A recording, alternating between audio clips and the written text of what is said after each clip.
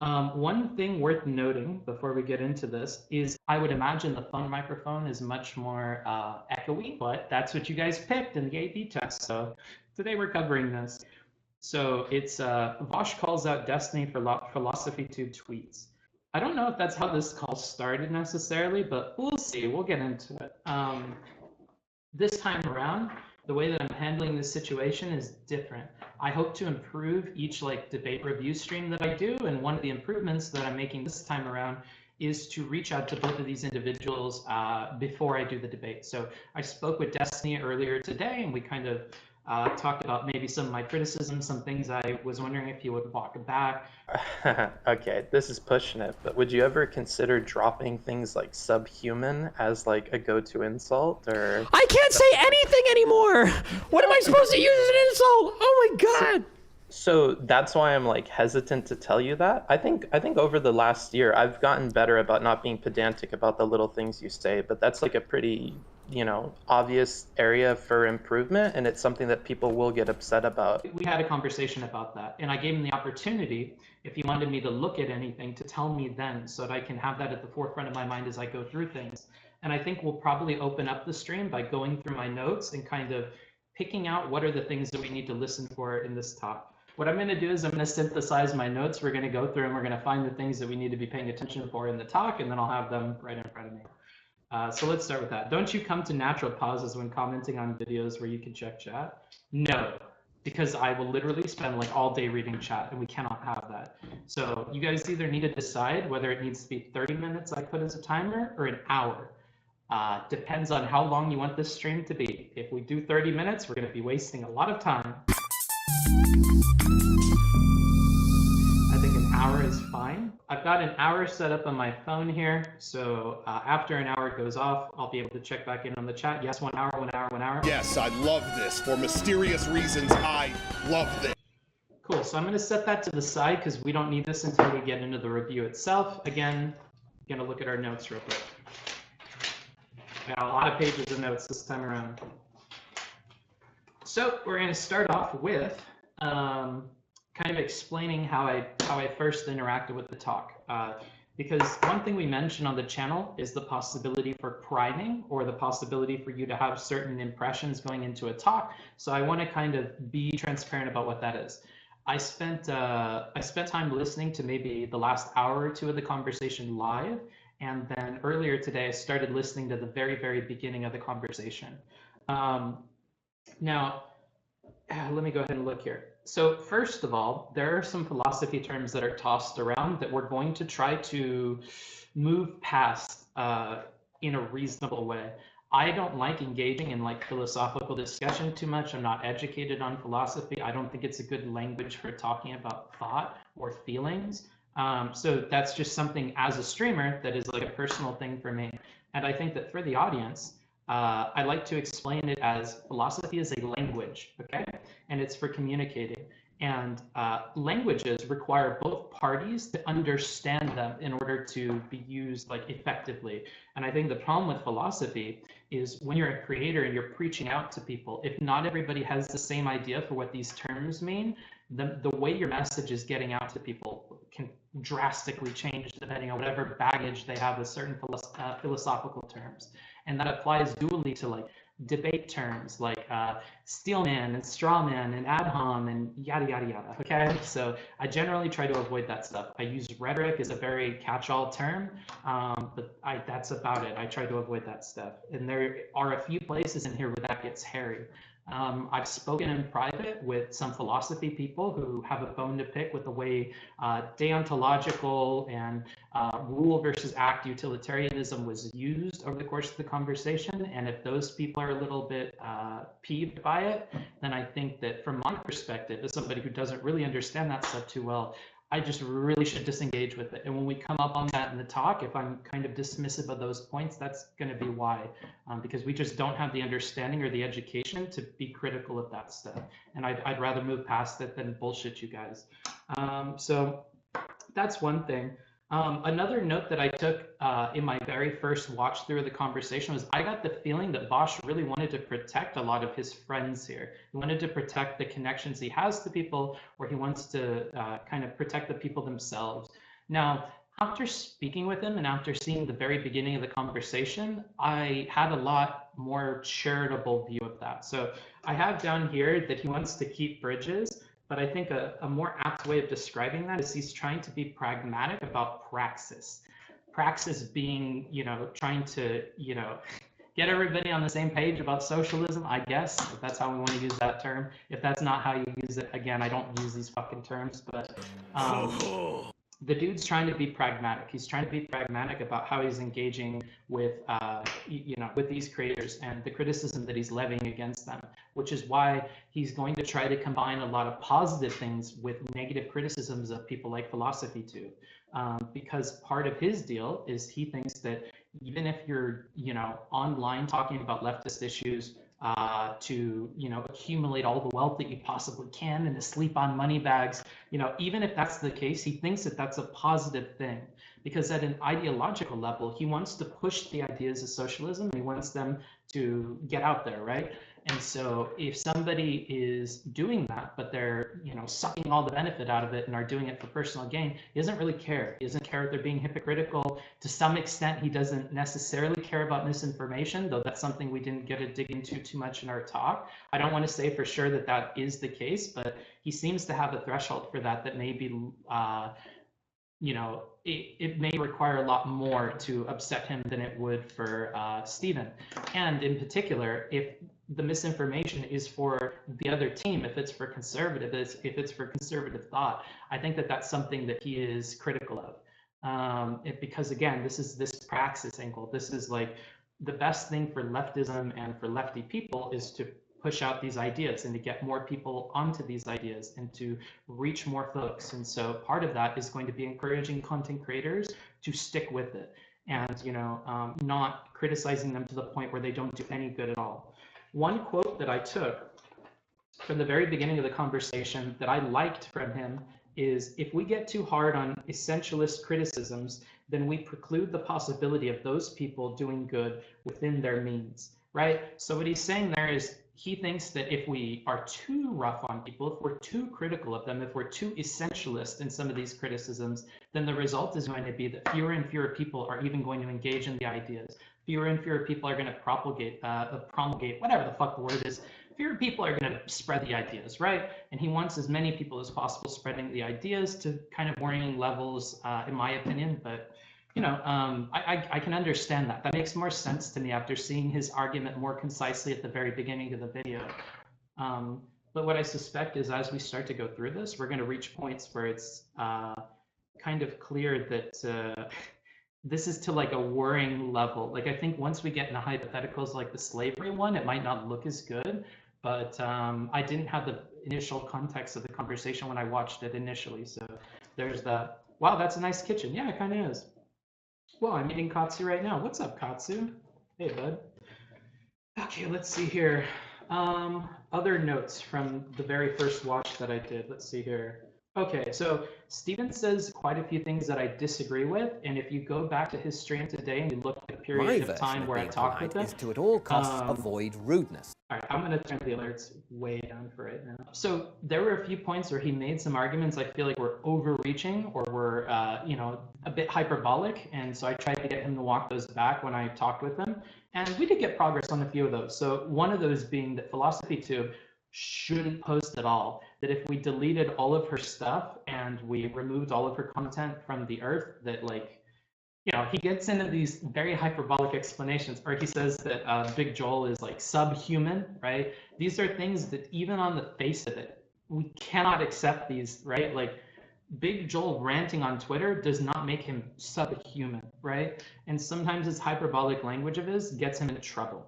And granted, he's not saying the R slur, he's not, being ableist, he's not, choosing other insults that he could go to, but he wants a punch, right? And unfortunately, if that's a habit you have of using a punch, you have to think really carefully about what that punch is and how it's going to be perceived by people. And I think things like scumfuck and degenerate and fucking, subhuman, these are things that they have a punch, but with somebody like Vaush, whose main argument here is that he needs to encourage these people to continue creating content. That's mostly what he's focused on. He doesn't care about hypocrisy. If that's the person in front of you it's going to be very difficult to get them to agree with you on criticisms about the people in general, right? But let alone when you're kind of having these super sweeping criticisms.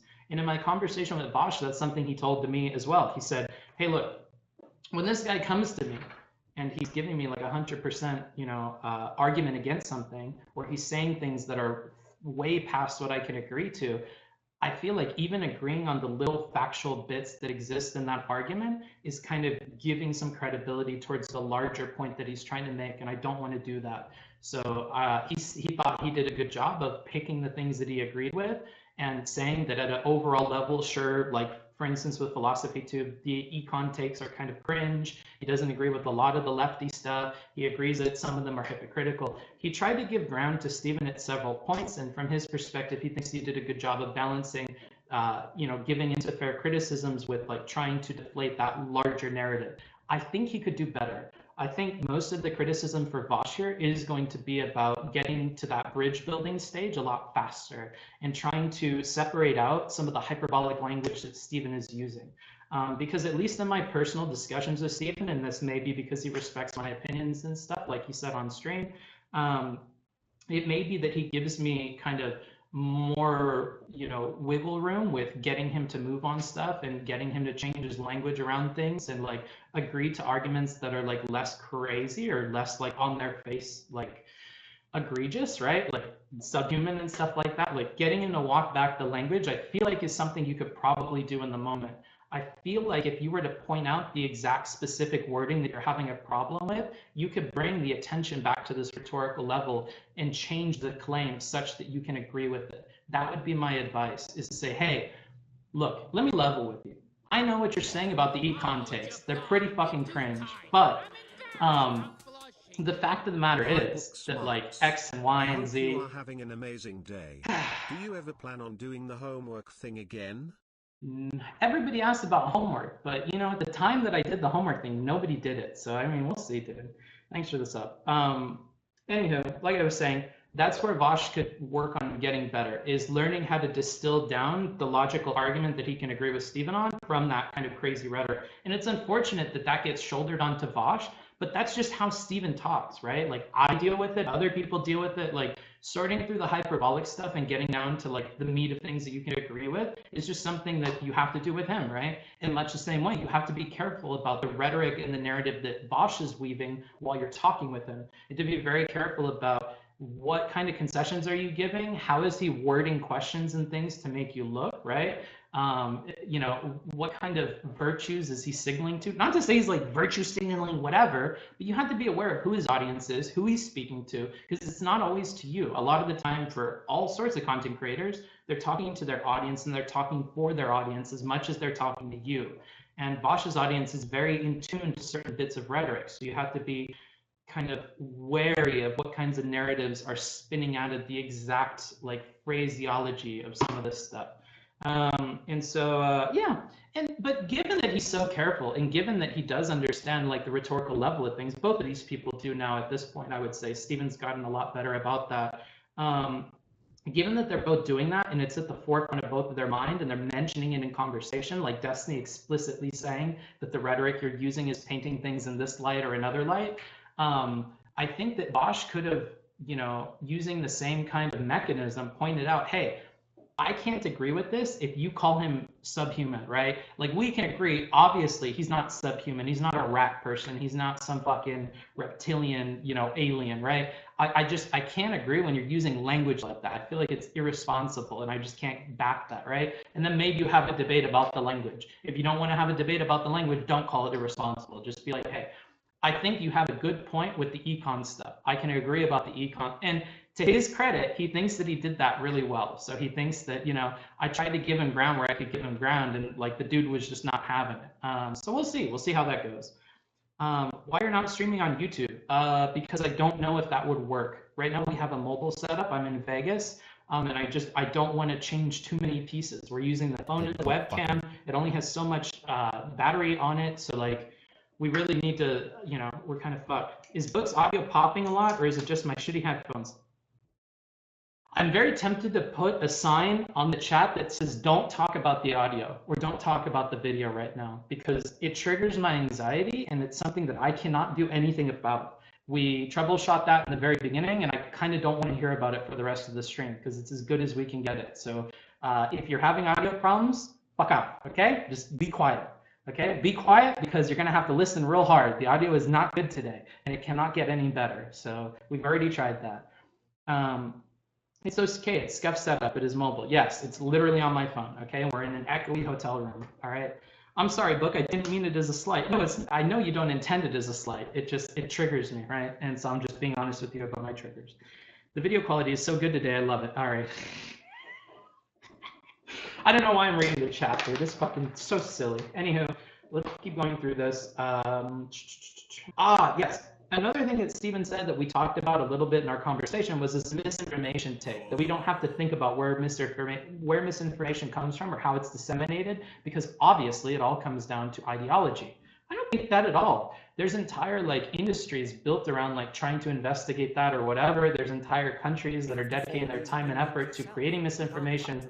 I think it was, a spur of the moment thing that he says something like that. And we'll see quite a few of those in here that I was able to kind of get him to reword and backpedal a little bit on the severity of in our talk. But, this is something that Stephen has to work on. He gets really over enthusiastic at times.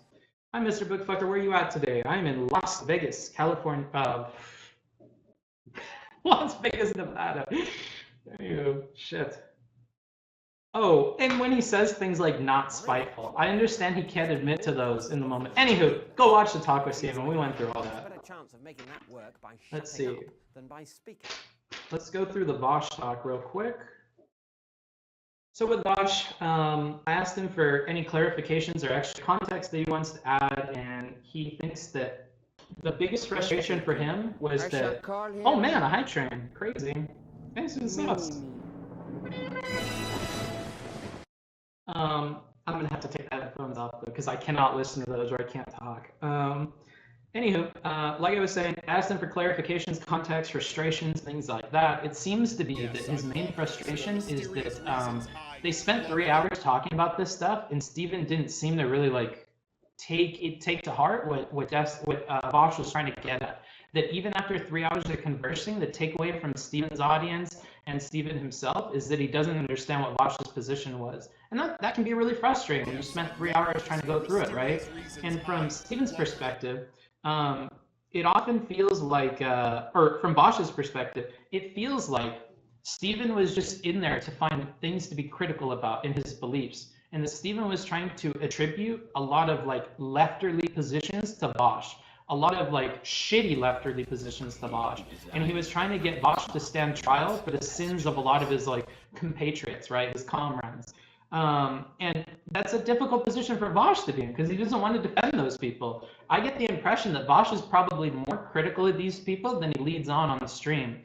And that part of the reason why he doesn't do that on stream is because of this praxis thing, right? He wants to encourage those content creators to continue. That's what he's telling us. So that's what I'm going to believe, is that the reason why he's not as critical of those people is he wants them to continue making content. And while it's good if they follow those principles in their personal life and they do that, ultimately that's not bringing around the socialist revolution, right? This person choosing to start a co-op rather than a company or a regular business, whatever the fuck you would call it, that is not the make it or break it for this socialist revolution shit. So Vaush is just happy that they're putting out content and doing whatever. And if in their personal life they do things that align with the principles that they have on stream, great, encourage it, right? But don't shit on those people who are already doing things that are good, which is content creation about the topic. Now where Stephen would find a problem with that, I'd imagine, is in the content creation, there's misinformation. So some of these people are creating content, sure, to push an ideology that Vaush is in support of, but unfortunately what's going on is they're misinforming people in the process. And if some of these creators make a habit of pushing leftist ideas through misinformation, that is equivalent in a lot of ways to what the conservatives are doing. Now, you may disagree with that statement because you hate the conservatives and you think their ideology is a lot worse and it could hurt more people and they lie more per second or whatever. But there are similarities in that. I don't think you should push an ideology through misinformation. I think that that's like building your thing on like a foundation of sand, right? You probably don't want to do that. That's my personal take. But we'll kind of go through it. We'll see what Vaush thinks about that. Another thing that Vaush thinks that he wants to work more on is he wants to keep people on track. He wants to stay on topic. But at the same time, he wants to be flexible enough to go point by point with Destiny. The problem that he had is he feels like Destiny can sometimes fractal, right? Where you follow him on point number 1 of 5, and then point number 1 goes into 1A, and then 1AI, and then 1AIX, and then 1AIXI. Like we keep going down. Now, from my perspective as a viewer, it more so seems that once Steven gets an idea in his head of what you think, he then wants to test that belief set. And through testing it, he's going to jump to different scenarios and examples and scenarios to try and see if that's consistent. And when he sees inconsistencies, then he brings us back to where he thinks that is, right? So as a fan of Steven more than a fan of Vaush, I kind of see what he's trying to do. And that's my bias, is I'm going to see logically what he's attempting to do. And I may miss where Vaush is trying to do stuff. And that's why, especially Vaush, I wanted to talk to him before we had the conversation so I can understand at a more intuitive level how he's thinking through stuff. And it's weird to describe to you guys, but when I'm actually able to speak with somebody, I feel like I get a much better approximation of what they're doing. I get a much better approximation of what they're trying to get at and what they actually believe. And like watching a video where Steven is the person exploring the ideas gives you like a very Steven-centric like view of what that person believes in and whatever, because he's only exploring what he's interested in. So I had the opportunity to speak with Vaush. That was cool. And I get a better understanding of where he's coming from. Honestly, if I'm being honest, I kind of like him. I think that the pragmatic approach to lefterly ideas is something I wish more leftist people would would take on. Wow, level 2, that's crazy. Thanks, guys.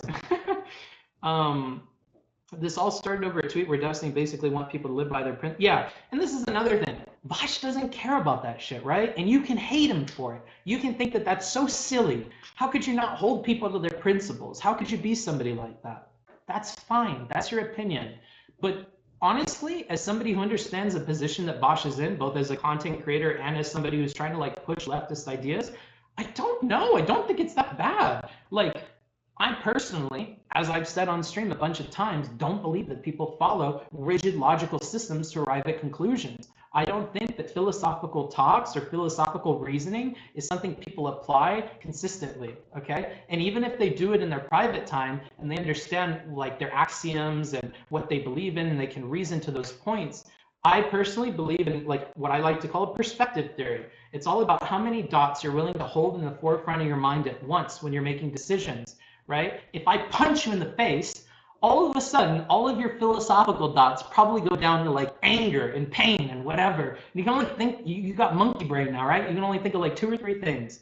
I think in that moment, you're probably not going to be very like philosophically grounded in whatever decisions you choose to make next. Or when you get upset, or when you get sad, or when you're depressed, or like when you're tired. There's a lot of like physicality to your reasoning and your logic and the way that you behave in the world, so much so that I struggle to just chalk it all up to the way that people think and whatever. So I got a weird way of thinking about things. But anywho, Vaush's beliefs seem to mold with that. Like, he seems much more pragmatic about like, you know, just trying to make what he wants to happen, okay? And so I don't know, I'm kind of digging it, not gonna lie. Maybe become a little bit of a Vaush simp too. Maybe I have 2 dads now, you know? I'm definitely going to watch more of his content, and now that he isn't banned on Twitch, we can actually cover it on the channel and not get in trouble. So that's something I look forward to after this discussion with him. And before, honestly, it was difficult to try to talk to him. We had an email thread, like 30 emails long, where I was trying to like talk with him at some point about something, and it never panned out. So I was surprised that he responded so quickly. to the email that I sent out, and hopefully in the future we can talk more. I hope I came off as reasonable when I was on his stream. I know that I have to be charitable to Destiny when he's not in the call with us, and that when he's saying things like, I think it's misinformation or lying, that he points out like a hypothetical that he walked me through and said it stumped me. I have to give pushback on those things, right? And I know that if Steven watched that and he saw that I didn't give any pushback, or the Destiny audience saw that and sees that I don't give any pushback, all of a sudden I'm spineless, I'm this and I'm that, you know, like, again, this gets back to the pragmatic vibes that I get from Vaush, but like something he said at the end of the stream was like, you guys are a little bit hard on the book smarts guy. Like, I know it's difficult for you guys to empathize with this, but I understand the position he's in, where both of our audiences are going to give him a lot of shit for this. And when he's in here, he has to try and balance these competing interests. And that's not an easy thing to do. And it's something I was honest with him about. Like, it's something I need to continue to work on, especially doing this. So, yeah. Anywho, let's see. Anything else from the Vaush conversation? Oh, okay. This is something I didn't really get into it with him. I wish I did. I just didn't feel like we had enough time. When people are saying like capitalism is inherently immoral, I almost feel like immoral and exploitative are words that I can swap out and have very similar feel to that statement. And while I agree that not all leftists say capitalism is inherently immoral because it's kind of cringe, I do hear a lot of them say capitalism is inherently exploitative, right? And I think that that's a fairer statement, but I feel like the two are similar. Isn't exploitation like immoral? Isn't that kind of like the load that's placed on that word? I'm not sure. That would be interesting to talk with him about at some point. Probably not for this conversation, but anywho, let's go ahead and get into it here. Okay, I think that's all I want to do. I just finished my anime. Nice. Well, good timing, dude. Ooh, away. All right, let's see. Let's switch scenes here. All right. And again, I can't watch chat at the same time, so I'm going to set an hour on my phone. When this hour timer goes up, then we'll go ahead and I'll check back in with you guys. We'll have maybe 10 to 15 minutes of talk time. We'll get back into it. All right. And I'm going to have to mute alerts. So if you sub and stuff, just know that your alerts are probably targets. So just, you know, put up with it. All right, let's go ahead and get into it then. All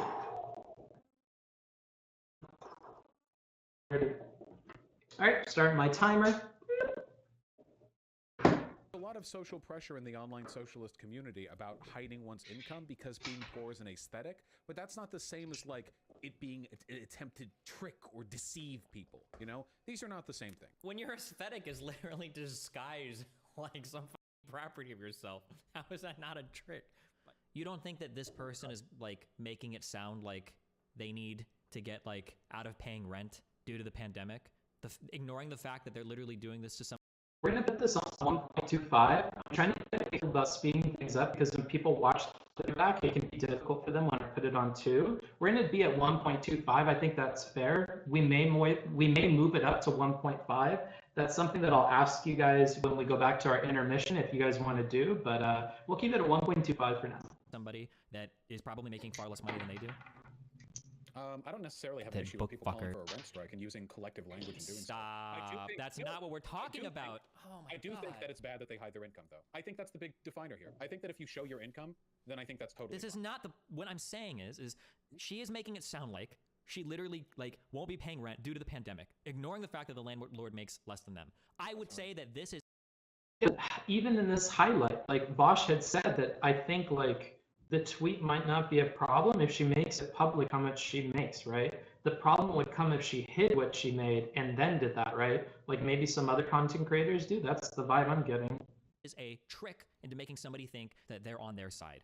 This is what I'm referring to. I think that my first statement is fair. Side? What? Wouldn't she be on their side? I mean, she's a lefty. What do you mean is she not? As in, has the same struggles, has the same class problems, has the same like problem affording rent when that's not the case. There is definitely an implication here that they can't afford their rent that I do find a bit unsavory. This is why I really wish they would show their income. But the general, like... Oh, they don't show their income. My bad. Oh, unmitigated disaster right out the gate. Well, we should do X. I'm fine with being wrong. It I happens. think is perfectly acceptable. Stop. Listen to Destiny's language in this tweet. Oh no. Destiny's language in a tweet. Oh no. I've actually been pretty nice. I haven't fucking shit on anybody hardcore. I've just been doing my normal fights, okay? I think I've been pretty nice on Twitter, given how I used to be, okay? A new man. My friend is, I mean, of course. That's what I mean to say.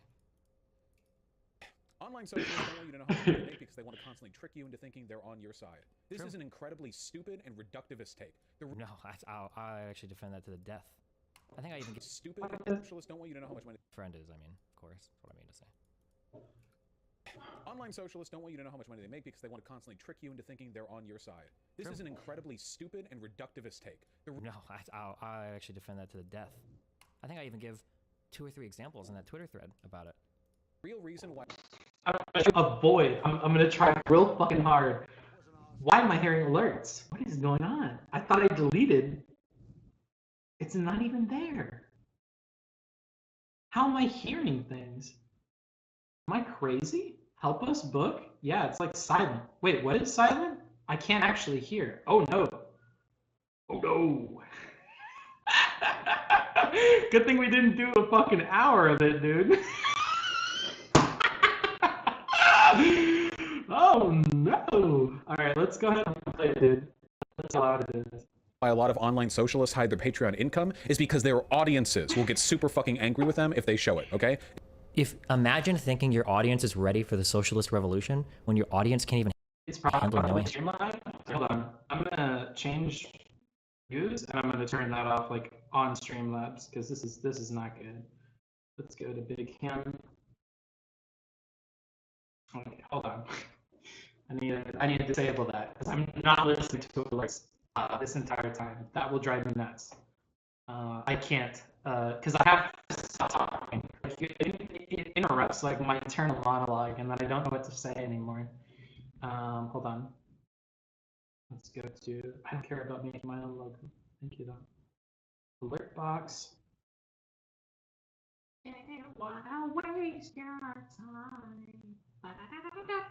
I don't know why this is like this. All right, turn off follows, turn off subs, turn off resubs, turn off donos,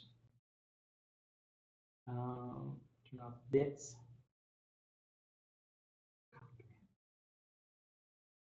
I think I have to update the source here as well. Is it me or is the audio weird? Buttermilk Buddha, you guys better hold motherfuckers accountable. They start talking about the audio, you need to tell them to knock it off because if Booksmarts comes back in the chat, you're gonna get muted for fucking an hour. All right, you're both getting muted. I swear to God, you comment on audio, you're getting an instant mute for like an hour, okay? And you'll learn your lesson, you won't do it again. Today, it's banned. Do not mention my audio, okay? Or I will mute you. I will mute you for like an hour, okay? So keep it together, chat. Keep it together. Keep it together, boys. You got this. All right, let's go to alert box here. Let's copy paste this in. Okay. Awesome. That should fix it on all of my things. Hey guys, I just got here at this exact moment. Is there anything I missed? Yeah, don't talk about audio. That's what you missed. Don't mention my audio or it will get muted. Yeah. Scheiße. Open this up.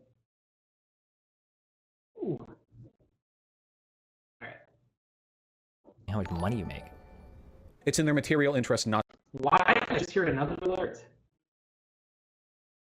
Why am I hearing alerts? There's literally, it's not even in here as a source. Oh, Chimad followed me. Chimad, did you unfollow me earlier?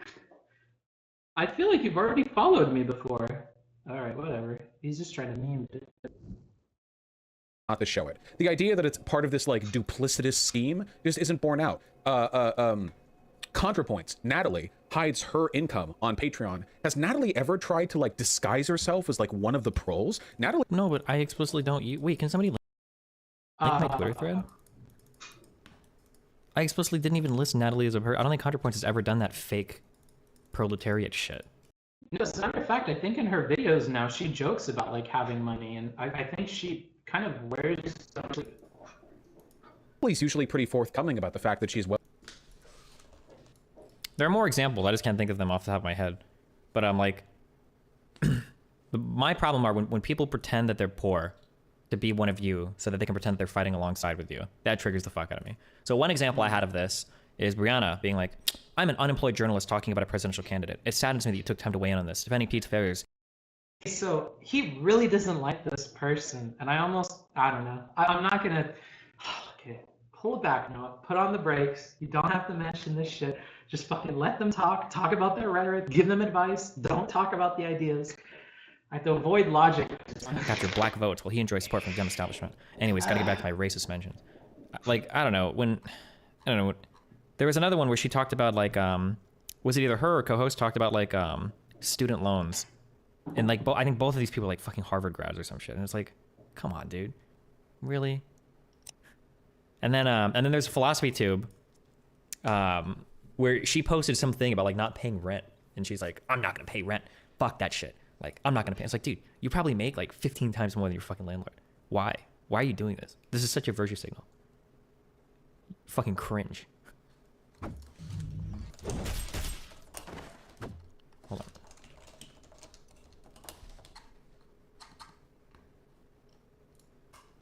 on. Like at all. And she's the largest bread tuber, like flat out, period. Like there's a. You don't know if they're doing it for themselves or the other tenants. They haven't otherwise pretended to be poor. What do you? If that was true, then why wouldn't she just say like, hey, like, first of all, why wouldn't she just fucking cover the rent if she really wanted to be a good person? Oh, all right. I have to jump in.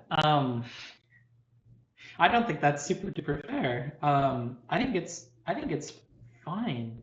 But secondly, why would I don't think the expectation should be to cover the rent of all your other roommates. I don't know if that's like a super reasonable. Why would she just say this is something you can post on? Why would she say that she was going down to fucking do it then? It's stupid. Well, she said we, and I would assume that if you're going to send a letter about the rent, it has to, represent all of the tenants. So I don't know if this criticism is like wholly warranted here. I mean, I get the general idea that somebody who is this wealthy is kind of like using this we language and kind of trying to position themselves as an everyman. But the reality is that she kind of is wealthy, and it's starting to get difficult for her to keep playing to that audience when she's slowly moving into a class that's separate from a lot of the people that she's trying to reach and talk to. But keep in mind that, like Vaush told us already, he doesn't care about this hypocrisy stuff very much. He may care about like not being super forthcoming about the income, which I think he mentions later, but at a broader level, it seems like he wouldn't even care if Philosophy Tube was doing this just to sit on money bags and just to make money and like try to get out of paying rent for some malicious reason. I don't think he would care too much. I don't think it would impact his beliefs about her posting content or her continued existence on the platform or the good that she's doing or yada yada. Which you can think of it how you will, but he's trying to be pragmatic about his leftism stuff. A lot of social pressure in the online socialist community about hiding one's income because being poor is an aesthetic, but that's not the same as like it being an attempted trick or deceive people, These are not the same thing. When your aesthetic is it is kind of the same thing, right? Like if Amazon and Apple started making a bunch of commercials about how they're helping like fucking people that are making no money in like foreign countries or whatever, it would be very disingenuous. I think the disingenuous nature of that is like where the problem is. Like it's really weird that you're acting this way to all your fans, but then you're not that way. That hypocrisy is off-putting to a lot of people, and it may not be to Vaush, who's viewing it as a content creator who wants to promulgate whatever leftist ideas, but to the average person, I would think that that's kind of jarring. Literally disguise like some fucking property of yourself. How is that not a trick by definition? Yeah, it is kind of deceptive if you were to hide it. But it implies an intention that maybe Vaush doesn't think he has enough evidence to support. They're not. They're just not. Their rhetoric is much more effective when they can start their calls to action with "we need to" instead of "you need to," despite them never actually doing anything to further anyone's material conditions outside their own. This is incredibly fucking stupid, okay? First of all, if you're an online content creator the size of Philosophy Tube, you're reaching more people than your average fucking television series, okay? Just in terms of not major HBO stuff, but I'm not actually sure if that's true, but okay. It is. In terms One person that's talked about this that you guys might like is CGP Grey. I think on the most recent podcast called Cortex, he talks with his co-host about how difficult it was to reach out to different places and get them to like sponsor him going out to their locations, because TV crews can do it, and when you show up with a crew, they treat you a lot more respectfully. But the reality is that when you look at the pure numbers at like a business level, they have a far bigger reach with somebody like him than they do like a TV station. Now, granted, Philosophy Tube, not on the same level as CGP Grey, so it may not be an apt comparison, but a lot of the time it is. Compared to traditional media, these people are reaching a lot of folks. Now, you could value that differently, as advertisers seem to do, but I think that's like a pretty lukewarm take. In terms of the actual number of people who you reach, like day to day with your content, that is doing stuff, okay? Propagating political ideology is part of the work. I don't know what you mean by furthering anyone's material conditions behind. So, you know what? I view life a little bit differently than a lot of other people, and I acknowledge that. I don't give anybody credit for like, I don't give anybody credit when what message they're trying to spread also coincidentally gets them a fuck ton of money. Like, I can still evaluate you based on like the wellness of your message, or like how logically consistent or whatever it is. Like, I make money doing what I do, right? Like, if somebody's doing something like that, that's cool.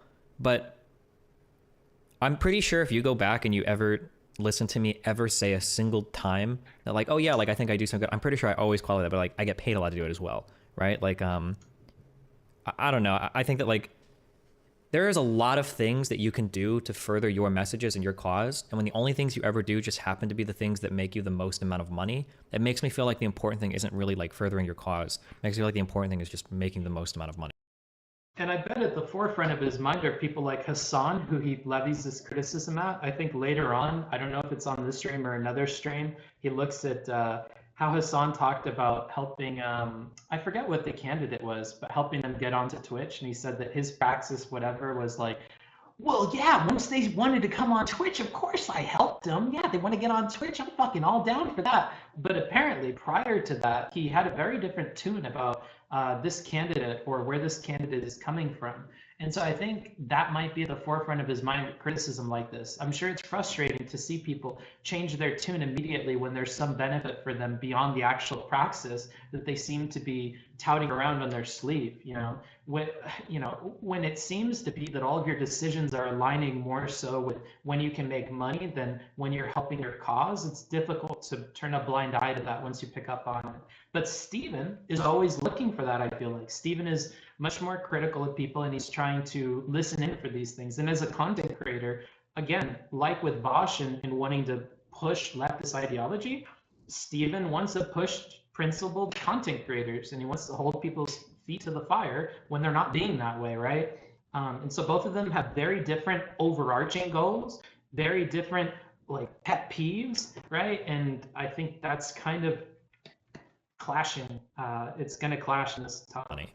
So for instance, like, imagine if somebody never talked to any congressional candidates ever, but as soon as like really popular ones showed up on Twitter, now they were like thirsty as fuck for those people's attention. Like, that would be where it's like, okay, well, do you really care about like spreading like a particular message, or are you just clout chasing, right? Like, I think that there is like a difference between some of these things. Besides your own, what a weak attempt at gesturing at hypocrisy on the part of the left. What a stupid fucking attempt. Jesus. Fuck, I still feel like I'm watching a clone of myself. But now I disagree with it, so now I hate it. That's how you guys feel when you disagree with my Attack on Titan takes, right? Christ. Attack on Titan takes does he have? Ooh, I'm so tempted to check chat for that one, but I'll write it down and we'll talk about it when I come back in about. It hurts me personally to see like, but I guess like this is the problem that leftists have historically, huh? These are the Evo Moraleses of the world. Is leftists want? This is why Che Guevara was so fucking based. Right? Is that leftists want to do something, work for the people, blah, blah, blah, but as soon as they get a little bit of power, they just want all of it. And they're like, fuck that shit. Give me the fucking power, homie. Fuck all that shit. And I guess that's why, arguably, Che Guevara was so based, right? Is he would do like a revolution, and he'd be like, all right, I'm bouncing up out of here. I'm going to go do another one. Peace. Yeah. But I guess it hurts to see so many like radical lefty people get money. I mean, they don't fucking do anything with it. Here's a question. Yeah. I think this is more so what he's upset about, is once you reach a certain level of like excess wealth, it seems to be Stephen has the expectation that you start investing your wealth as much as you do your time and energy and other things you have an abundance of towards that cause, or at least somewhat in proportion with the amount of like time you spend talking about those causes. But one thing that I noticed Vaush will counter that with is what you have to realize is sometimes people don't even think it's fathomable. Sometimes people didn't even think that they could do some of the political things that, for instance, Stephen did this year. And Vaush admitted to like be admiring that in Stephen and seeing that he did something with the canvassing and it gave him a lot of ideas for what he could do. And although he handles politics all day, it hadn't occurred to him that he could have done this, right? Or beyond that, let's assume that they did consider this and they will do that, whatever. I think for those people, it might seem like they can't. It might seem like streamers are not, the ones that do that. Streamers just disseminate info. And I think one thing that both of them could work together on in 2021, and I hope to God that I see this, is trying to convince leftists to like engage more in political systems. I think that part of what leads to radicalization is a detachment from how real world politics works. I think the more detached you are from the way that things are functioning on the ground, the way that elections work, these sorts of things, I think the more warped and distorted your opinions are going to be. And I think a natural consequence of engaging with on the ground movements and like, joining up with groups that are trying to enact real political change is that it tempers those kind of funky expectations. Or at the very least, when that person encounters other people with kind of off-tune ideas about the way that things work, they can temper that person's opinion, right? And I think that that is something both of these people could agree on and work towards. Because although Vaush is not like being like super upfront with disliking the way that some of these content creators work, yada yada, because of praxis, I think they could both find agreement in not liking the way that these people are handling things and encouraging them to do better. And if these two just work together on that, I think that would be really cool. Can you think of a single lefty on the internet that has been as politically effective as Nick Fuentes? And Nick Fuentes is banned off of like 20 different fucking platforms. And he's got people on the fucking streets, groypers, that are going to fucking conferences with Charlie Kirk. Like people that are getting like mainstream headlines, right? Like, where the fuck are the lefties at for this type of shit, right? Like, what the fuck? And the lefties have so much more ability to raise money because they are corporate safe and they're on all of these platforms. Like they can make so much more and mobilize so much more. They have so much more mainstream support. And they're completely and totally ineffective. It's so hilarious. But again, this might not be something they're considering, and I think that's part of hilarious. Lefties will get on Twitter and complain that Democrats are ineffective and can't do anything. Meanwhile, lefties can't even win office. Like they're worthless. And even outside of office, they can't do anything. Like, even Brianna is only famous because she's piggybacking off of her reputation from Bernie Sanders. Like, is that what socialism is? Socialism is when you make a certain amount of money on Patreon, you then redistribute that money to your followers? What does that mean? I guess like the way that I would view it is that like, I think that if there are things that are important in your life, I feel like your money should go to that, even if it hurts a little bit. That's how I live my life, right? Or I'd like to think I do. Personally interacting with Stephen, I'd say this is true. I'd say this is really fair.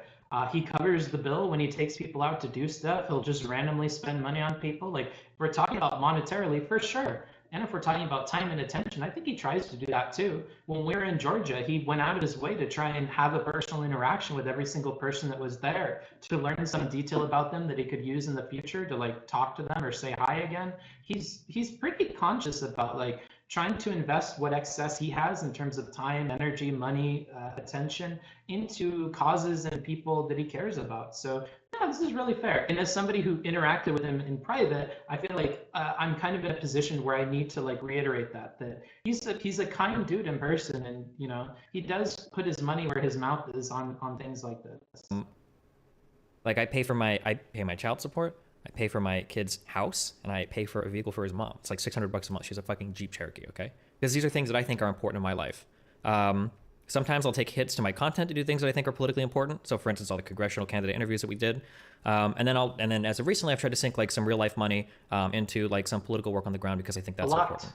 A lot. If you're somebody that believes like in radically changing a system, Like, I don't know if you guys remember this, but he paid for all of the hotel rooms of everybody who went to Georgia. Like, he spent a good bit of money on this. Oh, I also pay everybody that works with me very well. If you've ever done work for me before, you've generally gotten paid very well too. Because I think that's important. Because if you work with me, I want you to have a good experience, and because I make a lot of money. I paid $5,000 for like 11 songs for D&D. I pay people for my merch work. I pay my editor pretty well. Like I pay everybody. Like I pay out like decent. Wait, hold on. I take the L rhetorically on so many things, but I'm pushing back on 2021. You know, like I kind of made fun of the fact that I took the PPP loans, for instance. And I'm like, oh, like maybe people like me don't need them, because I could have gotten by without the PPP loan. But you know what? I realize now why some people make fun of me so hardcore for it. And it's because they don't actually pay anybody to do anything. For the first 2 months of this year, so far, I've paid out about $33,600 in wages to other people, and I haven't paid my YouTube guy his second payment yet, because I don't have money in my PayPal right now. So if I would have paid him, I would have paid out about like $45,000, I think, in wages, like 2.5 months into the year, right? But like, I think that it's important that if I Wait, 2.5 months of the year, he's already at that? Jesus Christ. make money, that I'm not just going, yes, this year, yes.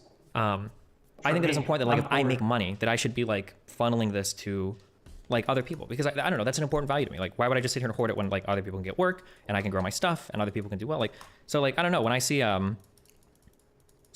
somebody that's going to sit here and say, when I see somebody that's going to sit here and talk about how socialism and the revolution and we need to help and empower people and blah, blah, blah, blah, blah, and it's like, wow, that's awesome. Like, what do you do? Well, I get the message out on my YouTube channel where I run advertisements, where I get sponsors, and where I have a Patreon to pay for every single episode. It's like, okay.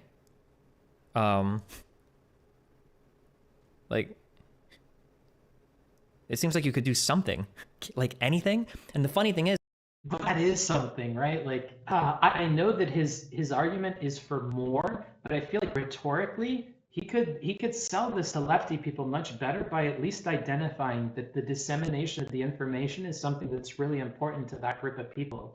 Like, Vaush, I think, is a good, I mean, he treated him this way as like a stand-in for leftist people, and Vaush seems to be of the belief that there is real value in disseminating this information to people. And I think that's a fair thing to say. So, I mean, to pretend like that's nothing, or to word it that way, to give that implication is rough. I think that this could be worded a little bit better to give some credit to that, because that is something. And to be more specific about what he wants them to do, because that's part of what Vaush said here, is he doesn't like how vague it is. He's like, what do you do with that money? What do you mean give it back to your followers, right? He's looking for specificity. So maybe a better way of having worded this point would have been to give more credence to the things that the lefty creators are doing, and how that's more than their individual fans, which do nothing but kind of act crazy on Twitter and yada yada, whatever else he thinks about leftist fans. Anywho, yeah, I think giving some credence to that might have been helpful. is that like people will counter you with that dumbass comic over and over again. They'll come out like, oh, well, just because I live in a society doesn't mean I can't be rich. And they'll have the guy popping up, and it's like, damn, like if you're gonna go that hardcore, like why can't Bezos just use that comic when you guys make fun of him, right? Like, what's wrong with Bezos being a billionaire or whatever, right? Like he lives in a capitalist society and he participates in it. Maybe Bezos is a socialist, but like he lives in a society just like you do, so he can't do anything about it, right? Like, I don't know, man. That just seems crazy to me. How do you find your saved Reddit posts?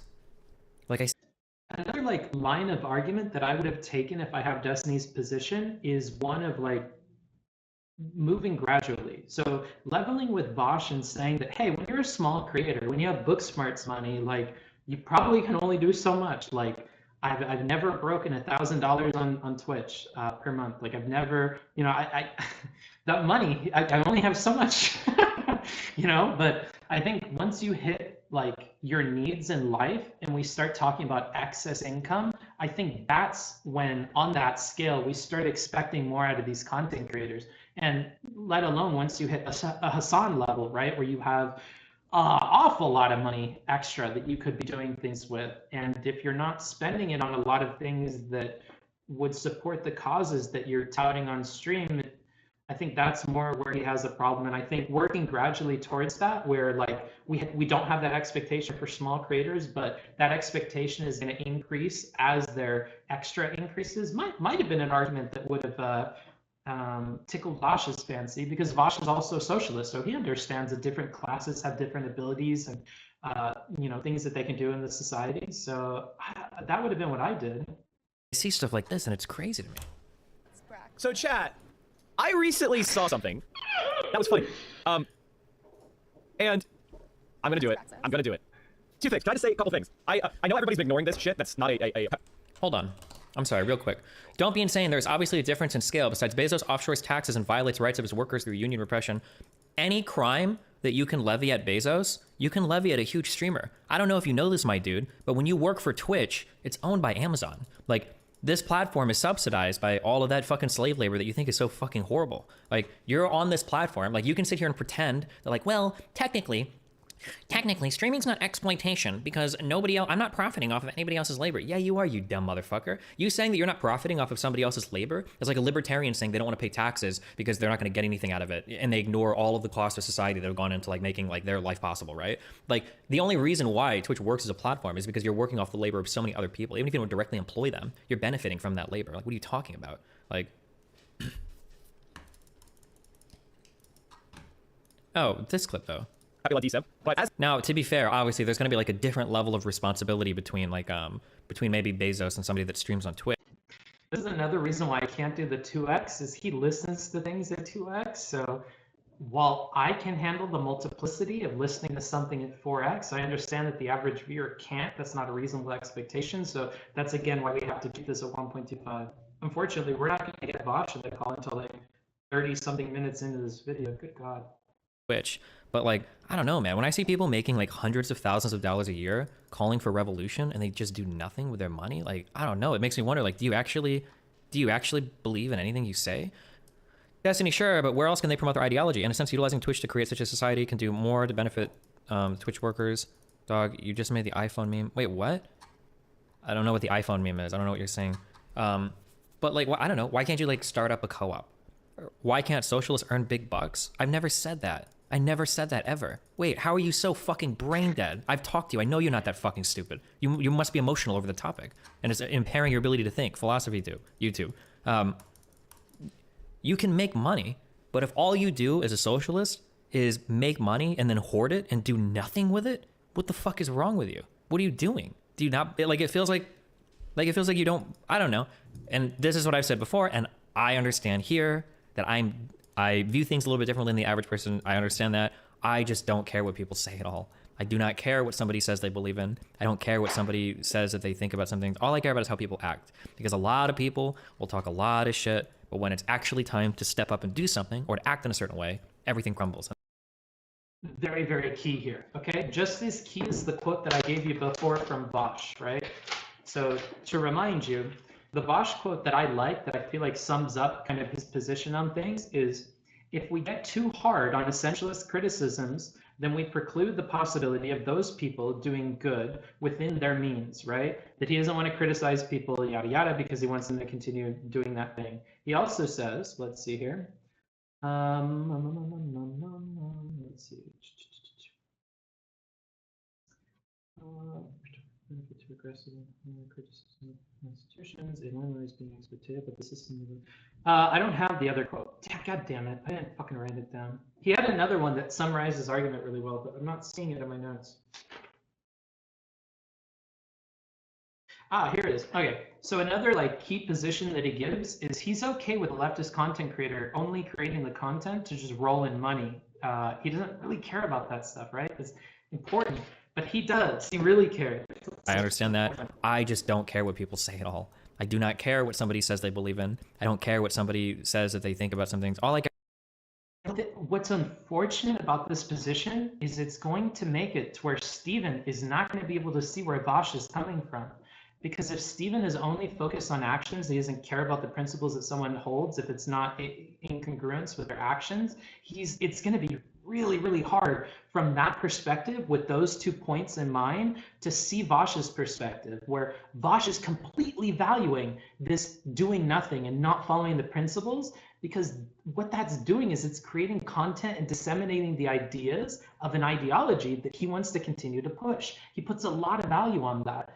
So the idea that all this talk is nothing, is that combined with Steven saying, if you're not acting on the principles, I don't like them, is like a really tough combo, because if I was being super charitable to the leftist people, I could argue that they're doing that they actually are doing something and they're acting on those principles by putting all of their time into creating content. Now, they may be motivated to create that specific kind of content for money, right? But the motivation, Vaush doesn't care about that. The motivation, the intentionality, he doesn't care. He only cares that they're producing that content and that that is benefiting his ideology, his ideological thing that he's trying to push.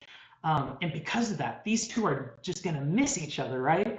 Because if Steven doesn't think that they're doing anything by creating the content, he's really not going to understand Vaush when he comes in with like, I love that they're creating content. That's wonderful. And if I could get them to do something else, that's extra and that's great. But I just want to encourage them to keep doing the things that I think are good. And I want to focus more on that than about criticizing the parts of them that are hypocritical or that I don't feel are like incongruence between like their stated principles and how they live their private life. He doesn't care about that, right? What he cares about is that they're making the content, they're putting that out, and that is doing something in his mind. Care about is how people act, because a lot of people will talk a lot of shit, but when it's actually time to step up and do something or to act in a certain way, everything crumbles and they are a completely different person.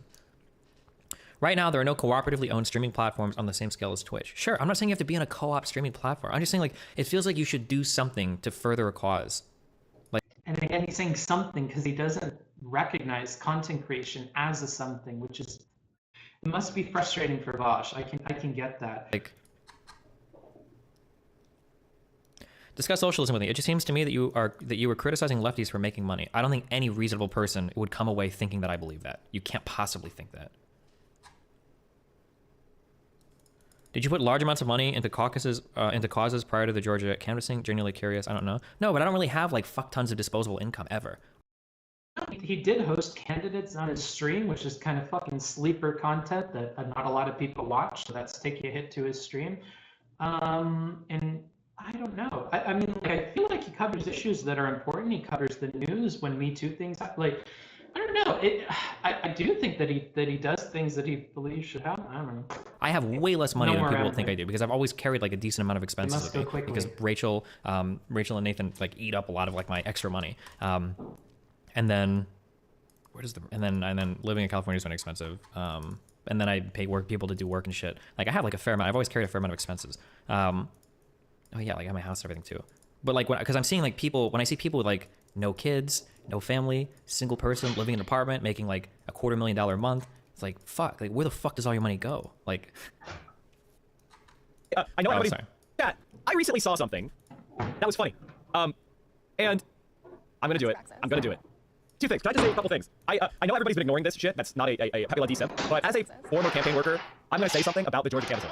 If I had gotten that amount of money, it would have been national news. I would have hired 3 professional organizers. They would have had absolutely blowout turnout. You would have hired 3 professional organizers for $20,000 for 2 months of work? Is he really shitting on him right now about Georgia? Oh no. And also, let's say for instance, let's say you could do this. You are sitting on almost 5,000 subs. You're a single guy. Why not fucking do it? What do you spend your money on? Like, you have this money. Why are you pretending like you don't? I think most revolutionary people understand that revolution isn't a feasible way to achieve the end goal of socialist ideology. On this subject, I think streamers are kind of afraid or pessimistic on the prospect of achieving with an alternative model of the business. But like, why not do anything? I don't know, man. Ooh, you're really just gonna ignore that chatter? That's what Vaush gets at later. I think most revolutionary people understand that revolution isn't a feasible way to achieve the end goal of socialist ideology. On this subject, I think streamers are kind of afraid or pessimistic on the prospect of achieving with an alternative model of the business. But like, why not do anything? That's why, because they're afraid. Like, I feel like you're missing the point of that chatter, Steven. Like they explained why in the chat, but I don't know, man. I feel like if I sat around with some socialist streamers, I feel like this isn't to defend Mike, but it's more so to give some credence to the chatter, who I think had a fair point about like I could think of some ways that we could spend our money to like champion cause. Maybe we could find like a socialist mayor somewhere and support him, or like some socialist like state representative, or maybe we could like do you consider donating to charity to act out your morality? Yeah, I mean, I guess you can a little bit, but like, I mean, nobody really donates to charity that much. No streamer people do or whatever. I don't know why it's assumed that within socialism, everyone is forced to do anything in their power to further their ideology. They're doing enough promoting their ideology in the first place. To use their money in the best way possible would be better, but it doesn't mean not doing so is hypocritical or against their moral. Okay, yeah. That's like Vaush's take. Is that Vaush in chat saying that? Yeah, I guess it's fair, I guess. That's Vaush's take. Hold on.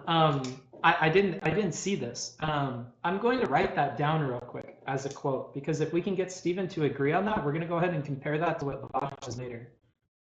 I don't know why it's assumed that within socialism, everyone is forced to do anything in their power to further their ideology. They're doing enough promoting their ideology in the first place to use their money in the best way possible. Pause, you motherfucker. Everyone is forced to do anything in their power to further their ideology. That part we don't need. That's like an introduction. What I need is the next part. They're doing enough promoting their ideology in the first place to use their money in the best. They're doing enough to promote their ideology in the first place.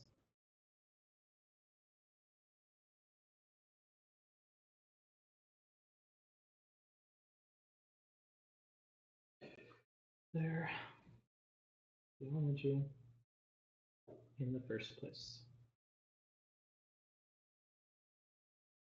And for the patrons on Patreon, which you can do to support the channel, just type in !Patreon. These notes will be made available to you guys. I'll take a picture at the end of the stream and post those up there in case you're curious. It's all chicken scratch. I'm not even sure if you'll get anything out of it, but those are the kinds of perks you get. Best way possible would be better, but it doesn't further their ideology. They're doing enough promoting their ideology in the first place to use their money in the best way possible would be better. To use their money in the best way possible would be better.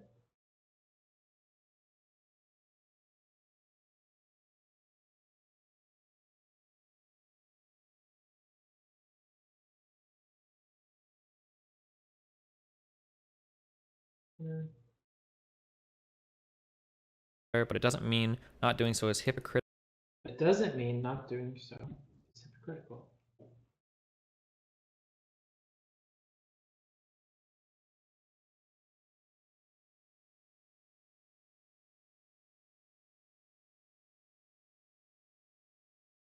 Critical or against their Or against their morals.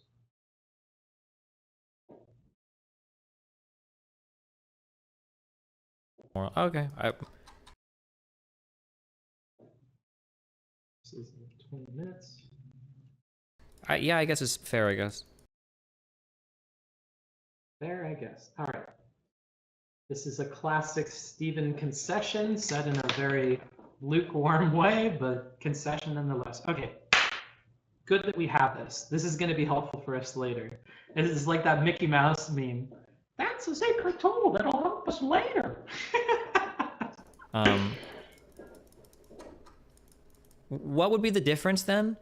Initially, I was kind of peeved that he included this very, very long, like 30-minute intro without Vaush in it, but now I'm kind of happy. Between a socialist that believes in their causes and a grifter? I'm curious.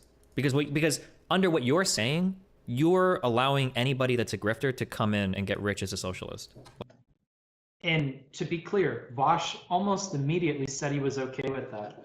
I can find the quote from Vaush, I keep repeating it, but he doesn't care if they're even using this to just sleep on money bags. He likes that they're disseminating this. Like if they wanted to. Because you don't expect them to actually do anything to like further any causes except for to just make YouTube videos. That is something, and that's what he misses. I think that's like a key part that could really change his perspective, is to give more credence to the fact that content creation is a fairly big something, especially if they're choosing to do it solo. Now, granted, I don't think it's very smart in terms of efficiency to just keep doing it by yourself and to not hire people to help you. I think that's like fairly inefficient. But needless to say, that takes a lot of time to create a philosophy tube video. I would imagine takes a long time. Think what you will of her and think what you will of her content, but you know that does take a lot of time. That's not an insignificant thing to have to produce. And you could look at quite a few of these content creators. Think what you will of Big Joel, but I know that his videos take a long time. They have to, right? So it is a something. It is a something. Like, what's the difference at that point then between like somebody that you follow that is like I don't know, that seems crazy to me. The crazy to me thing, okay, now I'm going to be mean to Steven. I don't mean to be mean, Steven, but the crazy to me thing feels like when I or other people say, I just think it's weird, right? I feel like it's kind of like that. Like, you're uneasy about it because it feels uncomfortable, and it's not something that you personally would tell the other people. It's not something you personally believe, nor is it something you think everybody should believe. And it feels like it allows some bad faith actors to just come in and milk like the concerns and the plight of poor people for the sake of their own like personal gain, which I personally think is an angle you could take that makes it look a lot worse. But to take it from the angle of like, you're a hypocrite and you need to do more, and how do you have so much excess now and you're not choosing to give that to people, you're making it your entire thing that you should be doing things like this. It just surprises me that you're not going the extra mile and doing the extra things and living by these principles. I feel like you're not living by them if at the point that you get into this level of excess, you're not choosing to dedicate your time, energy, or capital into things that are going to further this cause, or into things that are more thematically in line with the brand that you're pursuing online, right? Which I personally get. Like, I can get this angle. I think this angle is stronger, but I can understand this angle. I can understand the frustration. I can understand caring if people are hypocritical. Vaush doesn't, but personally, I do. But I'm not trying to push praxis. Problem is that being successful as a content creator has nothing to do with furthering an ideological cause. Why not? You don't think that? You don't think that if you're successful, you shouldn't try to like use that to uplift other people? Is that not like a... You don't believe in that? If that feels to me like something that you should want to do, especially if you're a socialist, right? Like, socialism implies a lot more than just like some fucking means or mode of production. Like, it usually carries a lot of like usually carries like a lot of like ethical or moral consideration behind it as well. It seems weird that like you could live as like an ultra rich socialist and do nothing with your money. That just seems crazy to me. But I don't know. Would you talk to Vaush about this? It seems like you're one of the only commentators on the left that takes it serious enough. It could be interesting. I don't know. If he wants to, I guess, but I was taught that pocket watching is never a good idea. I'm not talking about like... What is pocket watching? I get that real quick.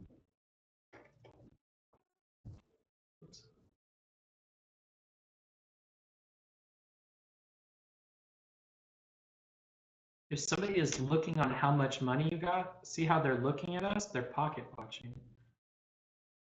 What? What are the odds that Big Mad is today's fucking word of the day? Poor Joel. Pocket watching. As used by Migos and other trap stars, pocket watching is when somebody else is worried about your funds. Peep her red bottoms. I wonder how much she has. Never heard of it. I hate this conversation. I hate this conversation because like nobody can like have this smart, by the way. I don't have street smarts. Conversation in a reasonable manner. Everybody's just like immediately, you don't need to know what's fucking happening, or like everybody just like goes crazy. All I'm saying, and this is like a very, very, very basic thing. Like, if you're like a good human being, you should do this. If you have the means to do so, you should be living the values that you preach. If you do not live the values that you preach, you mean nothing as a person. You're worthless. You're an absolute garbage human being. Or that's how I view you, at least. That is how you view them, yes. And that's why we'll get into comments like subhuman and stuff like that later, because there's a lot of vigor behind this kind of stuff on Steven's. And I think that's how society should view you. If you preach some principle all day long and you don't live that value, then you should just shut the fuck up and go do what, or go do. And there we get into the logic behind you should just leave the platform, delete all your things, and the world would be better off. Because again, what we're blind to from Steven's perspective right now, what I keep pointing out is the value in the content creation itself. If you don't value the content creation itself, it's very easy for you to like slip into positions like this where you may as well do nothing. Like, wait, should you may as well do nothing? Like, I don't know. Very clearly, there's more positives in the direction you want, like in the beliefs that you're personally attracted to by content creating, right? And if you keep going further with that, that's great. But content creation is already like a big step in that direction, right? Now, granted, as more assets become available to these people, as they can do more, I think that it's reasonable for their audience and other content creators to have a higher expectation of them and to have a higher expectation for what this person is doing for those causes relative to how much they make it a part of their brand. I think that's fair, right? Like if I learned that Tom Hannity I think it's Tom Hannity, right? Is it not Tom? It might be something else. Anywho, Hannity, if we learn tomorrow that Hannity voted Democrat and donated to the DNC and like yada yada, yeah, it would be weird, right? Like, I don't think that's analogous. I'm fucking just riffing here. Let's keep going. We really need to get past this first part, so I'm gonna try to be quiet. Something else. Like, don't tell anybody anything, because your word means nothing. Do you literally just want people to advocate for their ideas more than just sitting at the computer saying the same shit? Yeah, sure, just do something. At what point would it be enough just donating like $5,000, having famous go out and do canvassing, or donating to use subsistence of bread? Can't you just let these people grift? Obviously, they operate in a market that is... I'm just saying do something. I'm just saying do something, right? So in terms of like what I'm doing now, I think it would be really cool. Well, I already think it's really cool if people look back on me and it's like, oh, well, what did you do to further something you believe in? It's like, oh, like I mobilized my fan, like I tried to interview like Congress people, I did like a lot of debates, I tried to go on talk shows, I mobilized people to go canvass in Georgia for Senate. Notice that all of that was content creation up until the very last item. Let's listen to that one more time. I mean, it's like, oh, well, what did you do to further something you believe in? It's like, oh, like I mobilized my fan, like I tried to interview like Congress people. Tried to interview Congress people. He skipped over the mobilizing the fandom. I'll count that back at the end when he gets to it. I did like a lot of debates. I did a lot of debates. I tried to go on talk shows. I tried to go on talk shows. I mobilized people to go canvass in Georgia. And there it is. So that's the one thing that's not like content creation related or like making money or pushing your brand related, right? Like if we really want to apply these filters here, none of that was something until the very last thing, right? Like per his standards here. Georgia for Senate runoffs, like, and now I'm doing this thing in Omaha for like these are things that are. They're not an Omaha thing. So that's two very major things that I don't want to take away from Stephen. It may be worth you knowing. I personally went to Georgia and knocked on doors for the entire time. I got there like a day early, hung out with the organizers even after the event. So like, you know, I am obviously hugely in support of that. Do I wish other content creators did that? 100%, you know, but do I recognize content creation as a something? Yes, same as he kind of mentioned at the very beginning of this. The first 3 items were things that he's not considering something, right? Like that's all content. Important to me, not just like running my channels and making lots of money, right? Because well, I mean that could be important to me. That's also just like that's shit I'm gonna do anyway because I want to fucking make money, right? But I feel like it's crazy that there are so many ultra wealthy people that are left-leaning content creators. Like, well, what did you do to further? Another thing is when he says ultra wealthy, which he keeps inserting here, I feel like that more so applies to like a Hassan than it does like a Mike from PA. I don't know if Mike from PA or even Philosophy Tube are on like the same level as that, but you know, because I think wasn't the estimate on the Twitter post that that Abigail was making like like 90 something thousand a year, which is a lot from my perspective, but you know, I don't know if that's like ultra wealthy, especially and it's a bit of a meme. Vaush will get into it later, but particularly for a Londoner, right? Like these are maybe things you should keep in mind, but like ultra wealthy, I'm not sure applies to some of the people he's levying this criticism at. I think it applies to Hassan and maybe some other big streamers, but I don't know if Mike is somebody I would consider ultra wealthy, although I don't have insights into his thing and I don't want to pocket watch him, right? So I don't know, maybe I'm just ignorant as to how much money they're making, but I wouldn't classify them as ultra wealthy. They're your cause. And it's like, well, I still make YouTube videos and stream, and that furthers my cause. They also all coincidentally make me very wealthy, but like, I don't know, like it just seems like somebody in chat said Kyle Kalinske lives his values. You know what? I fucking hate Kyle Kalinske. But actually, yeah, him and Cenk made the Justice Dems, right? The focus on realness and all that, betting against people that he considers fake, even if it makes them money. Oh, well, the reason why I criticize Mitch Jones is because like obsessing over whether or not streamers are real is silly because they're fucking streamers, they're just entertainers. But I would classify people that call themselves socialists and then go online and do like YouTube, Twitter. Like I think that's like a little bit different, right? I don't know. Is it? My understanding is Philosophy Tube credits a ton of people at the end of her videos. Could this not apply to her as well? I already lots of expenses. No, Philosophy Tube does not have a lot of expenses. The reason why I know that is because when she did her big write-up about all of her expenses, she didn't list a single dollar amount. When you don't say how much money you're making, it's because you don't want people to know how much money you're making. And that's probably because you think that you're making more than you should be. That's my guess. I feel pretty... That's not where my mind jumps to, but... confident about that hutch. I would bet money on that. That's probably what's going on. But maybe there's a reason why Philosophy Tube did her whole write-up on her budget and her expenses and everything, and she didn't include a single number anywhere. Like, that is kind of sus. Why isn't making YouTube vids / streaming enough? Because like, I think that the Let me give a rhetorical critique to the chatter here. Why isn't it enough? Why isn't it something, right? Why isn't it something is kind of where I'm focused here. Enough, sure, we could have a discussion about that. I think that's a discussion they'll end up having. And I think that's probably the discussion that Stephen wants to have, is about what is enough and how do you determine that. That's an interesting conversation, but not counting content creation as a something bothers me. measure of who you are, I think the measure of your character is whether or not you can step out and do something that makes you uncomfortable, or something that at least requires a little bit more effort than just like making money off of things, right? Like, I don't know, does it seem weird that like all of your advocacy coincidentally makes you rich? Like, you don't think that seems maybe it doesn't to some people? No, wait, hold on. I'm being way too meek about this. Let me, because I'm an adult, okay? Let me retune my rhetoric here. Okay? The only thing that matters is what you do and how you act. And if every single way that you help people is also self-serving, then it means that you're probably more concerned with enriching yourself than you are with promoting any of the ideals that you claim to be. To be clear, Vaush doesn't have a problem with that. He only cares about the end result of putting out the content and furthering his cause and his ideology. That's it. That's what I'm saying. Boy, I'm happy we talked to Vaush before this one. Boy, am I happy I have a clear idea of what his position is, so that I can, you know, good guy. Not say that Steven is bad faith or anything here, because they haven't even fucking talked yet, but like, to temper your guys' expectation as the audience is my position. That's what I have to do as book smarts. I need to make sure that we have a more level with what I believe in and level with like the truth that I see perspective of things as we're trying to build here. And then I'll shut the fuck up for the rest of it. I'll ask you guys if I'm pausing too much when we hit our 1 hour mark and I check back in on chat, which should be in about 6 minutes. But until then, let's. Should advocacy be done for free? I think providing an incentive would be fine, right? Yeah, it can be, sure. Can't you say that any kind of anti-capitalist art is grifting if the artist isn't putting that money into socialist activism? I'm not saying, like, again, please listen to what I'm saying and stop putting so many other weird thoughts in it. I'm not saying it's wrong for a socialist to make money, or that they have to donate every dollar until they're living in poverty, or that they have, like, I'm just saying, like, where does the money go? Like, if I look at people like Hassan is making millions.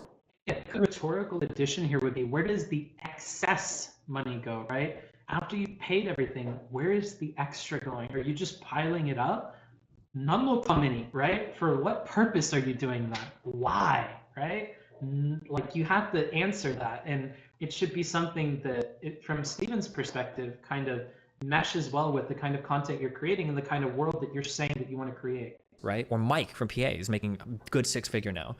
Or is he? That's crazy. Really? 500 subs makes you 500 times 2.5. I can't do math in my head. You know, Philosophy Tube is making a lot of money. The Brianna person is making a lot, 35,000 an episode. Not Cumtown. 35,000 an episode? Jesus Christ! I hope she has a big production budget. Holy shit! What was that other? Chapo Trap House is making hundreds of thousands. Like, do these people have like any lefty projects at all to show for any of this? Like, or is it really every dollar that you earn and then every activity that you do all just goes towards like enriching yourself? I don't know. That just makes me wonder. Yeah. But I unblocked Vaush if he wants to message me into it. Yeah. Doesn't that kind of make sense though? If you spend all your thoughts thinking it is the job of the government to meet the needs of the press, etc., a byproduct is going to be a thought gap between your own money and the government's. They've probably never even considered that there might be any overlap. That sounds like a very capitalist take on things, right? What? A byproduct is going to be, though, if you spend all your thoughts thinking it is the job of the government to meet the needs of the press, etc., a byproduct is going to be a thought gap between your own money and the government's. They've probably never even considered that there might be any overlap. That sounds like a very capitalist take on. But they live in a capitalist system, and they are participating as capitalists, right? Oh, participating, you know, not to be the meme, but yeah, of course it's a capitalist take. They're living in a capitalist society. I think that this is an interesting comment as well. Man, how insightful DGG is being with different perspectives. Yeah, it could very well just be that these people, given that all of their focus is on, you know, creating governmental institutions to cover these gaps in social welfare and yada yada, and to fix these kinds of social problems, it may not occur to them what they can do as an individual to help remedy those problems. And that's why, again, I said earlier, I hope that Vaush and Steven in 2021 get on the same fucking page and work together on pushing the idea that you can do something as an individual content creator beyond making content, and that it is trivially simple to do, and that there are other people out there that can help you. You can reach out to local organizations and they would be happy to find you volunteer positions that you could do on the weekends. There are food banks you can go to help people that are poor and homeless and don't have food. You know, you could go and work on a campaign, take your car somewhere for the weekend, go knock on doors, you know, figure out when elections happen, plan your schedule around them. If your whole shtick is politics, there's a lot you could do, but there's not a lot of streamers doing that. And beyond that, there's not a lot of streamers that make kind of the focus of their content on how to do that, right? I think it would be much easier for people to jump on board with this, and much easier for me to jump on Destiny's boat of criticizing these people if there was more information out there about how to do these things, information coming from their colleagues, information coming from other streamers. And given that that doesn't exist, I mean, it's a tall ask. I don't know. And I agree with the chatter. It could very well be that they had never considered this. Now, you might think they're dumb for missing that or whatever, but it may be a gap in like their perspective, right? We like to talk about perspectives. If you hold a certain number of points in your head, and that's like, government has to fix this, the government needs to do this, and yada, yada, yada, you're like Theresa May's fucking demon that she imagines, right? Government can't fix everything. Get the fuck out of here. You got to do something, right? You know, I think when they're focused on so many governmental solutions, they may lose sight of what they can do as an individual beyond content creation, beyond like sharing their beliefs with other people, right? On things, right? Do you have these thoughts before you got active yourself and weren't able to say them, or do you only think of them after Destiny? I like to think that I live my life by my principles, but I'm pretty sure I have throughout, like, I try to do that for my entire life. It's not just a matter of being a streamer either. It could be a matter of, like, your personal life as well. But I think the easy example is not having an abortion, right? Yeah, but I don't like to bring that up because it sounds really shitty, but yeah. But yeah, obviously having Nathan was probably the most difficult decision in my entire life. But like, I guess like that's the difference in terms of like how I view myself. It's kind of like how I feel like a lot of like streamers can be shameless. Like people just go out and have no values whatsoever. And my biggest thought at the time was that like, if I went through and I had an abortion after being pro-life for so long, I couldn't have like taken myself seriously at all. Like I could have never, because in my mind, that's another one of those like, oh, well, wow, you were pro-life your whole life and now you have an accidental pregnancy with an ex-girlfriend that you guys fucking hate each other. Now you want to get an abortion. Wow, how convenient. It was like, wait, well, fuck, if I got an abortion now, like my word literally means nothing. Why would I say anything to anybody if when it's time for me to make a difficult decision, I can't do it, right? So it's all about optics. It's not about optics, man. Do you people have no principles in your lives at all? I don't understand you guys. You guys kill me. I don't know what exists. I don't know how you guys view yourselves as like human beings. Like, if I talk about something here, like I live what I talk about. Like, and you should live what you talk about. I don't know if it's an American thing or what, or where the fuck you people are coming from. But like, god damn, it's like I feel like people have no fucking integrity. Like Jesus. Do you think Rachel would have aborted if you pushed her far? Yeah, of course. She asked me what I wanted to do.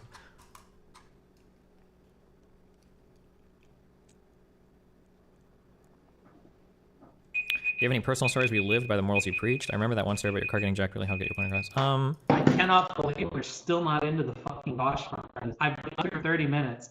I think doubling the time is an okay rate for me, but let me check in with chat and see what we got going on here. Over to chat cam for a second. All right, guys, how's it going? Destiny talks a lot about what a great guy he is. I'm just saying, okay, bro. Trigun is base? True. Destiny opinion on anime is all right. He seems to only like what is mainstream. Maybe, dude. I feel you, though. I don't know if Destiny holds content creators and non-content creators to the same standards with us. Like, I don't think he'd call a rando hypocrite for, yeah, maybe not. Your sound sucks. And you're getting muted. Congratulations, buddy. You're fucking stupid. Congrats. And you're getting timed out for 24 hours. Good night. Oof. All right.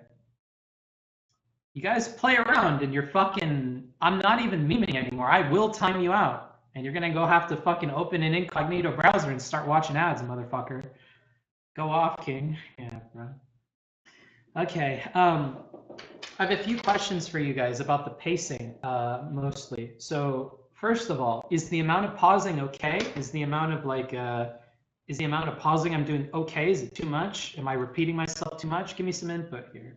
Scratch a Booksmarts and a fascist bleeds. No, because wait, hold on. Booksmarts has thick skin, not fascist. Booksmarts has thick skin. I don't bleed, motherfuckers. You're gonna take more than scratch. Fuck me up. Your kitchen is pretty as fuck. Yeah, I'm in a hotel, so it looks very nice. I'm sorry, Book, but it really does suck.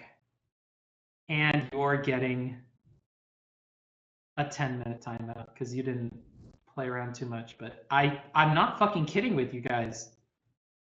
It's good, Slugsney. Your sound is based. Careful, motherfucker. Pausing seems fine. I'm going to take till Friday at this rate. I'm happy with the pace. It's good. It's not okay because your patience is going to run out before you're 50% done. I don't think it will. And I think I'm going to have to repeat myself a lot less as we continue to go through this. Why is this like this? Oh, let me open the other chat window here. Look, Smarts, yeah, you're doing great, but I would have skipped the intro. I'm happy that we didn't, because the main thing that I have written down here is that big quote. The quote from the chatter, which is they're doing enough promoting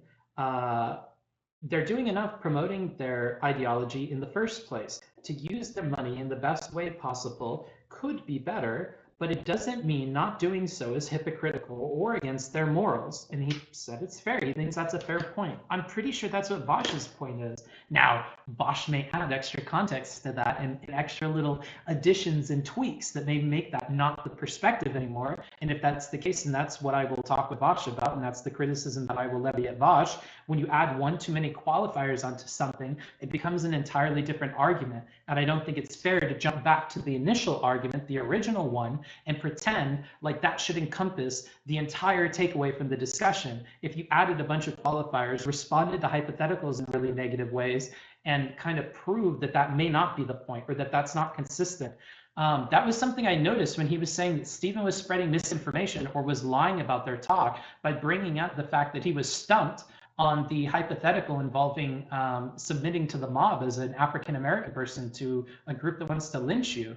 Like, that did happen. It did happen. That's not a lie. And even the way that he recalled it, like, the only word that we could fight on there is struggled versus stump, right? And he didn't really give me much pushback on those two being interchangeable. So, I mean, you know, I think one thing we may notice with Vaush is that as he adds qualifiers and as he responds to hypotheticals in certain ways, he's going to kind of create a new position that we have to treat as a more full version of what he believes. And those new things are going to change what the initial statement was. We can't go back to the initial statement and pretend like that's everything if it's not applied consistently throughout the discussion. So that's one thing I'm going to be on the lookout for. And I'm kind of already feeling that may not be the case, but we'll see. How long was the talk with Vaush? I think it's about 3 hours and change. But damn, I love Booksmarts. I should go to bed, but I love him. Thanks, dude. Oh, Mike is easily making over $140,000 a year with his 4,700. Oh, 4,700. See, this motherfucker thought it was 500. Okay. I thought it was 500 subs. I was like, 500 is most certainly not 6 digits. But okay, 4,700 is a factor increase there. So yeah, that's kind of a big deal. Look, I want to hear your opinion on if people are anonymously donating or doing things. Could they not possibly be doing things unknown to Destiny? They could, but focusing on such a hypothetical, I feel like is not very, how do I describe this? Like, I know people say I am overly charitable. I feel like that's a very overly charitable take. To maybe they're doing it anonymously? Like, maybe, dude. But that's like, neither of us can have any evidence to support that. I don't know. My opinion. Oh, I meant your talk with them. Oh, okay. Destiny is working on the assumption that they are hoarding dragons. Is that not the same level of anti-charity? No, because we can see that they're not doing anything. And if, and in response to these criticisms about not doing anything, if they don't respond with the things that they're doing, or their responses are as inadequate as Abigail's response. So for instance, giving the budget with not a single number on it, the way that she framed that post about sending the message to the landlord, I think it's more reasonable to inductively reason in Steven's direction than to inductively reason in your direction, but I could be biased. Yeah, we could flip both ways on that. They're both assumptions, but I have to side with Steven on that reasoning. I think it's more fair to go in his direction. Maybe they don't want to flaunt what they do in private in the same level that Destiny does. Yeah, but even Steven doesn't talk about a lot of the things that he does. I don't know. I think also using the word flaunt kind of tells me what I need to know about this statement, but I don't think that's the case. That's like a really big jump. I would need to have heard from these creators that they are privately doing things they just don't want to tell us. And I would have to like see enough of like their other actions to believe that. I feel like I require a lot more to assume that you're doing a million good things in private than to look at the outward view that you're doing nothing and go off of that. But yeah, maybe it's I don't know. Maybe you could go both ways. I could see that. I could see that. I'm not being as charitable as I normally would be, but that's because I don't know if the charitability is like okay to extend that far, but we could see. Using philosophy terms? Whoops, my bad. Anywho, let's go ahead and jump into this. It isn't my assumption. I'm just curious why Destiny was so adamant they were doing so little. Because they're not talking about anything that they're doing, and they're not making that like a focal point of their content. Like he made it as a yeah. It's not worth arguing about because neither of us have any idea. But anyhow, all right, let's go ahead and jump back into the right view here. And again, I'll set another hour on the timer. And what I'm also going to do is hit you with an ad because I'm evil and I need money and I am a capitalist. And I don't believe in socialist stuff. So I need money. If you want to support me, you can do that by subbing to me and then you don't get any more ads. If you do sub me, refresh the page so you don't get ads anymore and you'll be good to go. Run a 6-second ad break. Poof. All right, that should be going up. Subs rise up. Yeah, there you go. All right, now let's switch scenes and get into it, shall we? Just chatting. Right. It feels weird to tell stories of myself being a good person. Like that sounds like super fucking circle jerky. It's uncomfortable. Like all I'll say is that like if you have ever in your life if you've ever heard of anybody hang out with me in a public setting, like I am exceedingly nice to anybody that I come across.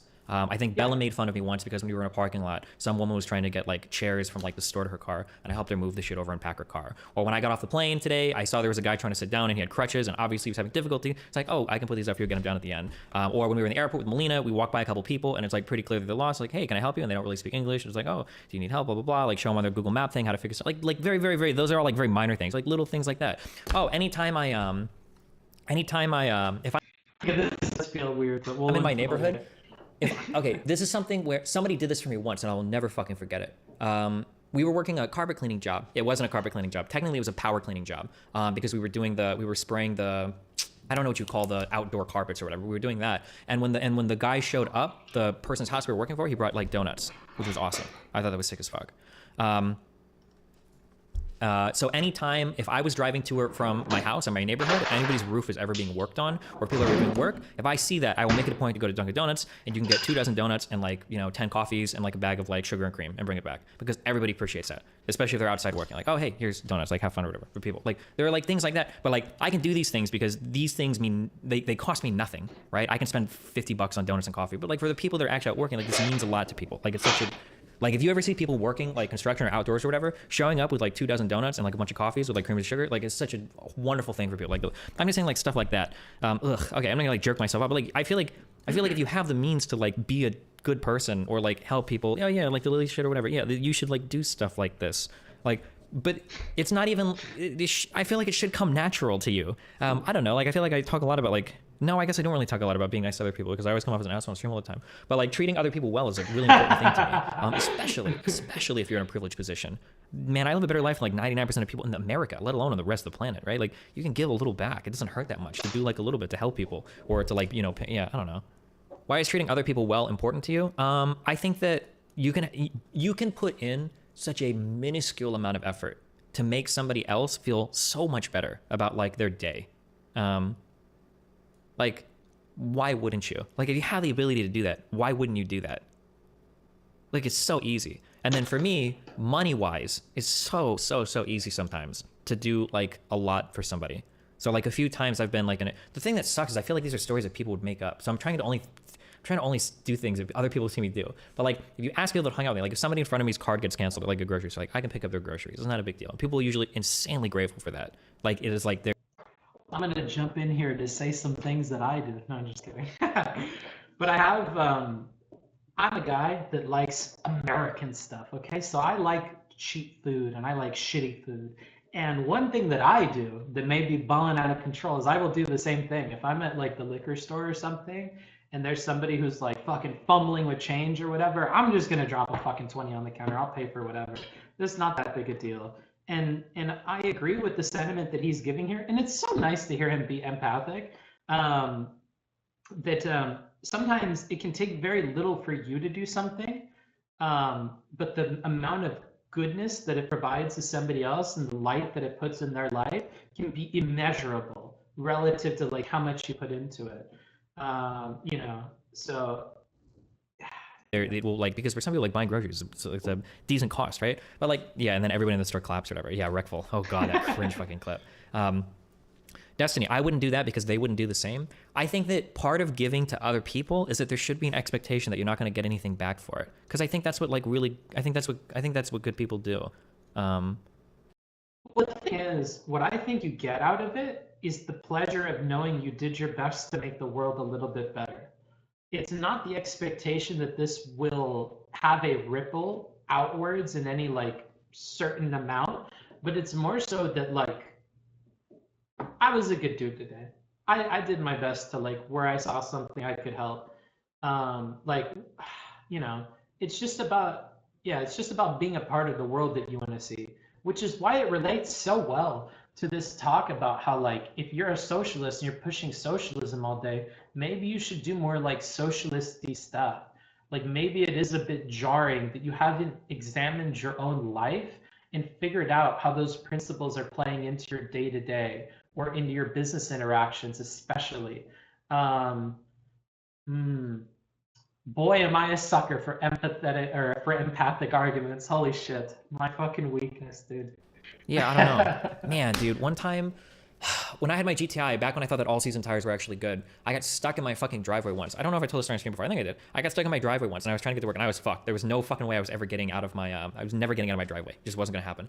And the fucking Mexican guy from across the street, it must have been like fucking 4 or 5 a.m. This guy comes over, and he spends like 30 minutes digging my tires out. This guy can't speak any English. It was like unreal. Like, and I couldn't believe this guy spent so much time like in my car out. And I never saw that dude again. When I started streaming, I tried to go back to that house. I bought like $400 in fucking Walmart gift cards or some shit. And I wanted to, and I went back to the house. I was like, oh shit, like I've got money now. Like I should like give this guy something. And I went back and I knocked on the door, and it was some other random fucking family that lived there. And I never found that guy. But like, I don't know. I think that like the world works better when you like, I don't know, like people should just be like helping. People should be like looking out for other people. Yeah, Maya is actually doing shit. She actually does shit. She created some nonprofit thing. She's constantly fundraising for her animal stuff. Oh, true.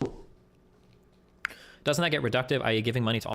But boy, is it hard. Like, yeah, and I ideally would like every content creator to be a Mr. Rogers who's so hyper aware of the impact that they have on every single person that watches them and who may hang on every single word that they say.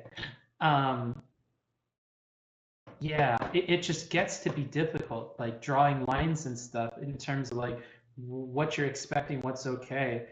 I think it's like that pornography argument that the judges in the US have given, where it's like, I know it when I see it.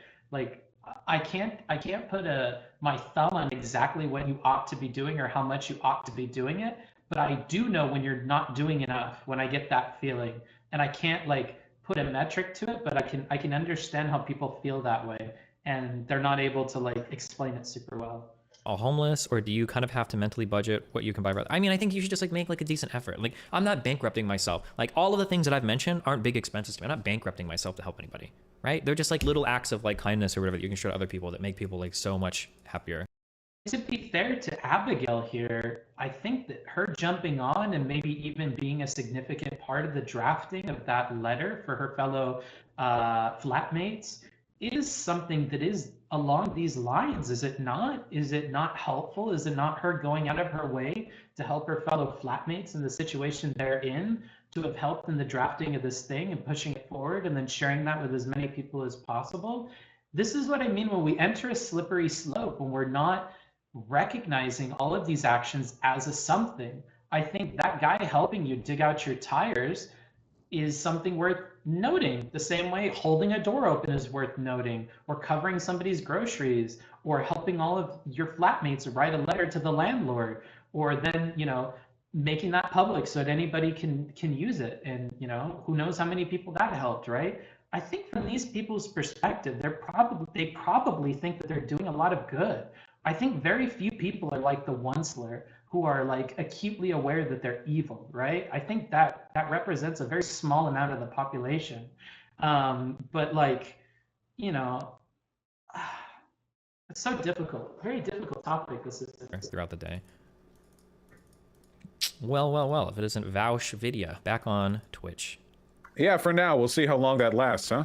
Well, as long as we don't talk about the Middle Eastern people. We had a very nuanced discussion about that in a debate panel earlier. All right, what are you talking about? I was reading donos. I didn't get a chance to catch up on the context of this discussion. Well, I don't know. I only made it like 2 fucking minutes into your... I don't even think I made it that far. You got really mad that I said that people should probably like spend money on things that are important to them. If they want to like make a change, they should like actually do something. And it feels a little bit creepy when like all of these lefties are getting like mega rich on these like content platforms, and they like hide the amount of money they make, and they don't like seem to be doing anything proactive. It just feels a little bit shitty. Okay, we got a lot of points built up. All right, so we can take them one at a time. So your argument... Okay, one thing to keep in mind, what Vaush told me, is he struggles to keep people on track, or to keep the conversation on track.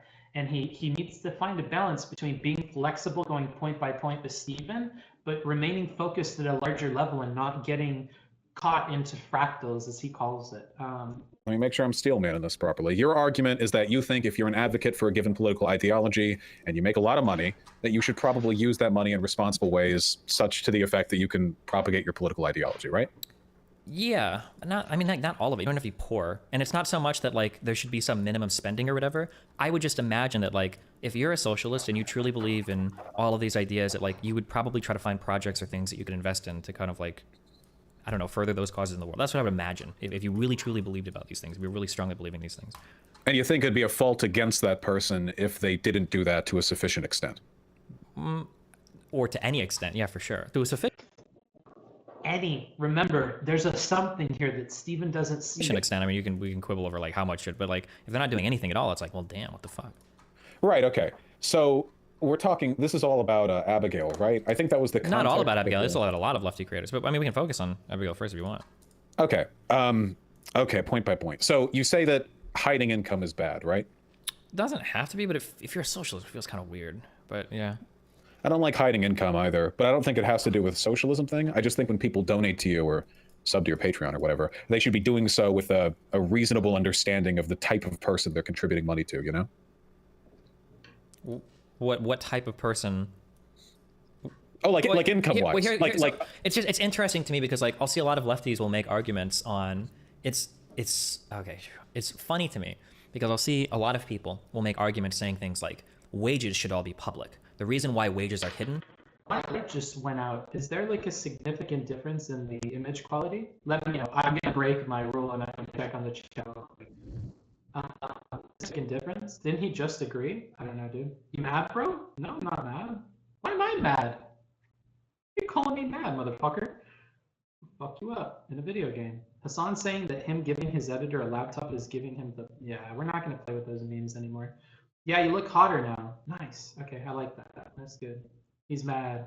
I'm not mad. Not just annoyed. Better annoyed than stupid, though, idiot. Why are you guys freaking out in chat? What the fuck are you talking about? What the fuck? Thanks, Dog Dentist, for the prime. Ho's mad? No, you mad, bro. Not me. is because your employer is trying to take advantage of you. And on one end, that's kind of true. However, there are legitimate reasons why some high-paid individuals might want to keep their wages private, like we see every single lefty content creator do. So it's funny that they opt to keep their wages private, but then on the other hand, we'll say things like, well, all wages should be public. That's just the boss trying to screw you over. It's like, well, hold on. It seems like you know why you want to keep your money secret. It's because you don't want people, like, I guess, having other demands or expectations of you. Well, there are differences between the way that pans out when you have coworkers who are being paid wages by a boss, where there might be discrepancies in how much different people are being paid or differences in the contracts, versus like a YouTube channel where you're getting your money off Patreon and you're not inherently tied to a wage from any larger institution, right? I mean, there's extra considerations for when you're a wage slave, right? Because you can compare to other people, and you and other people can kind of work together on, like, what does it seem like we should be being paid, and why is so-and-so getting paid less than this other so-and-so, right? I would agree there's more there, but I don't know if they're wholly different. Yeah, but is the difference there meaningful? Because it seems to me that the reason why we get upset about different wages being paid to different workers is because we feel like, well, hold on, all of you guys are doing similar work. This is bullshit. Why is one of you getting paid so much more than the other? I forget that they're both intelligent. I'm so used to these going so poorly that I need to make logical points on other people's behalf.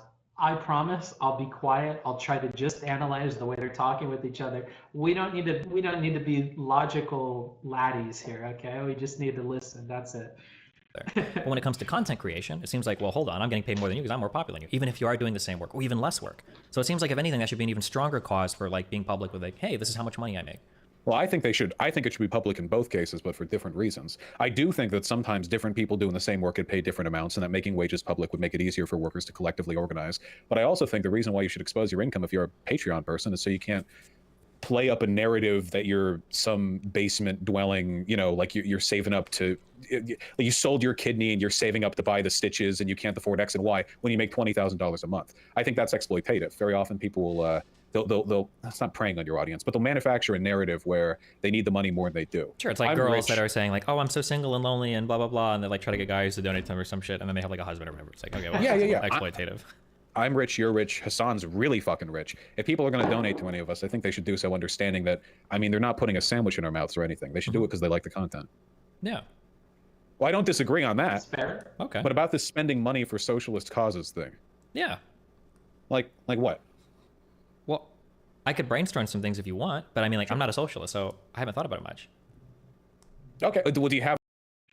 Rhetorically weak, but we'll continue. Funny, because, I mean, you say putting money towards some kind of project to advocate your political ideology. Sure. It'd be easy to make the hypocrite argument with anybody else, but you've actually put a lot of money down for your well, no, even if I hadn't put any money down, though, I could get away with it because I don't make it like my mode of economic production is not like a moral argument. I don't ascribe morality to capitalism the same way that, like, a socialist might say that it's like an inherently immoral system. Well, you ascribe morality to whichever system you believe best brings society in a direction that meets your axiomatic values, right? You think that's capitalism. Yeah, but, like, the difference is that, like, I don't believe that the participation in capitalism is inherently immoral, but I think that some of the outcomes might be immoral. But a socialist would say that the participation in capitalism to some extent could be immoral if you're a capital owner, like, just regardless of the outcome.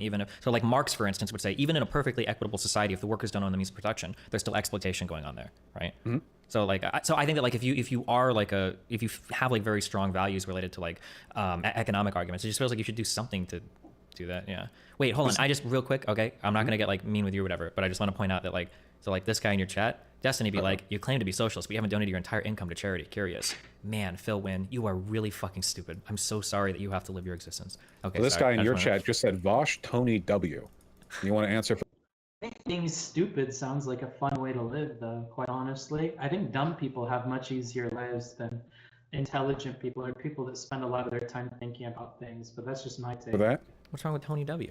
I don't like the look he's giving me. I'm not going to lie. Here's something that I think would be really interesting, okay? And now keep in mind, I'm not a socialist, so I don't think about this a lot, okay? But, like, this is just off the top of my head. So I think you can franchise a McDonald's for, like, $1 million or whatever. I think it's about $1 million, and you can franchise it. What if you got a bunch of lefties together, you get a loan, a joint loan, and you franchise McDonald's, and, like, the payout structure and, like, the ruling of that McDonald's was like a co-op? That would be sick as fuck. And I it would think be, that'd be cool. it would be a McDonald's. So it's like the symbol of fucking capitalism. It's like imagine successfully running a McDonald's as like a co-op with a bunch of money, and you've got like managers and workers and all this shit that are all like have like democratic decisions in the workplace. Like that would be like one example of like that would be a sick ass experiment. That would be really cool. I think it sounds silly, but I get where he's coming from. Yeah. And Vaush is on board with this, so that's cool. As an example, it works. I'm happy he's, being fair so far. Yeah, I can't deny that. I think I need to run back to this participation in capitalism thing. Sure. I don't know. I can't speak for other people's values. There are a lot of dumb fuck lefties. I don't know how much they get misinterpreted, but for me personally, I don't think there's anything wrong with an individual maximizing their outcomes within an unethical system like capitalism, especially if they're a socialist, because it increases the likelihood that they'll be able to achieve political and economic power. Does that mean? I would love it if we. Okay, so did you hear that? So he's okay with you kind of strategizing, building your life and your actions around accumulating personal power through wealth or through other means, especially if you're somebody who's kind of privy to or you agree with lefterly values. Because the more lefterly people we can get into higher positions of power, eventually that hits a critical mass where that's good enough that we can do something with it, right? And as each of these people move up there, they can do more by virtue of their position. Now, Stephen's argument here is going to be that those people in that position then, once they hit that, definitely should, right? They should then do other things. And he sees that people are not doing the other things. And so that's what's upsetting him here. We had socialists who were go-getter business majors. So when the day comes. And also, for the DGGers and the VGGers that will be here, when I'm using things like upset, I don't mean to like downplay the argument or to downplay the the point. I'm just kind of describing it. Okay, I'm not trying to load things. We're honestly just trying to like be fair to both of these people. That's my thing, because I like trying to be as fair as I possibly can be. Okay, so if you hear me say something like whinge or upset or frustrated, this isn't to downplay the position they have, it's to give a more human explanation of what's going on. So just keep that in mind. I'm noticing that language in my head. I'm trying to be careful about it, much the same way that I was not as careful with the term manipulative covering the Bob 7 drama. That's something I want to improve upon. Or something. We have people in legitimate positions of power, as opposed to a bunch of college students and You understand that like with that mentality, you could never criticize Bezos again though, right? Well, I don't criticize Bezos. I tend Really? to criticize... Oh, okay, hold on. It's entirely possible that I've misspoke. Generally speaking, and I do hold to this, I try to criticize the systems that allow people like Bezos to exist. Now, there have definitely been times where I've said like, fucking Bezos, but I don't really think I levy my criticisms at individuals and how they use the system. That's a bit tricky. All right, so now we're gonna have some criticisms for Vaush here. When the audience is saying things like weasel, okay, I think that this is the kind of stuff that they're talking about. And when you and I talked and I said how sometimes you can give an agreement or give a point that is to the other side, but the things that are around it are what makes it difficult to swallow. This is what I mean here.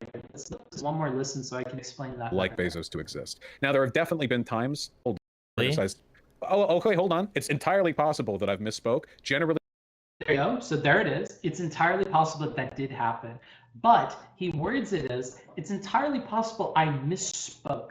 Not that like, not that, oh, okay, yeah, I've definitely engaged in that before. That's a good point. Like, that's not the way it's coming off. When you're wording it this way, it's very like, right? And he immediately goes to this other point, which is?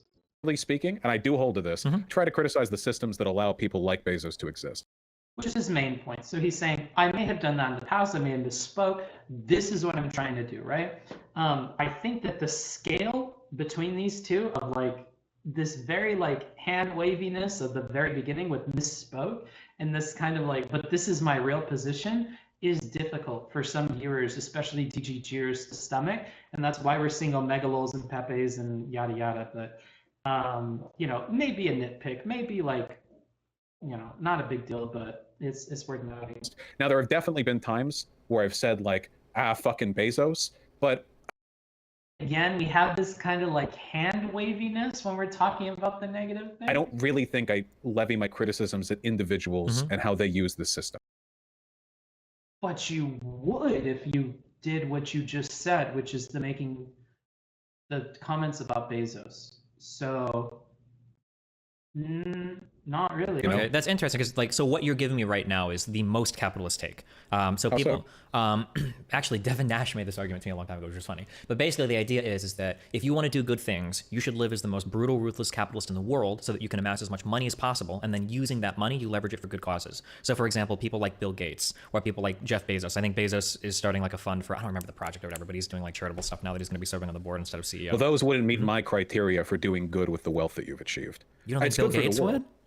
I actually think that Bill Gates in some ways has done harm to our understanding of welfare programs, because by privatizing or charitizing, by making charity the means by which we engage in, I know he's done a lot of really good work in Africa. I feel like it assigns a responsibility with regards to those social problems. Like, what if a billionaire took care of it? And I think those questions.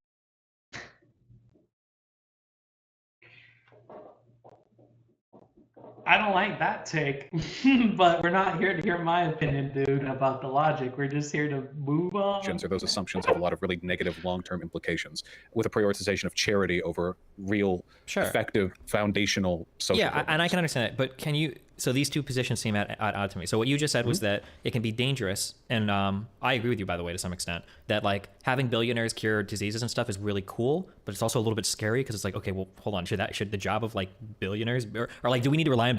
The expectation it creates is scary, but the action itself, I would argue, is good.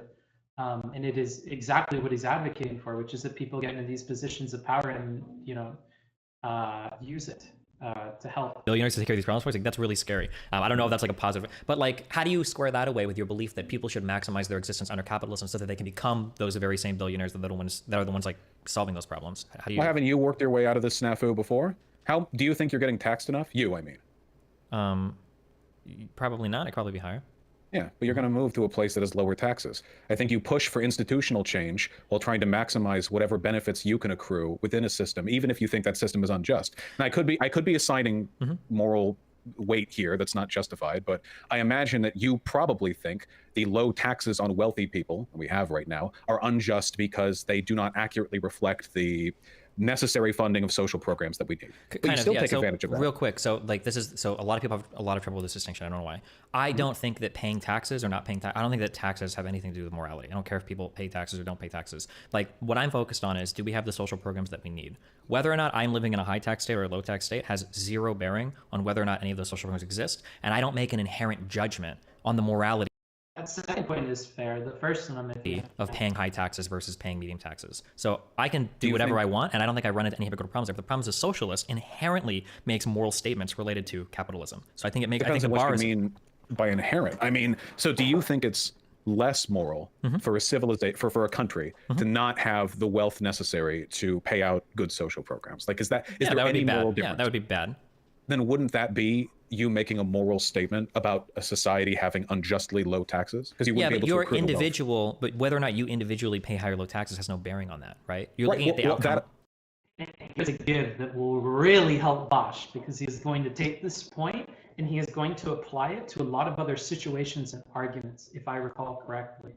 This point that he's giving here is, I think, you making a moral statement about a society having unjustly low taxes, because you wouldn't be able to accrue individual, but whether or not you individually pay higher or low taxes has no bearing on that, right?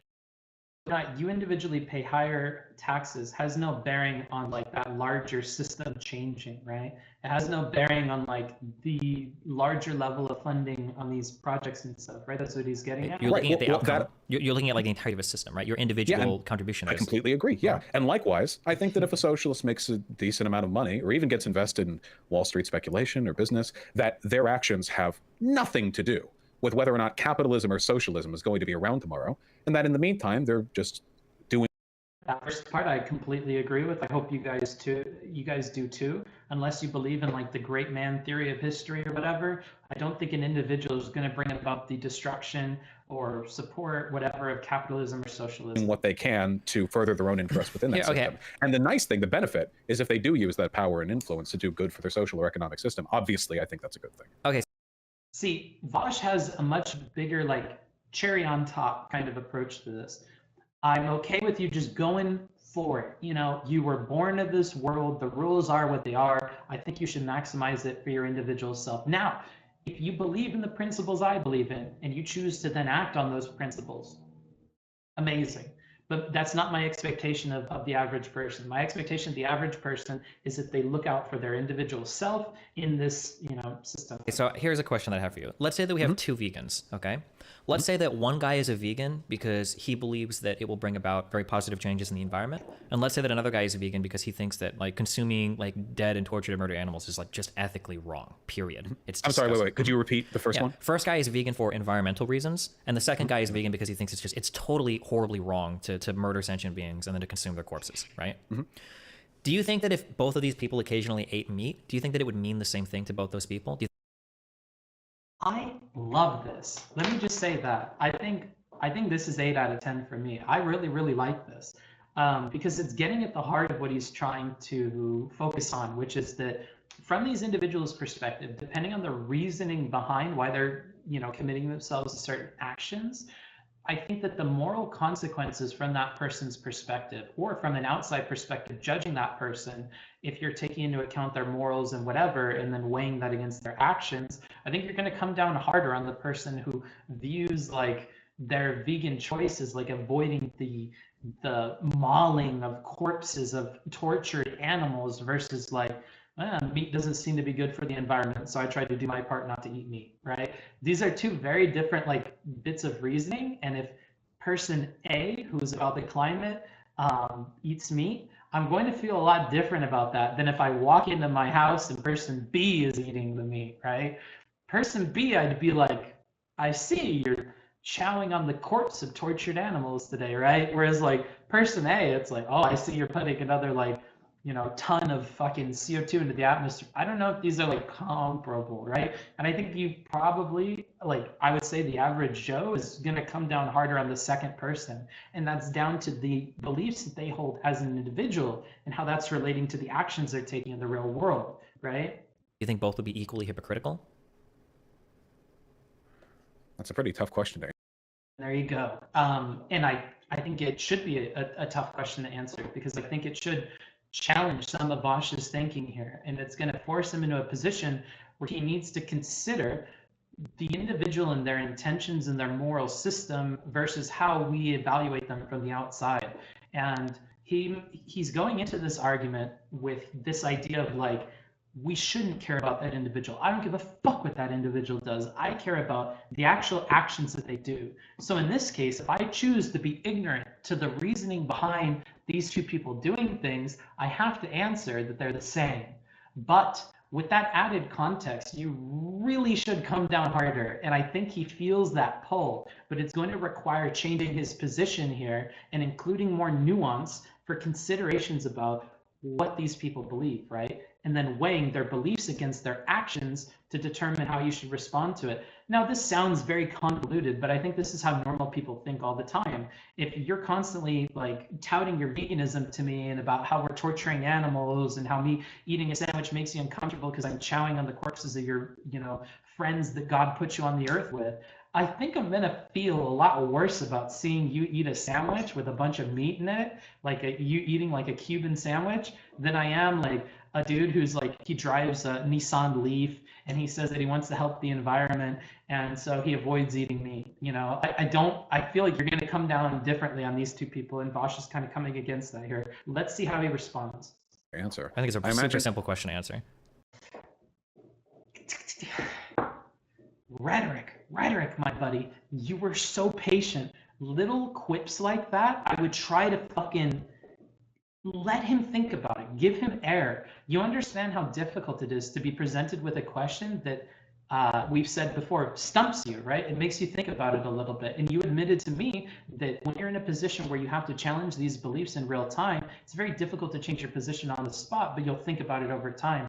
I think giving Vaush a little bit more room here and not coming back with that quip is something he should have done. And that's something I actually wrote down from listening to this the first time. Let's see, where is it here? It's for benefit, aggression, landlord, blah, blah. Let's see here. Anywho, yeah, I'm not going to look for the note, but Well, I'd have to put myself in their headspaces. I imagine that both of them would feel hypocritical to some extent, but it would probably be worse for the latter, wouldn't it? Well, yeah. So I would think that. So in one. And it's interesting, Vaush jumps to a first-person perspective. He's not taking this third-person outsider judging the hypocrisy of these two people. He's jumping back into the first person and seeing which one should feel more hypocritical, right? And to be fair to him, he gave concession here. He said the latter one is probably the one that, which should feel more hypocritical. It's a bit of a bigger, moral wrong given their perspective on things. In this case, right, the environmental vegan is not placing a moral judgment on the act of eating or not eating like an animal, right? Are they not though? What do we call it? An ethical choice? Again, I'm not a big philosophy guy, so I don't know, but isn't it moral? Aren't they saying it's a bit immoral to hurt the planet and the environment? Isn't that the extension of that? Right, he's looking at the outcome related to it. Now, if okay. He's focused on the outcome. Okay. Occasionally he eats meat, he's not really doing much to affect a different outcome, right? If he eats meat every now and then, he's not making a substantial difference in the environment, so he could do it. I don't know if he's really hypocritical. If he is vegan most of the time, that's cool, but if he's trying to advocate for the change that would bring about the environmental change that he's looking for, him eating meat every now and then isn't really a big deal. But if the other guy is ethically vegan because he's opposed to the consumption of animals because he thinks that's murder, well, now him eating meat ever is really fucked up. That's really wrong. Well, hold on. I'm trying to slot in socialism for the global change thing in the very first example. And I feel like if we swap in socialism for these two, if we took two different reasons that we're touting socialism, one being that it's completely immoral and it's exploiting people and whatever, which would be the second person, versus capitalism kind of produces some stuff that's really fucked up. And I'm going to try to do my best to be good to the people around me and to recognize that in the world that I live in. But I'm still obviously going to participate in capitalism. I'm going to get a job. I might hire people. I'm going to pay them less than the value they're creating. Yeah, because if they're coming at it with different perspectives there, and they're painting a picture in their head of different levels of immorality behind the actions, one should definitely feel more hypocritical than the other. Stephen being so vehemently pro-life means that he should probably feel a lot of resistance to the idea of aborting Nathan, right? Whereas if Stephen was pro-life simply because he likes babies, and he thinks babies are cute or some other bullshit, it may be, I may think of him as less of a hypocrite if he aborts his kid, because his reasoning was kind of dumb or more broad. That's not a very good analogy. Anywho, let's just continue. You're directly engaging in something that is just ethically not permissible. This is really bad. So I think that the two of these people could have a similar... But I'm a consequentialist, so wouldn't both of those points ultimately boil down, if both of them were consequentialists, wouldn't both of those ultimately boil down to, when I eat meat, it contributes harm to the world? I think that even if we were consequentialists, we could still look at these two actions as being Sure, but at the end of the day, that would be the ultimate argument. That disgust with the act of eating meat would be because consequentially you believe that eating meat reinforces some social rule where it's okay to do harm to animals and so on and so forth. You would have to run the logic train of it, but at the end of the day, it would be about the harm done. Well, but in the logic train, the harm done, the consequences are different for both people. So, for instance, for the first vegan. Yeah, that's the thing, is the consequence is looked at through the lens of the person and their beliefs, right? So person A with lens A who's thinking about the climate should probably feel different about it. And my argument is that from the outside perspective, seeing somebody looking through lens A and then they're doing these things is going to feel differently than somebody looking through lens B and doing these things, right? I mean, you can try to obfuscate this by saying that, well, ultimately the consequence is the same, so I guess they should feel the same about it. No, because they're putting different moral weight onto the decision. One is thinking that they're consuming the corpse of a tortured being, and one thinks that they're making a personal choice to maybe impact the environment or culture in some way. And both of them may believe what person A believes, that they're making a cultural change, which is what Vaush is talking about here, or they're contributing to a larger change. But person B goes another step. Person B adds this flavor of immorality to things that think should change the way they view the action and the way we view it from the outside. Especially when we're talking about grading the hypocrisy of these two people. You take a third person perspective, person B definitely is more hypocritical. You take a first person perspective, and even Vaush agrees that the second person should be more, should feel like they committed a greater like hypocritical act, I guess. That's the consequences of his action is he contributes a trivial amount of pollution. That's the consequence. And that's a little bit bad, but it's like not really that big a deal. But for this. And to be fair to Vaush here, what he's saying is still correct. If they both had like a Cuban sandwich, or let's make it easier, if they both like got a chicken from Costco, like Costco chicken, it's cheap, it's good shit. If they both got that from Costco, the amount of harm done to the world is technically the same. They both just bought a fucking chicken, right? There was no difference in the scale at which they contributed to the thing that's happening or whatever. It's purely based on their perspective, the lens they're looking through. And so that's what Stephen is trying to point him towards, because that's how we're going to measure hypocrisy here, is based on that change in viewpoint. Second guy, the consequence is like he's directly partaken in like consuming part of an animal, and that consequence just right then and there is horrible. The consequences of both actions are significantly different because where they put like the moral weight of what they're doing, right? The first guy just wants to change the system. The second guy thinks that every one of those individual acts is bad. Go ahead. Oh, sure. Then I think this would be applicable only if socialists weren't stupid enough to take the perspective of the latter person. You don't like the way our society operates right now in a number of ways. You obviously have political opinions. I feel the same way. Our endpoints are different. But at the end of the day, my belief that our society is unethical because it's not socialist, and your belief that our society, you wouldn't say is unethical. I believe that society could be improved with the implementation of certain policies, as do you. And while I believe the current system is flawed, I don't think that the act of flourishing within the system is necessarily a moral crime. Now, I want to be clear, though, because there are like different scales of this. If you get up to being like a mega billionaire, there are ways in which your presence and your wealth and your influence perpetuate systems that like a regular rich person wouldn't. Like Bezos is a regular millionaire is closer to me by a long. It's to the Bill Gates argument, right? When you're a billionaire and you are doing this like help, you're also creating the expectation in the minds of the everyman that maybe billionaires should be doing this and not governments.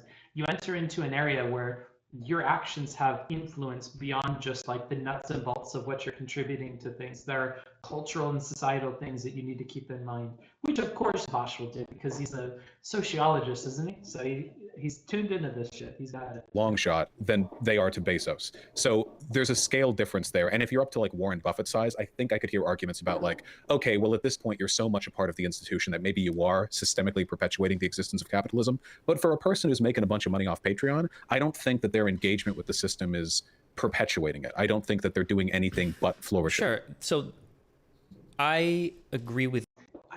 Yes, you're going to agree. Because your point is that they're foregoing other things they could be doing that goes above and beyond that, right? And those are actions that Vaush will label as above and beyond, a cherry on top. But Stephen feels like there should be an expectation, and that should be a common thing that people hold, especially if you're a leftist content creator. You, and you probably agree with me, and you might even agree with these next few statements. Then, you agree? Would you agree then with based on what you've just said? Then, though. You have to completely, when I say you, I mean in a general sense for a leftist, not necessarily for you, but like you have to completely get rid of all of the rhetoric of like criticizing wealthy people or landlords or business owners in general. That all has to go because these are all people that are just participating in the system then. So somebody that owns a few businesses, somebody that owns a few pieces of property that he rents out, wealthy people in general, like if you're not like a mega billionaire or somebody like perpetuating the system on your own, you basically have to stop criticizing all of these people for being successful capitalists. There are 2 points to that. If you, I don't know why you would have watched it, but generally, yeah. I do think that a lot of lefties engage in criticism which is too individualist. I think that there are rhetorical benefits to phrases like ACAB, but when it gets people to thinking, oh, cops are bad people, it pulls them away from the institutional criticism. I've talked about landlords before. I despise the commodification of land and housing, but most landlords, I could be wrong in this, I'm pretty sure most landlords are just regular folk. It's not like mega. So far, consistency from Vaush, right? We talked before about how he doesn't want to get mad at like, you know, Jeff Bezos in particular, and if he did, he apologizes for it. He may have misspoke, but he wants to focus on the system that allows like people in a position like the one that Bezos is in to come about, right? And he's kind of bringing that exact same perspective, that exact same argument here. He's applying it consistently so far. a corpse or anything. Yeah. A lot of those people make less money than I know my landlord makes less money than I do. And then with businesses likewise. So I think, what did Michael Brooks say? You should be kind to people and hard on institutions. I think that's a really, really good way of going about these things. That being said, there is a rhetorical benefit to aggressive and hyperbolic criticism of people in those institutions if it gets people sufficiently angry, a la ACAB. The goal then would be to get people angry while trying to direct their criticisms in a responsible way. Do you think that okay. I'm not trying to like make you bite the bullet and everything. Did that sound weasel? No, you're not being weasel. I'm just not sure how consistent this rhetoric is, because so the rhetoric that you're giving me right now is like pretty far removed from what most leftists say publicly. Now, you're not most leftists, and I say this a lot. I don't think that you necessarily give the same takes, but like I feel like I'm kind of Why do you think that Stephen is paranoid and obsessed about leftists and maybe spiteful towards leftists? When you make statements like this, Stephen, when you reveal your internal thought process and how when he's telling you something, the first thing that's popping up in your mind and the thing that you're struggling with is the difference between your idea of leftists online and what Vaush is talking about right now, right? In pointing out that this is the friction that's happening in your mind signals to him and it signals to the audience that that's what you're thinking about. And this really contributes to the idea that you're just spiteful towards leftists, or that you're in this conversation to kind of hold Vaush to account for some of the things that less intelligent or less like forthcoming people have been saying. And from Vaush's perspective, I think it's fair to say that that's frustrating, right? That he has to stand trial for the beliefs of these other stupid people, and that part of his job when talking with Stephen is overcoming the hurdles that those people have put forward. Now you can say whatever about that. You can say, no, it's fine. He should have to deal with it, whatever. Just to be human for a second, though, that's frustrating. That's fair. And kind of part of the common criticism of Stephen that he's, you know, harder on leftists or whatever. He has a bias against lefterly people. Little things like this come to the surface, and I think at a rhetorical level, it's indicating that that's how he's thinking about things. repeating myself. I'm not trying to like trap you or whatever, but like, because this is like very far removed from normal lefty dialogue. You've basically completely removed your ability to ever be critical of 99% of the participants of capitalism. But it feels like most leftists want to be able to say that like a business owner or a landlord is being necessarily exploitative in like a morally wrong sense. Well, they are. Sure, a landlord is being exploitative, but the system that we live in requires the existence of landlords. If a person decided to not be a landlord out of conscientious objection, somebody else would be a landlord. And we need I really don't like this argument, though. This feels like a long time ago. We had a talk with Chud Logic about how hosts of different shows and panels and whatever should be more attentive to the mental health of their participants and not push people too hard on that kind of stuff. And he was saying all this stuff about how he believed in that and yada yada, and it's so frustrating. And then it came out that like Vivian had warned him that she wasn't feeling too good mentally and that she may not have been fit for like a panel that they were going to do. And it seemed like sort of towards the last second, she was like, no, I can do it. I'm probably going to be okay. And it seems like, based on everything else that Chud had said, that his expectation of another host in the same situation would be to jump in there and say, hey, like, I know that you probably feel all right and whatever, but I would feel super bad if in the middle of this conversation, like it really got to you, or if this were to change. So I think it'd probably be safer to just catch you on the next one. And that's a hit that you should just have to take. And his response to that was, well, no, because if I didn't invite her on the show, another show definitely would, another host would. And I was like, wait, but you're giving a prescription that other hosts should not do that, that other hosts should jump over that and should make a decision, right? So like, why didn't you do that though? And why is it different? Why is the focus on all other people are doing it, right? Like Steven talking about the grocery thing, like, oh, you know, somebody else is going to have to take care of that, or seeing people lost, oh, hope they find a security guard, right? Like this offloading of the burden onto other people is something I personally dislike. I personally am not down with. So these kinds of arguments, I'm very, it's like a smell test for me. I don't like these kinds of arguments that, well, everybody's doing it, right? Like that requires a very specific situation for me to jump on board with it. And I just don't know if this is the one. landlords to rent property as the system exists right now. So even if the role is an because the argument is, if I don't buy that house down the street and rent it out to people, somebody else will. Like, okay. Like, but do you believe that that's like an unethical thing that you're exploiting people. Maybe of all the things you could choose to make money, being a landlord isn't the one. Because we're pretending like somebody had a gun to your head and you have to fucking buy the house. Like, no, you have literally any other option. You can choose to do any number of things to make money and to thrive in the capitalist system. And I think bringing your morals and your kind of social beliefs into your perspective when you're making those decisions is what Steve would encourage people to do. Think about your morals and your ethics and how that would play into better decisions you could make as a business owner, as somebody looking to make money, as somebody looking to flourish in an inherently unethical system from your point of view. There are other decisions you can make besides being a landlord. And the fact that you would choose to be a landlord of all the other things that you could do for income is worrying. And it feels hypocritical, right?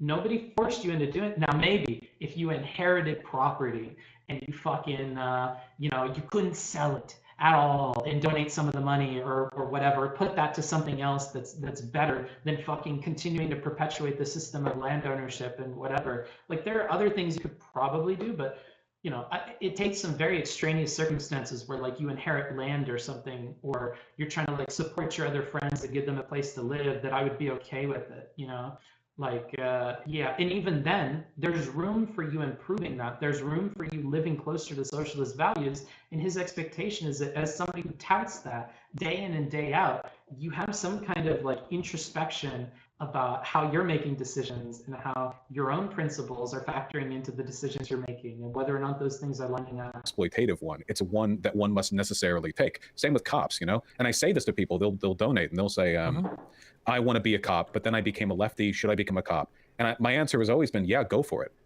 We need lefty cops. And if you say no, some dipshit meathead who flunked out of high school is going to take that job instead.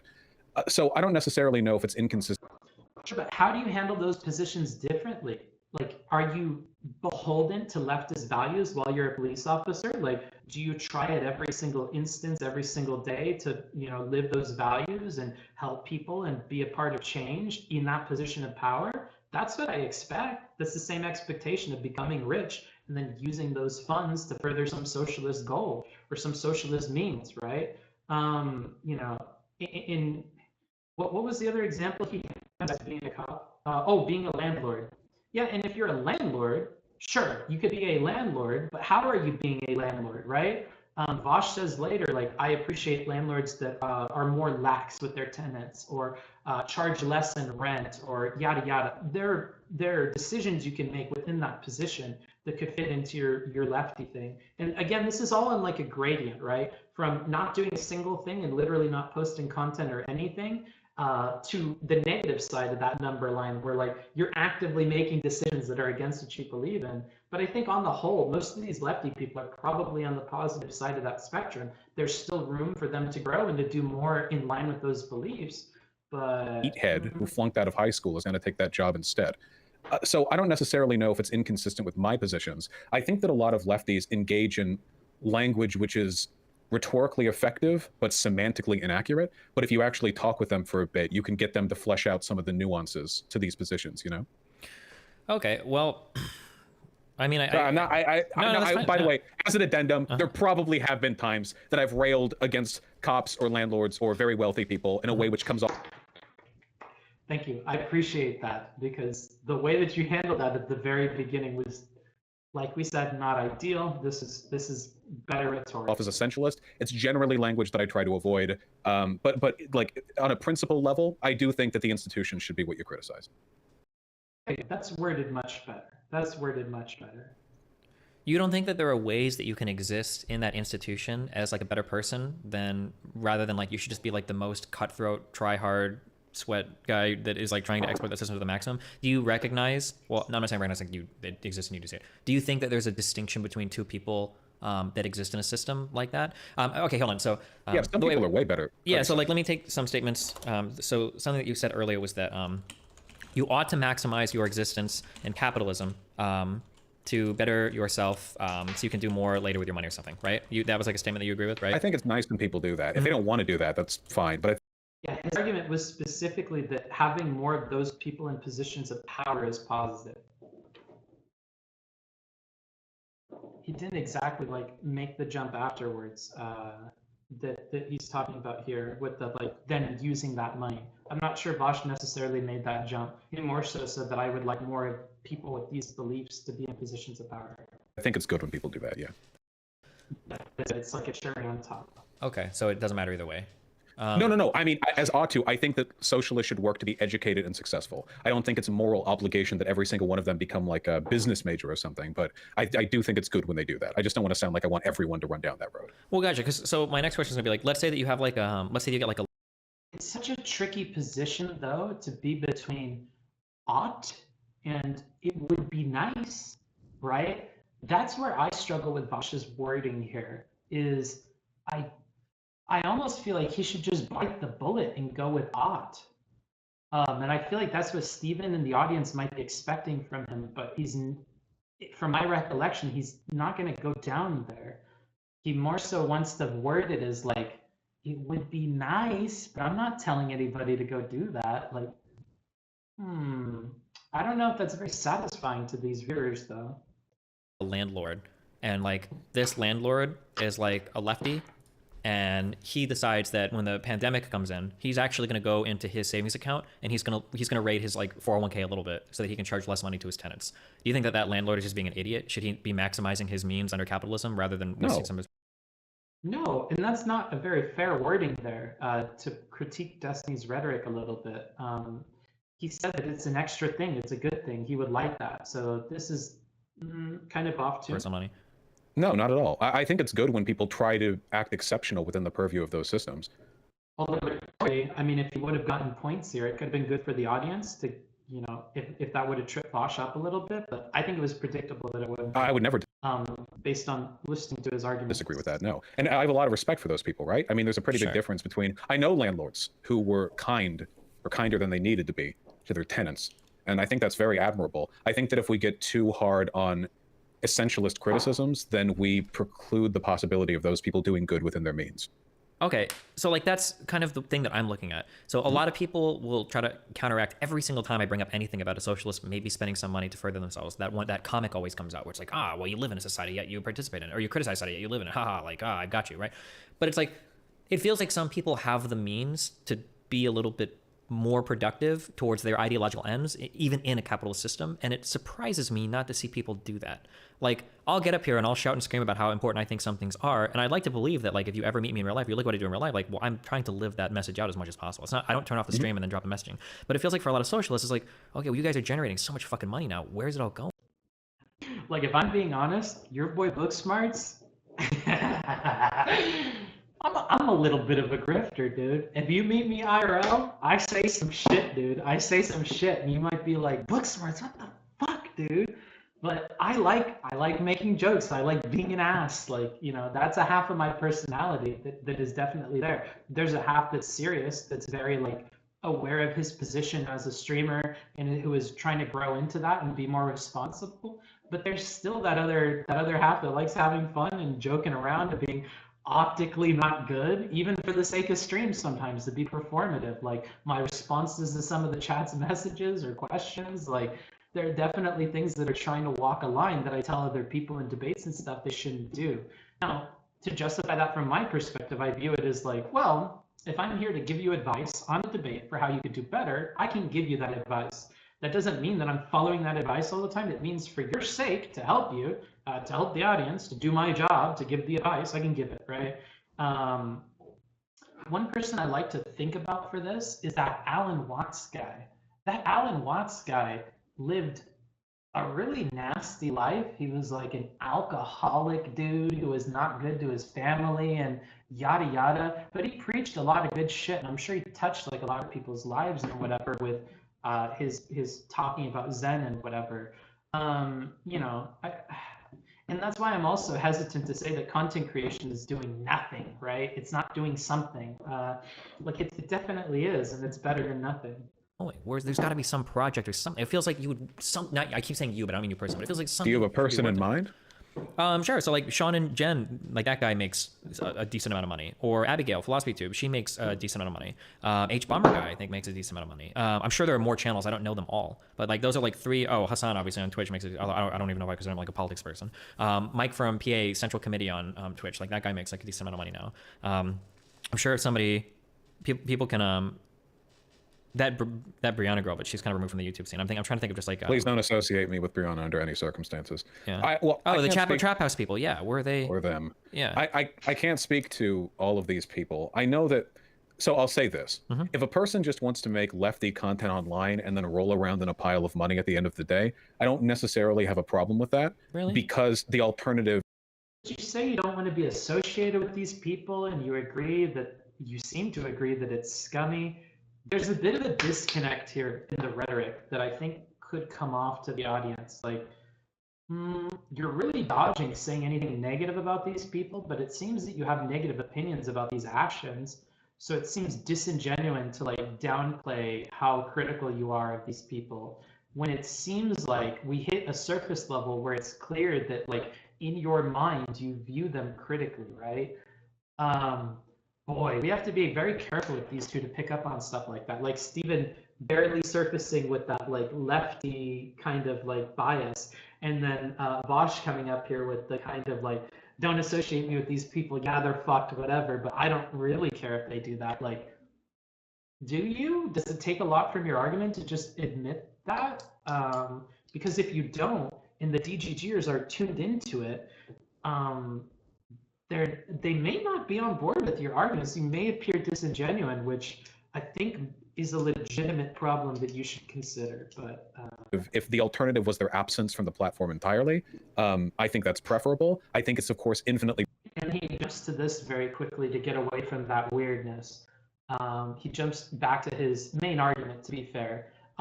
You told me that, Vaush, you told me that you wanted to work on these fractals and on keeping things on track and getting back to the real positions. But you do that. I'm not sure if that's a big problem, at least from my perspective, because you're constantly bringing it back to your main argument. You're constantly bringing it back to like, I would like them to do that though. I think they would be extra. At the end of the day, I don't necessarily have a problem with that. Really? Because the alternative, if the alternative was their absence from the. Rather than having them do nothing at all, I like that they're doing some content, even if they're not following those principles, they're not living by the brand that they're kind of putting out there, right? Like, you keep bringing it back to your main argument. So I think you do a fair job of that. It's difficult to digest that when it has this kind of slime around it that's meant to help it go down. But for people like Steven or Destiny.gg, that slime is fairly unpalatable. That kind of lubrication to help that go down the throat. I'm talking about food, okay? I think that, God, now I've lost it. Yeah, I think that while that may work for other people, they're very tuned in for concession and they need you to say certain things. And if you don't say those things, Steven will keep pushing on it until you do.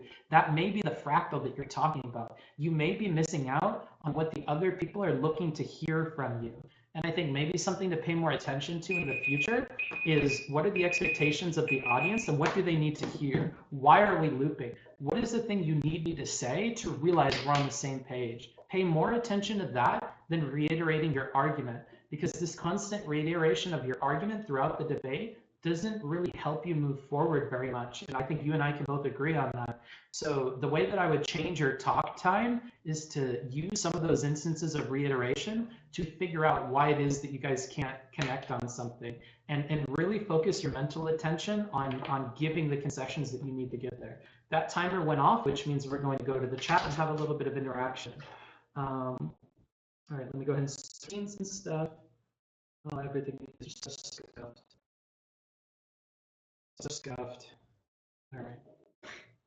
I like how we still have September and it's not even September anymore. That's fucking old, dude.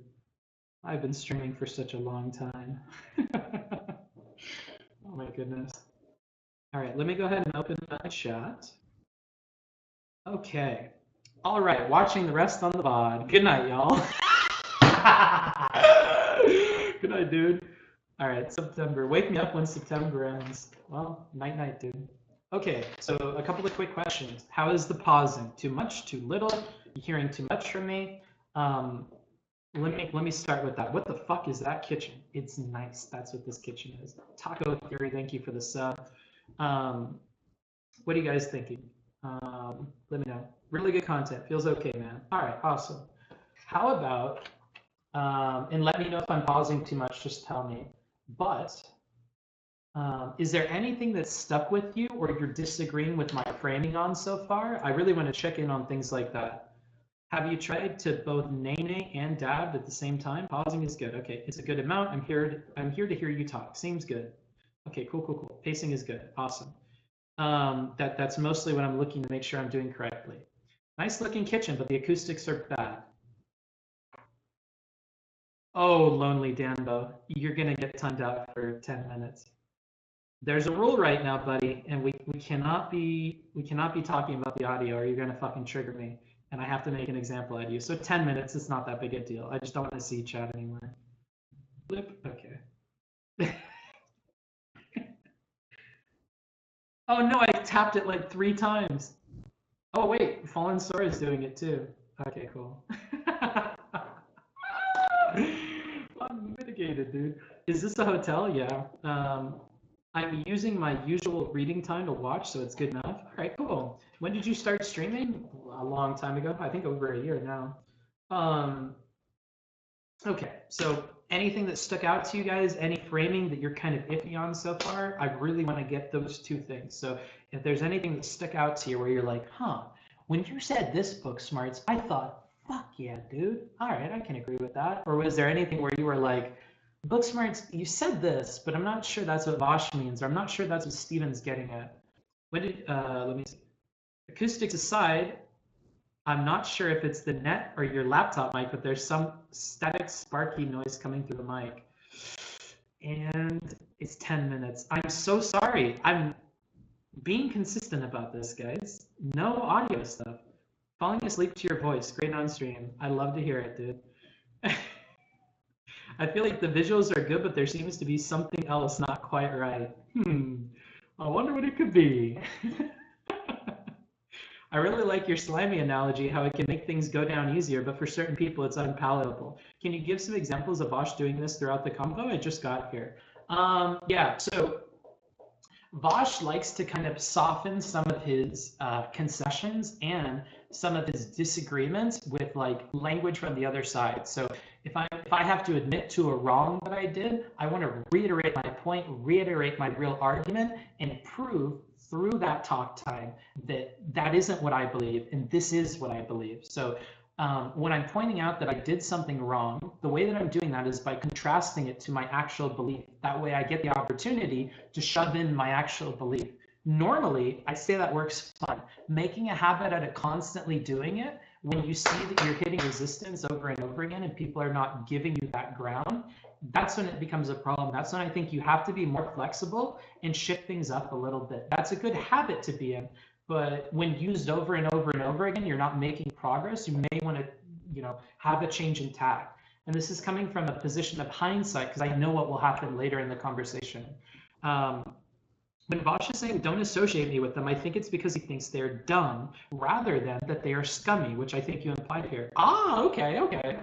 That's what I'm looking for. So that's fair. Yeah, it could be because they're dumb. It could be because they're unethical. It could be because they're rich. It could be, it could be a million and one reasons he doesn't want to associate with them. But if you're a DGGer and at the forefront of your mind, you're looking for this little bit of concession from him, you are going to jump to that conclusion, right? So it is worth considering. But I like that point. Good trying to be charitable there. I like that my mods are just deleting messages. I like that. I don't even have to see it. I just see deleted. The framing has been good. Like that you pointed out Destiny vegan comparison to showcase the difference. Yeah, I really like that vegan comparison. I thought it was really good. What are we going to be cooking during the stream? We're not going to be cooking anything. I might go get food later though. Have you considered making a 20-minute video summary where you talk about your takeaways of the debate and talk about what they disagree about and the pros and cons of the rhetoric on both sides? I should. Sure, I'll do it.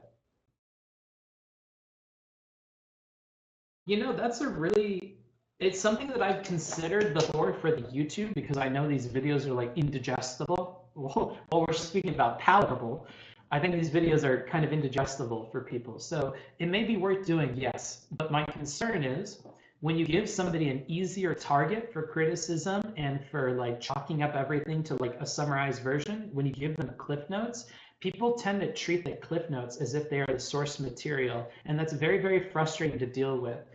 At least that's like an anxiety in my mind, is that if I give you a summarized 20-minute thing, people will only talk about my 20-minute summarized thing, and creators will come to me with criticisms based on the 20-minute summarized thing, and they will not get the nuance of the entire thing, which is annoying. And I know that if I offer that as an alternative, people will opt out of the long thing for the short thing like 8 times out of 10.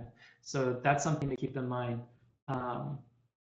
I notice that Destiny seems to say, I'm asking these questions because I don't know what your true positions are in many of his debates. Do you think it's a rhetorical tactic, or more that he doesn't know their positions? I think he honestly doesn't understand their positions, but rhetorically, it could help if it helps his audience, right? It's signaling to the audience how they should think about this. I'm confused. Aren't you guys confused? Isn't it weird that blah, blah, blah, right? It's rhetorically good for his audience because it's tuning them into what they should pay attention to. But to go back to this comment, but I think to the other person in their audience, it may come off bad, especially if that's coming later in the conversation. We've literally spent 3 hours with Vaush repeating what his main point is. Then that can get frustrating for the other side. And I think to some extent, he's going to want to get that 20% on the other side, or some of the 40% on the other side and some of the 20% in the middle. And to do that, he needs to be a little bit more charitable. He needs to use his imagination and his creativity to create better versions of that argument. But if he's being honest, he honestly doesn't understand it. I don't know how capable he is of like exerting creative force on creating a narrative that he can play around with, right? If he's honestly not understanding what the fuck they're saying, then it can't be helped. But I would like to think that he could do more. I'd like to think it's a rhetorical tactic. Let's see here. Drop those fire reviews. Hell yeah, bro. Is there a way to say the short video is just a footnote to larger video? Maybe. I love the long videos. I listen to them at work, to be honest, and it is such a good listen because I feel like I'm getting a better perspective on how to talk to people better. Cool. All right. We're done with this, and now we're going to jump over to the video again.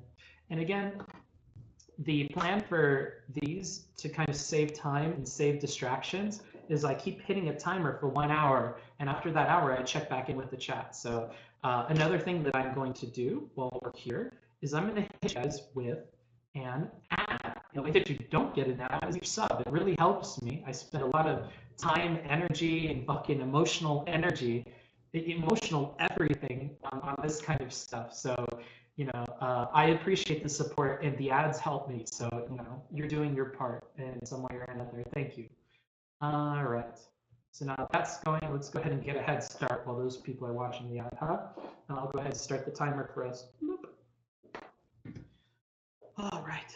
Let's go over here. Let's go over here. Let's go over here. Let's switch the scenes. The platform entirely. I think that's preferable. I think it's, of course, infinitely preferable they do something nice with that money. I want to make a PAC. I recently, the tech advisor for AOC's campaign reached out to me about getting a PAC for 2022 to maybe help a progressive candidate in a purple district or something. And I thought I could throw some money in there and maybe bully some other people into throwing money in there too. I thought I could bully Hassan because that fucker makes at least 7 figures a year. And I think that'd be nice. I think that, like I said at the very beginning, I really hope that these two come together. Please just come together in 2021 and try and push more content creators to do this stuff. Destiny, Steven, baby. If you really want to push these content creators into taking the extra steps and to go above and beyond, and that's a principle that you hold, let me go ahead and tell you, one of the best ways, from my perspective, that you can do that right now is to become allies with Vaush, to focus more on the things that you agree with him about, and to push him to push those other creators, because you can't do it anymore. You've poisoned your own well for communicating with lefty content creators. That's done. Okay, I think we can both accept that that is the case for a lot of these creators. But what you can still do is leverage this relationship that you have with Vaush and, you know, put some effort into it and really try to keep that going, not just like to be friends or to be coworkers, but to be two people that are pushing towards like similar goals. Because what he can do is he can exert these pressures on the other lefty people that you can't reach out to, or that you don't have the patience to deal with, or you don't have the brand to deal with, right? And I think that like there is so much good that could be done if you just work together with Vaush on pressuring other creators and doing more stuff and working together and showcasing more of what you guys are doing in private. Like, I think that 2021 could be a very cool year for you guys. And as we start to come out of, you know, quarantine and stuff, I think that there's a ton that could be done. And you guys are in a really good position to help people coming out of quarantine to form political habits, to form habits of getting involved and of being an activist and stuff like that. So I would really encourage you to consider your relationship with Vaush, to consider that bridge as more than just some like metaphorical meme, and to consider it as like a real means for change. Because I think if you two work together, you could definitely do that. I'll be real. I think that for a lot of people, they didn't really understand the ways in which they could put their money towards projects like that. I'll know, and people are saying I'm sucking up. I thought that your canvassing stuff was pretty inspiring. Maybe if we push for that, if we advocate for that more, we can get more action like that out of people like Abigail or Sean, because they have enough money and influence to do real good. Mm-hmm.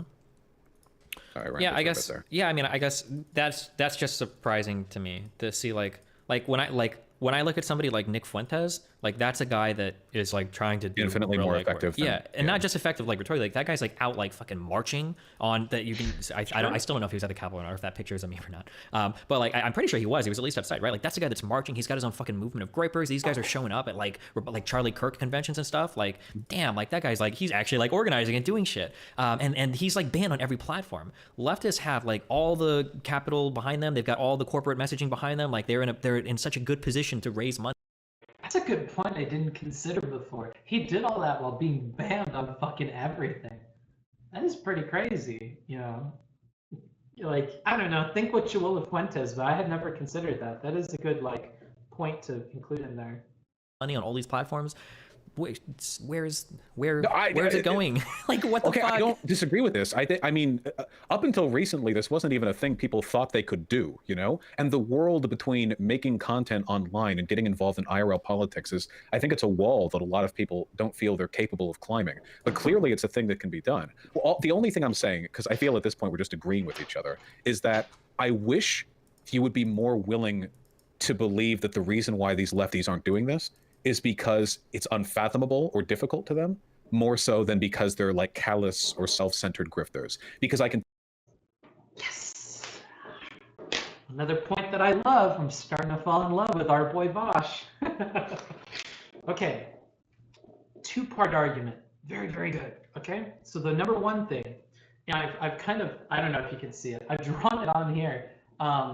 There's a wall between content creators and political action, and that wall has been drawn up for any number of reasons. They don't think they can do it. They've never seen anybody do it. They haven't thought about it, right? But there's a wall there, and their focus in 2021 should be about tearing down those walls for different people through different means.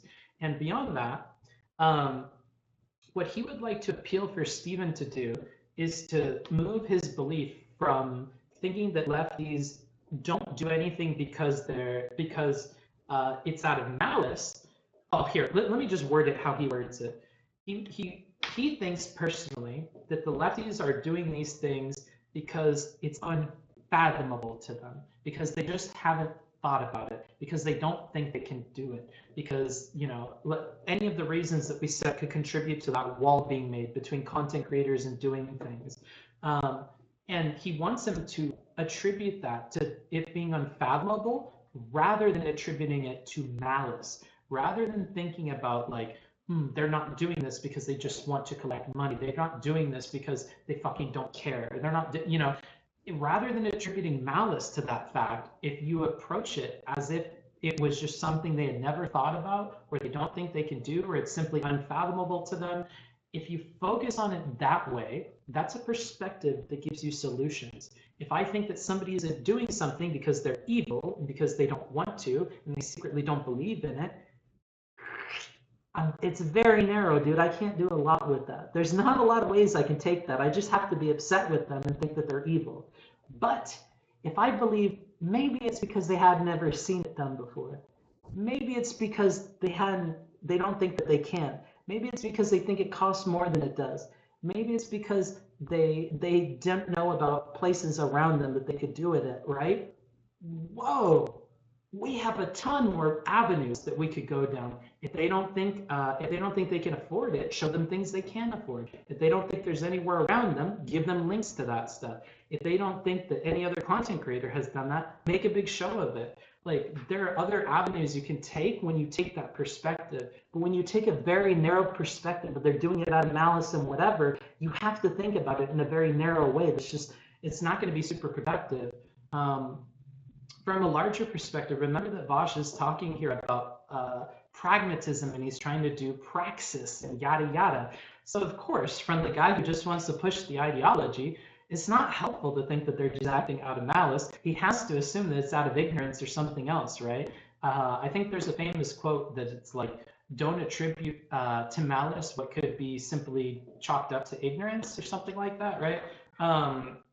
Like, it's just a more productive approach, especially if your end goal, your larger idea is to just push the ideas or to push people into doing these things. Assuming that they're acting out of malice and they can't be moved means that you're going to take actions in line with that belief. But if you assume that people just don't know, or they're ignorant, or this or that, you can start to push more.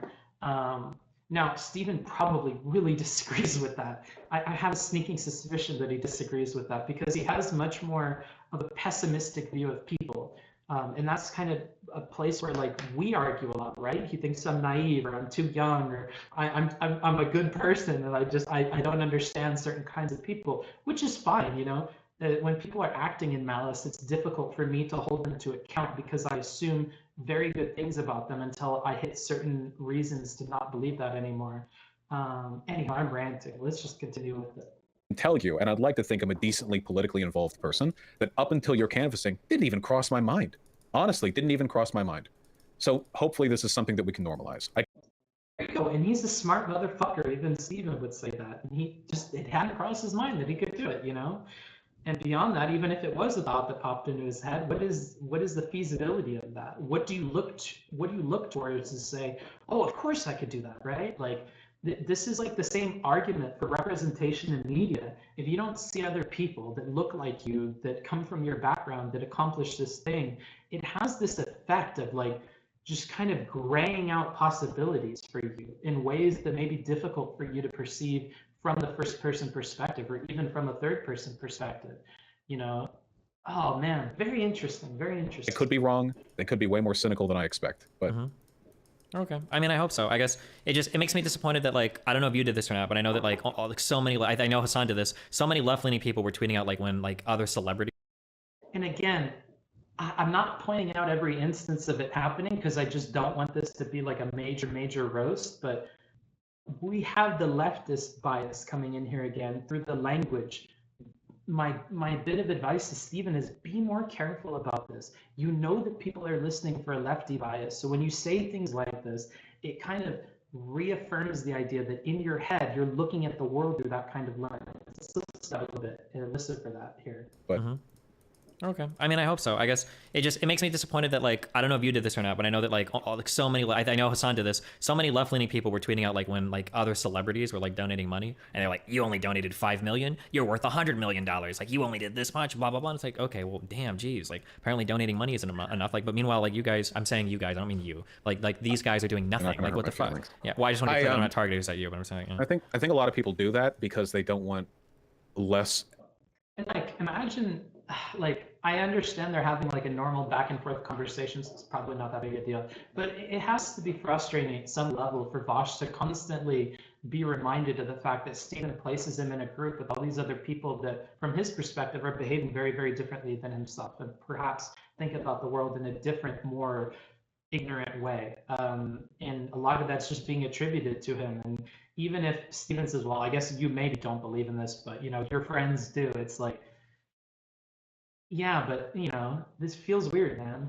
Economically conscientious people to think too much of the celebrities for doing so. They don't want the celebrity to be able to build a personality cult around donating 1,000th of their income and being hailed as a hero for years to come. Well, do you think that's any worse than building a cult of personality around preaching for leftist causes over and over again while soliciting Patreon donations and doing nothing in real life to further the cause? Is that really that much worse? In fact, couldn't you maybe even argue the celebrity is doing more, arguably? Well, the celebrity's objectively doing more with the money they have. Let me think. I love seeing concession that should just come out, and it comes out. Thank you, Vaush. It's bad that I have to like praise little bits of concession, but so many other content creators and debaters and even YouTubers that come on and argue stuff, just like they're not that quick. They're not that quick to like just give when they need to give, you know? I think they're comparable in one way. The only way in which they're not discomparable, what's the disparate? The way in which they're disparate is that there's already a culture of prioritizing charity over good social welfare programs, and I think that a lot of lefties are very allergic to the conception that charity can solve these social problems. They get very defensive or very reactively aggressive with them. So, and I think that's justified to an extent too, because the number of libertarians that I've heard, or neocons, saying that charity is going to fix social problems, an aneurysm every time. So I think that explains why they lash out there in particular, but I do think they're comparable otherwise, yeah. Sure. Okay. Well, I mean, yeah, that's all I'm saying is it seems like it'd be nice to see people that talk about doing something all the time. Do you think it would? That's what he believes. It would be nice if they did the more stuff, right? I think you both agree there. Like, it would be nice. It would be extra. Let's go back to what the person in the very, very beginning said in their chat message. The person in the very, very beginning said, they're doing enough promoting their ideology in the first place. To use their money in the best way possible could be better, but it doesn't mean not doing so is hypocritical or against their morals. So this talks about the hypocritical part of it and the morals part of it, which is not here, but like these two agree. Would it be possible for me to get you off Abigail's back just a smidge? I just feel... Oh, but those moments of agreement sure are difficult for us to sit in for very long. Here we go to some bigly disagreements. Here we go. Now, to be fair, I agree with Vaush. I think Steven's criticisms of Abigail are more than I personally think are warranted. And even at the end of the stream, by the time he watched through a video and he talked to me today, I think he was willing to walk back, you know, some of that. He's willing to realize that, yeah, it was hyperbolic, but it really does frustrate me that these people behave this way, right? But boy, is it an easy target for somebody to criticize you about, because it's a bit much. And we're going to immediately jump from that pretty good agreement there to like a pretty big disagreement. Let's see how this goes. I feel like the degree of antagonism is unwarranted. I legitimately think that that is one of the least, like one of the worst people on the internet. If they were the best thing that person could do for society is delete all of her videos and tweets and everything. Well, hey, my man, hyperbole, Steven, hyperbole. Oh, the enemy of a destiny is hyperbole, okay? Not the greatest, okay? How am I meant to agree to this? The degree of antagonism is unwarranted. I legitimately think that that is one of the least, like one of the worst people on the internet. If they were the best thing that person could do for society is delete all of her videos and tweets and everything. Wait, why? Because her takes are dog shit in every sense of the word. They're one of the least informed. They put out some of the finance and econ arguments they put out are like hilarious. They're beyond reproach. Okay, like I'm not she's trying just to put you on the spot here. But oh yeah, no, I legitimately think she's one of the what? Is there a video you have in mind or like a claim? Almost every older. He goes for a book smart strategy of finding what is the source for this. When you give me a crazy claim, like when conspiracy minded people give me a crazy claim, I like to dig into where is that from? What in particular is causing this for you, right? I remember that her econ takes were so bad that somebody did Yes, is his name Unlearning Economics? Oh, Unlearning Economics, yeah. That guy did a video on one of her, like, and just briefly brought up one of her prior takes, and then she was like, this is why I don't actually bring up any real examples, because people are just going to nitpick and nitpick. And that's not how that was worded either. This is really, really charged. Now, was that kind of the gist of it? A little bit, but was that how it was said or whatever? No. We'll see that later. Where did she say that? She tweeted it, didn't she? Can somebody? No. If that's the case, I do think that's unfortunate. Unlearning Economics videos have been pretty good. Yeah, Abigail literally. Abigail. And look, he gets concession if that's what happened. That fucking sucks. Literally came out and tweeted She literally came in and tweeted. She was like, "This is why I don't." Oh no. Which is very different from how Vaush will talk later. Later on, you'll pick up on Vaush losing faith in Steven. He'll start saying things like, I don't trust the way that you're saying this. I don't trust that that's how it happened. I'll have to read that later because I don't really trust you to like give that a fair shake. Oh, I'm wrong. She didn't tweet. It was at the end of a follow-up video or whatever, where she explicitly said, and this is why I try to stay away from real examples, because other streamers will just nitpick it apart. It was at the end of a video we watched. So she said that he was nitpicking and biased. Bye-bye. Yeah, basically, yeah. And that was, yeah. Or, and I haven't then, seen that. And I then do the think- tweets are, like, I don't know what it is about lefties and econ that is just so hilariously cringe. I think she tweeted, like, can somebody remind me of the iPhone tweet? Oh my God. Do you know what I'm talking about? I know the one time she tweeted that economics is there was one there. Astrology? No, yeah, that was dumb. But she tweeted like an iPhone costs $20 to make, and then we sell it. Don't tell Steven. Don't tell Steven and Vaush what my take on economics is. for $800, and all the rest is imaginary capitalism money. Like ignoring everything that goes between the pure manufacture of an iPhone and the actual transportation, the R&D, the marketing, the like employees to man the store, blah blah blah. Like it just it's a simplistic take. I don't deny that. Have you watched? Okay, I'm not trying to pivot. Have you watched any of her content that wasn't about economics? No, I tried. Yes. I tried to watch one philosophy or anything, but I would have to go back and I'm uncomfortable saying it because I don't remember, but I felt like her philosophy was dog shit too. Okay. Oh, it might have been abortion. I don't have a strong memory of her econ takes. It wouldn't surprise me if they were inaccurate. Lefties. Like she barely does. She barely scratches the surface of pop philosophy, and her takes on that, like I don't even think were that good. But they're poppy videos. Yeah. Do you have a? Is there a problem with that though? Those videos are very digestible to a general audience. The problem with ultra digestible pop philosophy is oftentimes it gets a lot of stuff wrong. For instance, Sam Harris, or Jordan Peterson. Well, sometimes, like let's not compare to the. My problem with Sam Harris and Jordan Peterson. Oh my God! Wait. I'm sorry, I had a brain blast real quick. I watched her video on consciousness, and the lack of understanding of almost anything she was talking about was one of the most dog shit videos. Oh my God, it was so bad. Oh, I could even go back and watch it again tonight. It was so bad. Oh my God. Okay, sorry. But yeah, anyway, I think all of her videos are dog shit. I think that she's legitimately like a waste of space on this platform. Okay. Sorry. Okay, yes, I got it. So,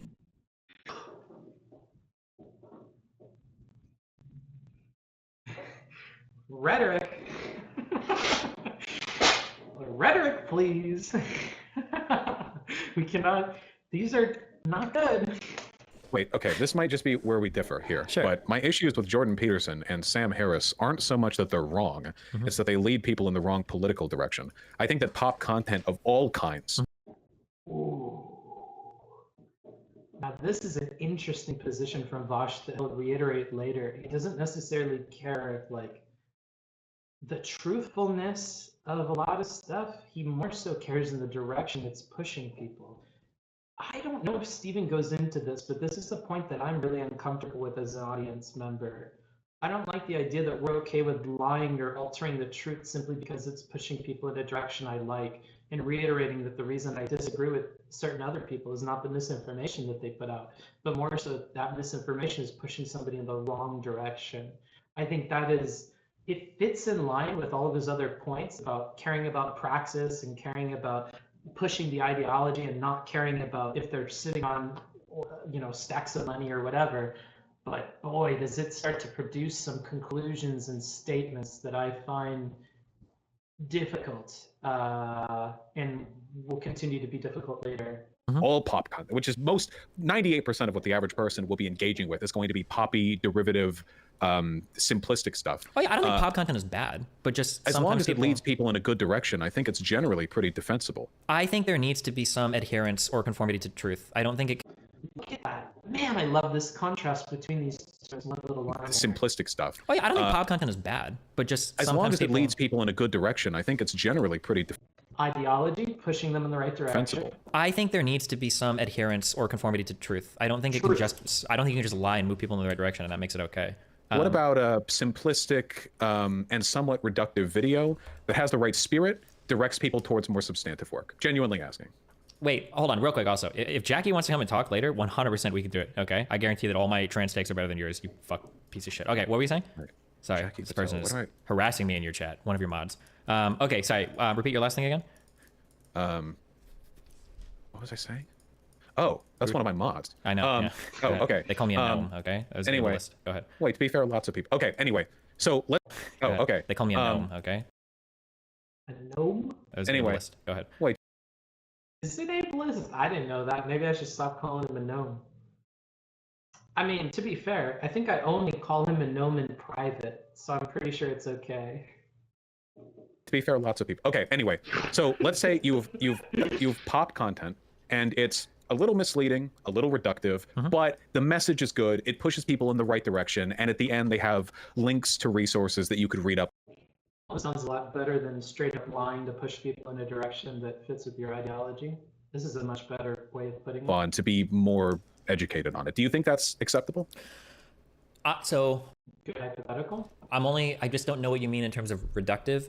Everything that you said doesn't sound bad. My issue right now is that I think that going forward, something that I'm trying to be very strict on is I think that it's very, very, very important to report factual stuff correctly. Because I think right now the biggest issue that we're having probably across the world, but at the very least in the United States, is we are widening this chasm of what both sides see as reality. And that widening of the chasm, even if it's for a good cause, I don't think is good. I think at the end of the day, I think that lying a little bit to sell a good message is actually hurting these good messages so much.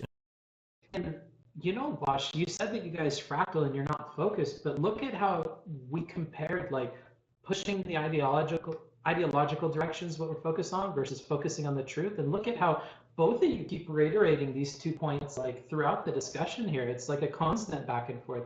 I really like it. Like it's two intelligent people that are very focused on what their perspective is. And they're just like, it's a good back and forth. I like stuff like this. I think you're doing a good job. And it makes them so difficult for anybody to buy into them. You think that if we got rid of, so let's take the right out of this because the right doesn't care about misinformation. Okay. If we took well, every the left doesn't either, unfortunately, right now. But yeah. Well, I think that like principally, the right doesn't care about misinformation. Leftists, I think, just. Technically, you principally didn't seem to care about misinformation unless it pushed people in the wrong direction. So let's be a little bit careful there, dude. Are very good at misleading themselves. I don't know if that's true. I think the right is the same. I think a lot of them are very good at misleading themselves. But go ahead. Okay, well, we can discuss that. But that aside, if we were to get rid of all content which has any misleading elements for the advocacy of liberal or left-leaning politics, I think that would destroy all. Look at that. For the advocacy of left-leaning politics. I like that he's trying to slot it back into his view, but if Steven's not paying attention to that at a time, he can miss it. Almost everything. We would be left with NPR-style, incredibly empirical, fact-based, and dry commentary, high-level academia, accessible-only content, and maybe a couple of people left capable of threading that line. Wait, this is Wait, hold on. There are people in chat saying good. We lose if that happens. Wait. I think that this is a bad dichotomy. You can have content that's edgy, engaging, entertaining, aesthetic, that doesn't mislead people or lie. The expectation that even reductive content must be excised from people on our side of the political aisle. Reductive content is okay. Yeah, didn't he give feedback on that point in saying that like I agree with everything the way it's worded, I just don't like the idea of misinformation being the thing to push people. Threading that line. Wait. I think that would destroy or the advocacy of liberal. We want full of people left capable of threading that line. Wait, this is a Wait, bad... hold on. There are people in chat saying good. We lose if that happens. Wait. I think that this is a bad dichotomy. You can have content that's edgy, engaging, entertaining, aesthetic, that doesn't mislead people or lie. Now that I'm also listening to this the second time, that's a very good, Stephen talked about how in the new year, he's going to try to push back on rhetorical angles. It's good he's pushing back on rhetoric here as well, which is good. The expectation that even reductive content must be excised from people on our side of the political aisle. No, I think reductive content is okay. Well, what's the line then? The line is when you're misreporting the facts, or if you're like completely misrepresenting something, or if you're being so reductive that you're being... Yeah, reductive and misinformation, or reductive and lying, I feel like are two different... Here, let me...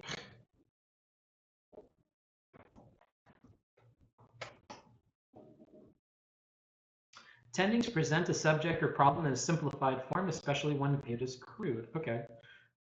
Especially when viewed as crude. I mean, we could start with just this part. The especially when viewed as crude is a bit additional here. We could focus on this. Tending to present a subject or problem in a simplified form. I think that's fine. And if it's crude, I think crudeness comes necessarily... the more complicated the idea, the more the reduction is likely to be crude, right? Because the level of intelligence of the average viewer whom you're making the reductionist content for is capped at like this level. But the expert level needed for the kind of idea that you're presenting to people varies a lot, right? So I think you could like kind of be reductive if you're trying to explain to the average person how like taxes work, or how to take care of their lawn, or how to do an oil change, right? These are simple things. I don't need to tell you how the whole car works. I can be reductive. I can make analogies. It's not going to take away from it. However, what if I get up to quantum theory? What if I get up to special relativity? What if I get up to very, very high level ideas?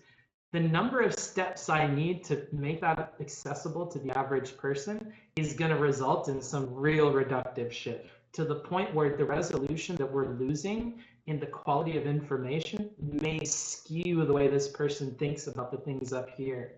And they may come out like thinking they're really confident about their understanding of this thing, not aware of how many levels of reduction occurred. Incorrect. Okay, but in this case, I think incorrectness is kind of a gradient. I'm not, whatever the gradient is, we're way far away from where I would be debating the gradient. Right now, we're just like, people just report things that are just factually not true. That's my issue. Like, sure, they do that. But, okay, I don't remember enough of these philosophy tube videos to meaningfully defend them. We don't have to talk about Abigail shit. I don't care about her that much the whole time. Liking the most were the...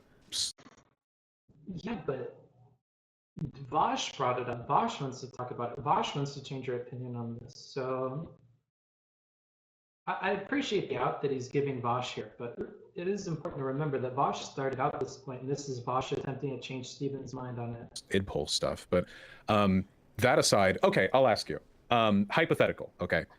You can adhere to truthfulness entirely, get rid of everything misleading and dishonest on your side of the political aisle, but it costs you the war. I don't think so. I think it would. I think it would help. I think that what costs us the war right now is and I'm going to be totally honest. This is like anecdotal as fuck for me. So maybe I'm wrong here, but like here's one of the issues that I run into, and I noticed this because I beta test some of these arguments with my mom when I'm in Florida. Okay, when I argue with my mom, I have to immediately own a whole bunch of poorly represented or misrepresented facts immediately. And then by the end of that, I have to tell my mom, like, okay, hold on, listen. Okay, yeah, this was wrong, and yeah, that was a lie, and okay, that was true. But the rest of this is true. I swear to God, Mom, okay? Where's she getting that info from? Sometimes from left-leaning people. Like, is that really the case? Yeah, so I'll go over some of the most popular ones that I hear. I've gone over a long time. You probably heard these before, right? One of the number one things, easiest misreported fact. Yeah. Why do so many people say she was killed in her sleep in bed? Does it matter? Yes, it totally matters. To the facts of the wrongness of her murder, does it matter whether even to the facts of the wrongness of her murder? Yeah. Now, okay.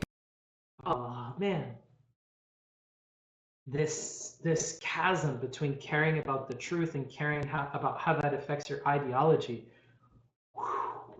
These keep fighting with each other quite a bit. Does it really matter in terms of our ideology and how we're pushing people? If she fucking died in the bed or she died in the hallway?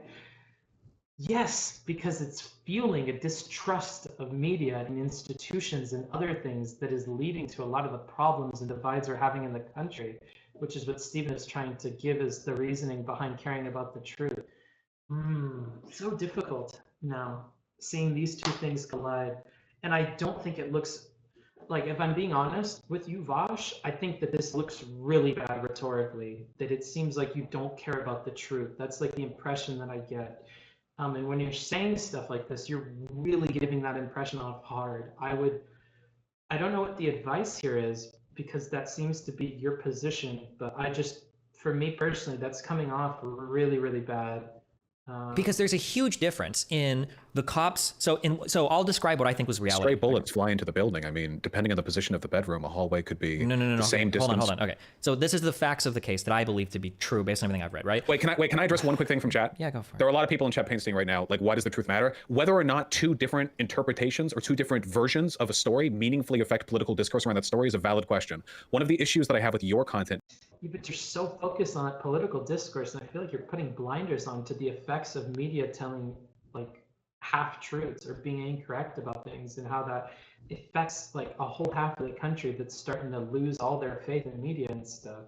Like that was Stephen's whole point with talking about his mom as well. Like that was the evidence of how that affects political discussion.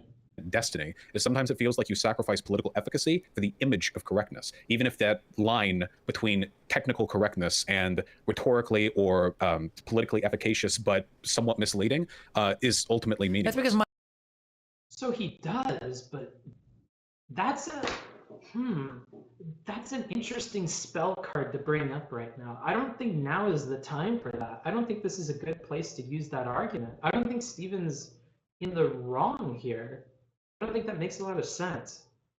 Maybe if it was a different point, if he was being pedantic about something else, but he literally gave you the reasoning behind it. He told you that this is fueling distrust in media and things like that, right?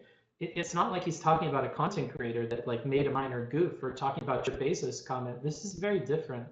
I'm surprised you didn't see that here. my goal isn't to get an Look at the chat with all their question marks.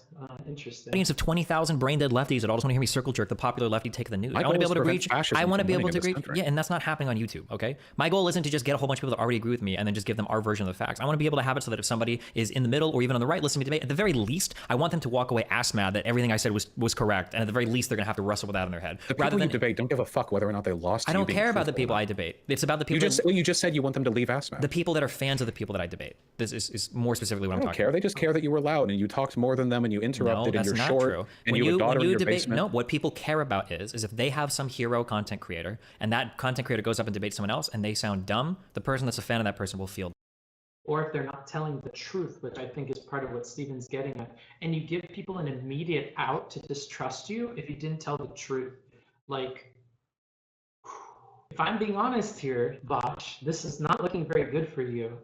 You not caring about truth and stuff. And if somebody chose to judge you based on that, and they chose to like be more critical of the things that you're saying because it doesn't seem like you care about truth in an objective sense, you know, I don't know if that's unreasonable. And Steven is trying to like build a brand and a personality and a moral system that values the truth. And that, you know, if he's going to go into a debate with somebody, at the very least, he wants all the points to be truthful. Boy, this is so weird. Dumb. And that's a frustrating experience when your heroic content creator gets trumped by some other guy that makes it sound like they know more facts. People being made to feel dumb, especially if you're arguing with conservatives, has less to do with the extent to which you adhere to factual information and much more to do with how much better you look than them. And that's a rhetoric game. Sure, I it know can you be, don't but like the rhetoric. factual. In part, but it's also in part being truthful. You give people an immediate backdoor to just disregard everything you say when you turn yourself into a liar, when you're disseminating false information. Like, you give people an immediate cheat code to the debate to just disregard what you're saying because you're being a liar, right? And you don't care. At least in your case, you don't seem to care about the lies. And this is a gnarly combination.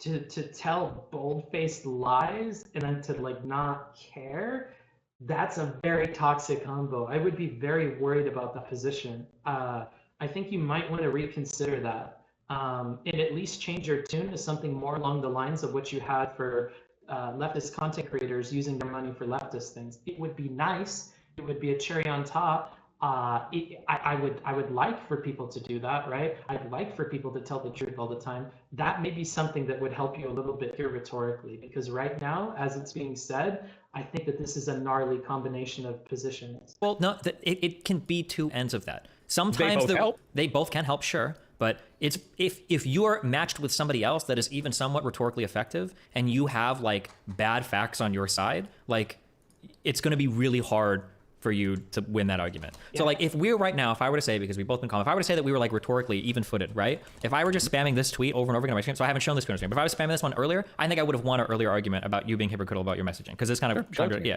Well, yeah, I linked to the tweet and everything. You don't have to show on stream, but like if I were to show a tweet like this like contradicts almost everything that you said earlier, and I'd be like, aha, I won. And then I could hang up and be like, wow, see, he's a hypocrite, right? It's from more than a year ago. Hold on. Remember, being a billionaire is a choice, extracting surplus labor is a choice, lobbying politicians is a choice, not paying a living wage is a choice, taking some responsibility, you have full control of your enterprise, and then it's the smiling, blushing face. I'm pretty sure this is a word-for-word meme adaptation of one of those being poor is a choice, et cetera, things. So you're flipping the script on that. I don't... Oh, okay. Because that sounds really bad. That sounds sounds really bad. If that's the truth, though, I guess it's not as bad. Well, No, wait, if hold on. the existence of this tweet- To be clear, this tweet, I think you believe in the messaging of this. If you say differently, I don't believe you. I think you believe in the messaging of this. But this tweet is completely and totally 180 degrees from what you said earlier. It is, to be fair to Steven here. It is. It's a 180. Now, does he believe it though? I don't know. Where it's like, oh well, everybody just lives in the system. They should do what they can to live in the system and to do the best they can. This is a completely contradictory. Hold on. Yeah. There are still bad things that you can do within the system, obviously. I mean, there are unethical things which are legal. You can legally do those things. So I didn't say everything. But Okay, secondly, we're hardcore equivocating. Wait, no. That's not semantics gaming. Well, I don't. If we want to be that- very clear, extracting surplus labor, that's literally every single capital owner, right? That's what surplus, all labor is surplus labor. Yeah. So wait, hold on. Wait. So you're going to interpret. I know that you mentioned this to me in our talk, but I don't think I took a note on it when we were talking about this. How he brings up this as like a gotcha. I'm sorry, Vaush, but I mean, he didn't force you to put it. I mean, he put you in a weird position by saying on the stream that he sent you a tweet that would make people not believe in anything that you're saying right now. That's pretty loaded. I don't think you have really an option of not showing it on stream, but technically it was there. So I don't know if you can get super upset at him about this. I think he just wisely put you in a position and very intelligently had this argument with you before bringing this up, which is something that I think I've told Steven before too, that like, you might not want to open with that. Oh, you know who it is, who I've told something similar to? Dylan Burns. I told Dylan Burns that a fun thing that he could do to test somebody's like foreign knowledge, whatever, is to explain a situation that exactly describes what's happening in the country or area, except without the names, with no names, so that the people don't have context and they have to actually think through it. And if you can get them to agree to certain actions that the US should or shouldn't take, and then you attach the names and all the keywords to it, they look like a fucking doofus, because they just made this entire argument about why they should or shouldn't do the thing without the context of the names. And then when you include the context of the names, now they know what the propaganda told them to think, and now they have to start backpedaling. And it's much harder once they've fucking climbed like all the way up this hill to like, or climbed all the way down this hill to start trying to backpedal up it, right? You got a lot of momentum in them agreeing or disagreeing with a thing, and then you pull the swap on them by including the context necessary. I think that this is another like good example of that. Yeah. Interpret this as Weasley. Do you not think there's any way that this tweet can be read other than a belief that individuals should be criticized extensively for their participation in a system? Is a billionaire not an individual? Is a lobbyist not an individual? Is an employer not paying a living wage not an individual? Is an employer extracting surplus labor not an individual? You just said that but earlier you were telling me individuals shouldn't be criticized. You literally said we should criticize the systems, not the individuals. You should focus on the systems. If individuals do bad things, you should criticize them for those as well. But choice doesn't say system. Choice is individual. Choices are made by individuals. Wait, but hold on. But to be clear, my earlier questioning to you. Okay, so now we're. Either he was telling the truth that this is like some elaborate meme and he doesn't actually believe in the thing and he doubles down on that, or he has to take the L here, because this is pretty fucking bad. If this is what he believes and he just said all this other stuff. I mean, he could say what he said with the Bezos thing, that, hey, if I said that, I misspoke, right? It's not really going to bail him out of this rhetorically, but it could at least let you move on. Because I think the more you fight in this, if it's not honestly based on another meme, it's like tar. And I think the more that you fight it, the more stuck you're going to become here. Running back to Olga, because I asked you earlier, do you think that participation in the system is bad morally? Because that's why I'm criticizing inherently. Yeah, and you're saying that it wasn't bad. That's what you said earlier. But in this tweet, it's not inherently bad. But in this tweet, you're saying, well. But not wait, hold on. Because I know I'm waiting for the Destiny threads tomorrow, okay? Hold on. Okay. The belief that there's nothing inherently wrong with it is different from there's nothing wrong with it, are two very different things. We have created, we're like in a Back to the Future time zone of like jumping around. This is not even close to being semantics. I'm really sorry if you're that desperate to prove your point. But okay, wait, hold on. Don't throw out shade like that. You're the one that's caught out. I don't think that's a very fair way to respond to this. He fucking snapped the trap on you with this tweet right here, buddy. I don't know if that tone matches with like the position that you're in right now. Let's see how it goes though. Hold on, wait. No, wait, hold on, wait, because now you just. And reminder to the Vaush fans, I've been very, very, very fair to your boy up to this point. I can take criticisms. I can dish them out, okay? Same with the Steven people later, or the Steven people before who have received a large, like, trying to be fair here, okay? To be fair, this is what it is, okay? Attack me. You said I was desperate. So now I want to focus on one razor clear statement because you were wrong here, and I'll demonstrate. Because you need to change one of your statements because everything you've said right now can't exist in totality. Okay, you have contradictions. Okay. Wonderful. Okay, let's reframe. I need to at least get one of these things from you because these two things cannot exist at the same time. That is my purpose moving forward. Good, good, good. Let's see how this goes. So I'm looking at the second thing. Extracting surplus labor is a choice. Now I'm asking you a question. Do you understand that all forms of labor, of wage labor, is extracting surplus labor to make a profit? Do you acknowledge that? Definition. Okay. Okay. So if all wages, by definition, are extracting surplus labor, anybody giving out wages is therefore extracting surplus labor, right?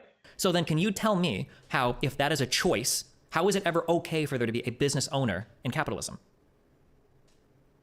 I'm not entirely sure what you mean. Earlier business. Okay. So then can you tell me how, if that is a choice, how is it ever okay for there to be a business owner in? If that is a choice, how is it ever okay? If there is a, oh, because they could choose not to be the business owner, but then he would jump back to, well, somebody's going to be a business owner, right? Capitalism. I'm not entirely sure what you mean. Earlier, I asked. Wait, I can explain exactly what I mean. No, earlier I asked you: is it okay if somebody is a business owner? Is that like a morally wrong thing, or should they just maximize existence under capitalism? Now, earlier in this conversation, you said specifically to me, you said, "Well, no, I think you should maximize your existence in capitalism." And remember when we pointed out the ethical vegan, and I was like, "Well, just eating meat, that's morally wrong." You're like, "Okay, well, just participating in capitalism, that's not morally wrong." Okay. But now in this tweet, you're saying that it's a choice. What? Do you think there's a difference between these two statements? The existence.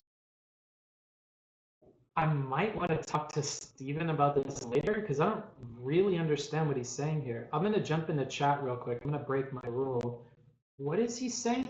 I'm confused. Can you guys help me? You could have a streamer who explicitly lies every stream. Oh shit, you guys are just talking to each other. It's all downhill from here.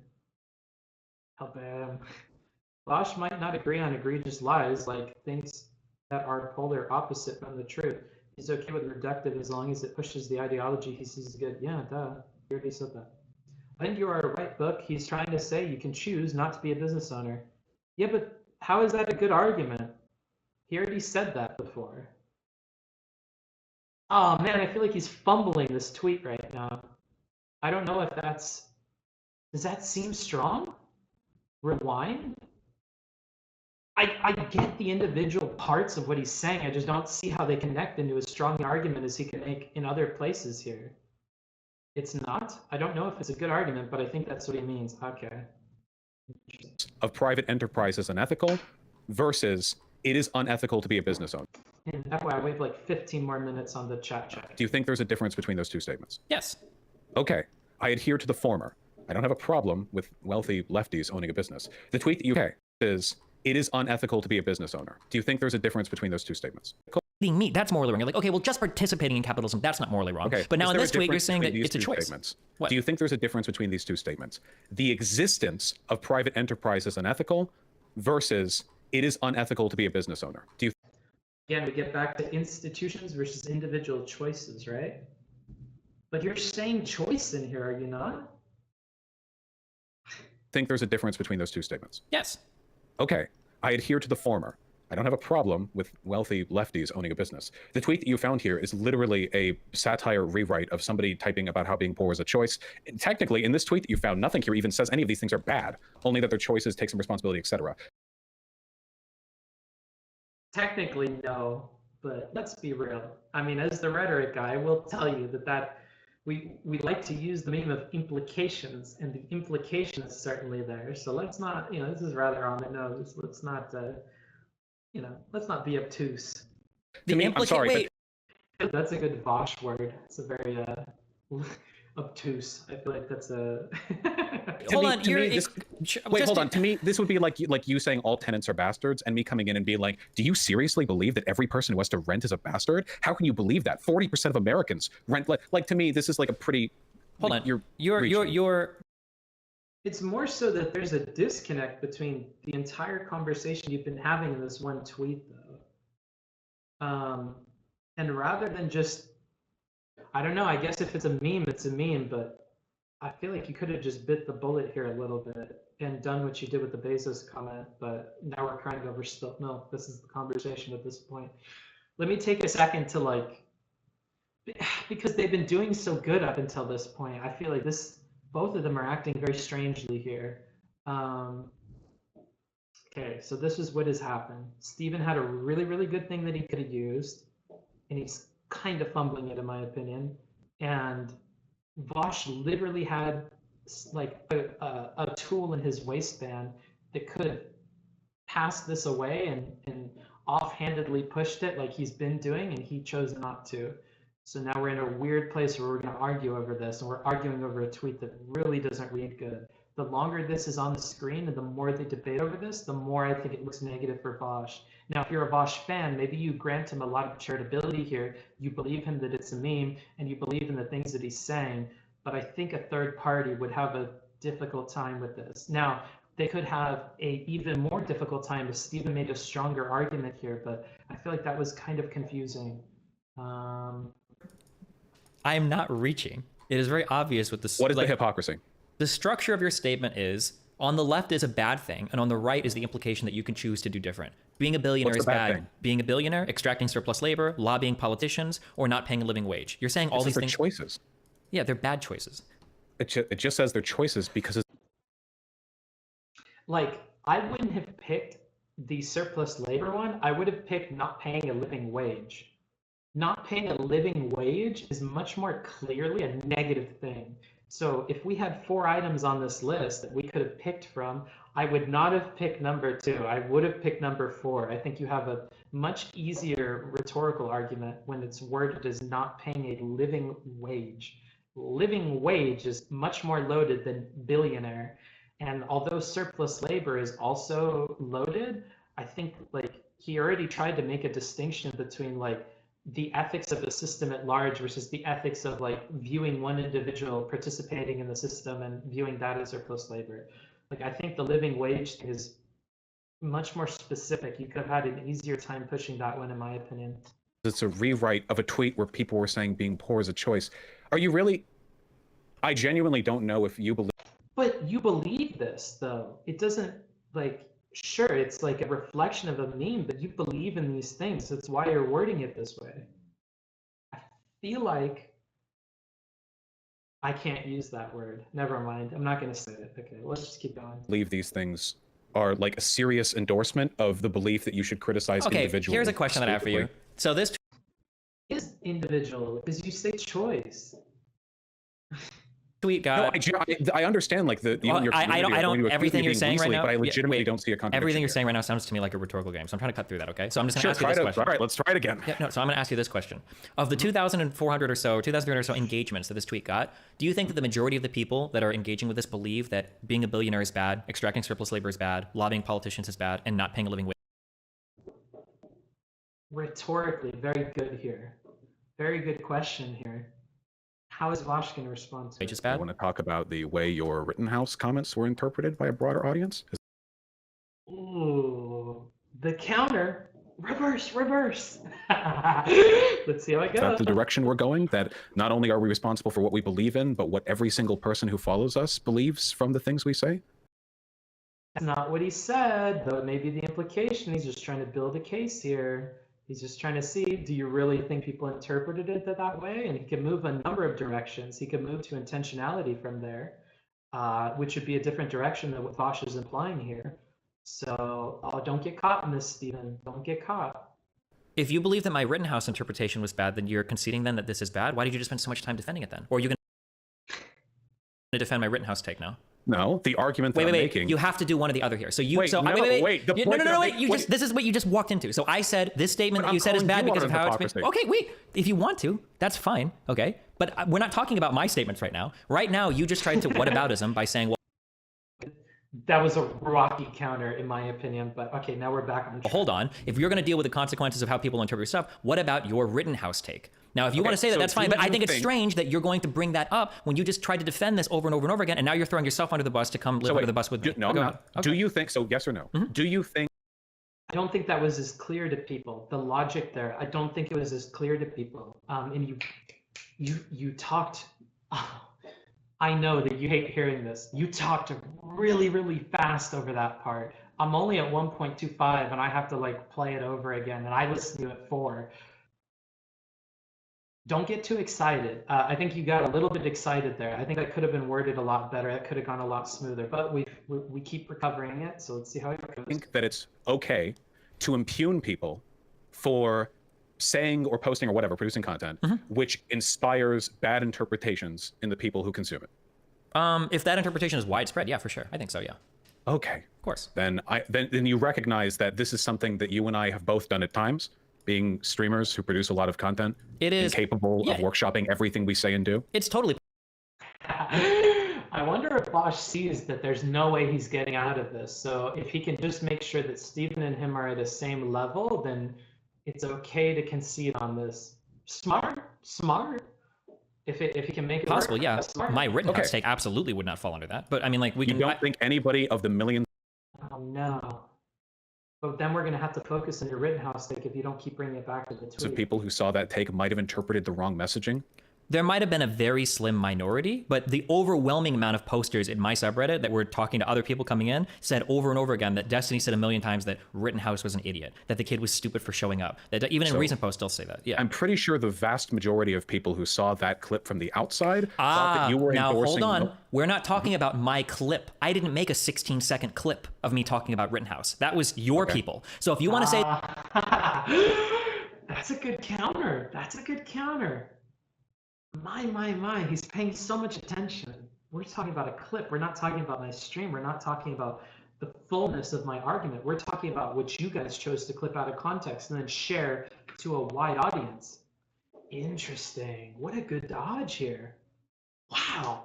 This is why I like looking at rhetoric, is like exchanges like this are just, I know it makes me look like a nerd and really strange, but this is what I live for, dude. This is the good shit. This is why I have this stream. That the messaging on that particular clip was bad, I would agree with you. That was incredibly irresponsible. I didn't produce that content. That was somebody else. I'm not going to take responsibility for how somebody else has mishmashed my content together to sell a certain message. Nobody listening to anything that it was a 16-second cutout of like a... They're both just so fair in these. Yes, it's not a mishmash. It's not a mishmash. They didn't combine things and morph it into something else. They just selectively cropped it, right? Mishmash was like a rhetorical misstep here. If he didn't say mishmash, Vaush would not have had the footing to kind of get that point across. A 30-minute conversation. I don't take credit for how people might interpret that any more than I would take credit for somebody thinking I'm pro-pedophilia because of a 20-second clip out of my AMOC debate where I spent 2 hours arguing in the affirmative for age of consent. So no, I don't take responsibility for that, absolutely. However, I'm not looking at something that somebody else cut together of your content right now. I'm not comparing. And Steven, I know we talked before about how Vaush is able to combine like a little bit of concession with like reiterating his main points. Steven is doing a very good job of combining a pair of like the explanation around why what you're saying about my clip doesn't apply, but we're not talking about me. We're talking about what you're doing, and he's bringing it back to that. This is good. This is good. No, you're reading a tweet. I'm reading your tweet. No, hold on. It's not just you're reading a tweet. I'm reading your content verbatim, and now you want to compare that against somebody that hates me cut up of my content? Your content verbatim that was created exactly for this medium, exactly for the length of time that it is, that does not have other things. Like the only other thing we need as context for this is that meme that Vaush is posting about, but that doesn't change the interpretation of the tweet, nor does it change how I think the average person would interpret it. And he prepared this content to be read exactly this way. Steven didn't intend for everybody to look at that one quote with him and Vivian as like the main takeaway for the conversation. Yeah, I don't know if those comparisons are very apt given Steven's arguments here. So let's see how it goes. That's not a one-to-one comparison. What I was about to say was I think that's a decent refutation. That's true. I've certainly been clipped out of context plenty of times myself. So you are of the opinion that what I was about to say was I think that's a decent refutation. That's good guy, Vaush. You know, if I'm gonna give him shit for like places where he messes up, I gotta give him some credit for when he gives like a good concession. This is a good concession. Thank you. So we don't have to like keep fighting on this. True. I've certainly been clipped out of context plenty of times myself. So you are of the opinion that that people can be held responsible for the messaging that they engage in. Wait, we both agree with this, of course, Which we right? both agree with. Yeah, of course. Okay. So what perspectives, what irresponsible perspectives do you think I'm incurring from this? I don't know if the interpretation of this is irresponsible or not. It just depends on what you believe. My issue right now is that, so what I'm doing right now is... Oh, very good. Put that aside, refocus, tell him what you want to tell him. Do not let him reframe here. That is how you will lose. Do not let Vaush reframe this. Do not let Vaush change what the criticism was here about the tweet. He's doing very good. And the reason why I keep pointing this out with Steven is not because I want to, like, you know, it's because in the past, particularly with Vaush, he's been awful at this. He has let Vaush reframe things and change the direction of the conversation a ton in other talks, like usually to his detriment. But here, the staying on top of it is something I want to give him praise for, because it's something that he's getting good at, and he's recognizing that these little changes are going to make a huge difference, and he's staying on top of what he needs to here. I have a little Vaush machine. I got a little compiler in my head of Vaush code, okay? And you're giving me lines and lines and lines of code. And what happens is I push compile every time you say something, and now I'm running into errors because you've got two conflicting statements. One statement Sure. So the earlier statement you gave me in this conversation is that you ought to maximize your existence in a capitalist system, and to do so is not inherently wrong. I never said ought to maximize. That was your language. I think it's okay if people do that.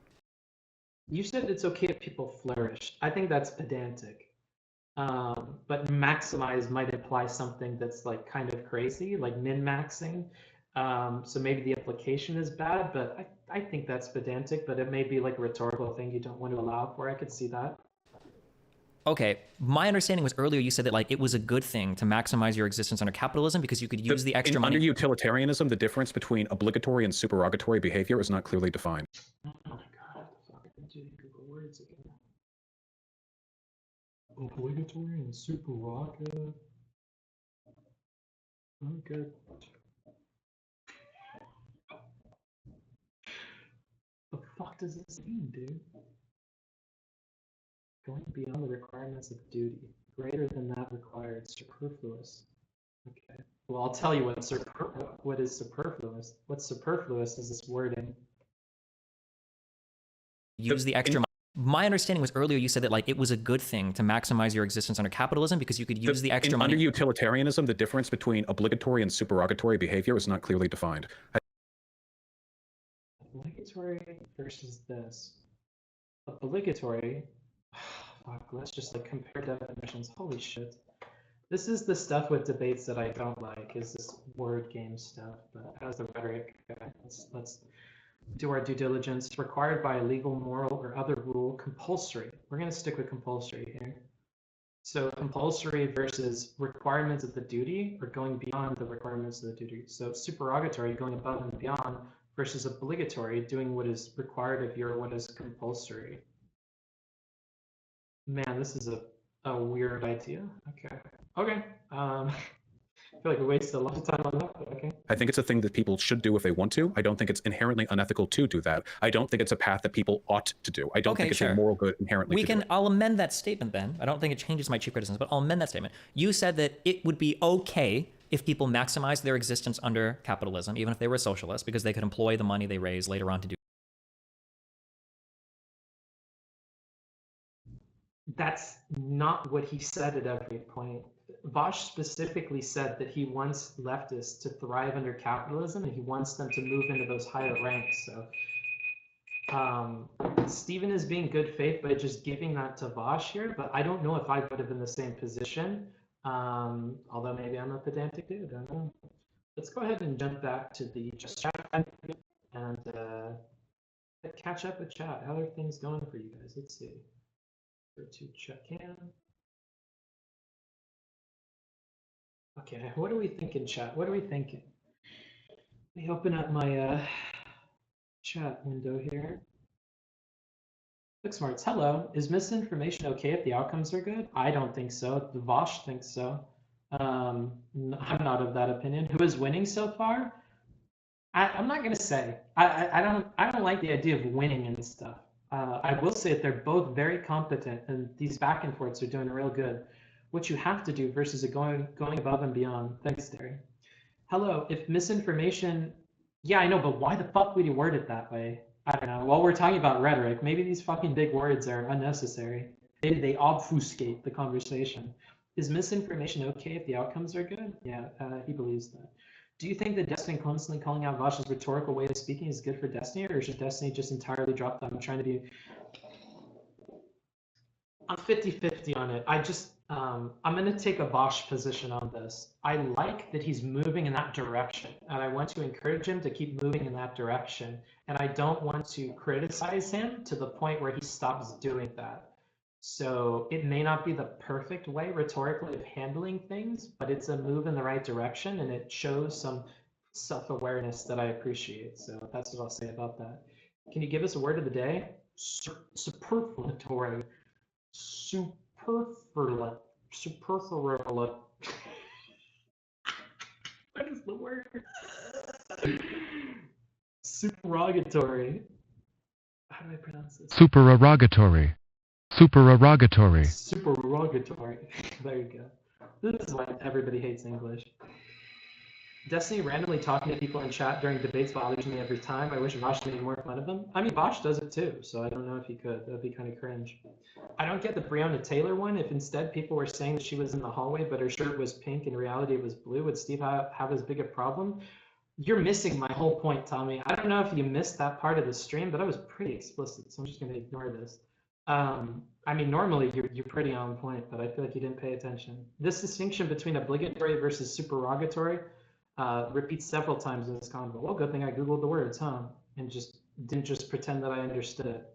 So that I don't look dumb on stream. Obtuse and right angle. Cool. Post fish. Ooh. Let's see here. Why does it keep doing this? Back up. Just got here. Is there a reason you're not streaming to YouTube? Yeah, I'm mobile. Would it be hard for most people to trust Vaush's content after his misinformation take? That step keeps me from getting into it. Like I said earlier, I can understand that position. It's not going to be mine, but yeah, probably unrealistic. But do you think the debates would end up being vastly different if they took a scheduled 10-minute break? Ooh. Ooh. Kind of unrealistic, but not really. Like, would Vaush be that opposed if Steven in the middle of the talk was just like, hey, can I get 10 minutes to play my piano and talk to my chat? Like, I think that he would be okay with it. Maybe with other people it wouldn't be possible, but Vaush seems like a reasonable guy. If Steven asked for 10 minutes and he just framed it as he needs the 10 minutes, I'm pretty sure Vaush would give into that. I think it's doable. Oh man, that's a lot of ooh. Instead of trusting streamers based and always check the main sources yourself, that takes a lot of time. Nice hair, dude. I'm digging the analysis so far. Thanks. Love the debate review you're doing. Great kid. Always. Also, sometimes Destiny gets too excited to counter, but I get where he's coming from. Yes, yes, yes, yes. And when I was in kindergarten, I still have really terrible handwriting, but I have really terrible handwriting. And my teacher said, your brain is moving faster than your hand can write. And you just need to slow down. You have to realize that there's a disconnect between those two things and that they move at different paces, and that slowing things down may even benefit you. I think that's like applicable here. Steven's mouth can't catch up with like the logic that's flashing before his eyes. Actually, in the very beginning of our conversation that we had, when I asked him if there were things that he wanted to go through, or criticisms or problems or things I should be on the lookout for, he's like, hold on, because like 5 things just jumped into my head at one time, and I'm gonna have to like sort through them and see which one I want to go through first, right? That's probably how his brain works, it seems like. So if all of this is coming to the forefront at once, it's probably what we're seeing there. Yeah. Good morning, bro. Good morning. Okay. Again, I'm going to go to some qualifying questions for the audience. How is the pausing doing? We've changed up the rate of pausing quite a bit here. So if it's getting to be too much, let me know. Beyond that, was there anything I said that stuck out to you? Anything that was good? Any kind of framing I'm doing that's not okay? Let me know. I'm going to stick with the chat for the next maybe, 5 minutes or so to see if those comments are rolling in. So if you have any of that kind of input, I will read it right now. Haven't noticed the pause. I'm doing fine. Good, good, good. I like the breaks. It feels intimate and personal. Well, if there's one thing I like, it's being intimate and personal. Trust your gut when it comes to pausing. You do a good job. Thanks, dude. You good. All right, cool. It's good. All right, awesome. Like that you've isolated some fundamental differences between what Vaush and Destiny believe. Yes, and I love that they're consistent enough that they repeat. Like, do you guys like that? That once you see the themes, once you see the like, I care about lies, I care about the truth, versus I care about the ideology, I care about like the end result at a political level. You like these themes are just constantly through here, and the two people are very consistent on it. I know you guys are going to give shit either to Destiny or to Vaush for being inconsistent, but I want to make clear to you there are thematic things that like go across everything, even if like word by word it's not all identical. It reminds me of doing papers. When I find papers that are really, really good, that are literary analysis, for example, they do an amazing job of selling me on the idea that these themes exist throughout the book, right? They have enough instances, and the instances are explained well enough that I'm totally bought into the idea that this had to either God decided the book was going to be this way and it was going to have these themes, or the author did. Okay, and I don't care which is which because this person has convinced me it exists there, right? I love when things come together like that in a review, when it's like these themes that I've recognized at the very beginning or from talking to the people just come up over and over again, right? And they reiterate them, and it makes it very easy to do that compare and contrast and to point them out and to show you guys a narrative that I think is factually based. I think factually I have enough quotes and talking with these individuals to know their positions and to see how these two things are like fighting against each other the whole time. I've been enjoying listening to your analysis so far. You're breaking this down to something I can understand. Cool. Is it dishonest to say that Breonna Taylor was sleeping when she was shot? She was woken up by the police. It's dishonest to say that she was sleeping, yeah, because she was in the hallway, unless she sleepwalked in the hallway. But it's not so much the details here, guys. It's the larger picture. It's that Destiny doesn't like that the media doesn't tell truths about things, because once they don't tell truths, there are institutional problems involved with that. We have a whole half of the country that doesn't want to believe in the news, and they say it's fake and yada yada, and we can't trust the government and these politicians and the swamp, and like this is contributing to that. It makes Steven's job harder when he has to make a bunch of excuses for why you should trust mainstream media when they get details like this wrong, right? And that's the difficulty there. It's not necessarily that this makes like a huge difference in what actually happened or a huge difference in how you argue it. It's more that it creates another problem for you. And if other content creators are pushing this narrative because they just took it for granted that that's how it happened, and they didn't fact check, then they too become a part of this problem. They too can be written off for factual inaccuracies and whatever. And you could argue the Vaush point that like conservatives don't really care about the truth; they're just looking for an opinion to write you, or for an excuse to write you off. Like, sure, but you're giving them that excuse here. I think it's okay to point out that you're creating the excuse through both the creation and the continued spread of the misinformation. But I don't want to say that he can't see that, but I'm starting to get the feeling that in much the same way that Steven can't see the something in content creation, Vaush cannot see the problem in misinformation when it doesn't have like a clear impact on like direct like policy discussion, right? He doesn't see these like larger thematic problems with it, which is interesting. Pausing's good, of course, man. That's why I watch. I really love the acknowledgement of the difference between Vaush and Destiny's views on information. The ultimate result is being highlighted. Good. You're pausing on the good bits and the framing around Vaush pausing, padding his concessions so they're not biting the bullet, but enough to weaken his opponent's retort. Cool. Do you know how to recognize these themes? Yeah, just listen. Do you think Destiny's pessimistic view on lefties make him look worse in general when he talks to Vaush? Yes. I don't think it's neutral. Okay, I'm going to try and blah, blah, blah. Vaush seems to take exception to Destiny's both sides take. However, misinformation on the right didn't spring up overnight. It's been happening since the 90s. Sure.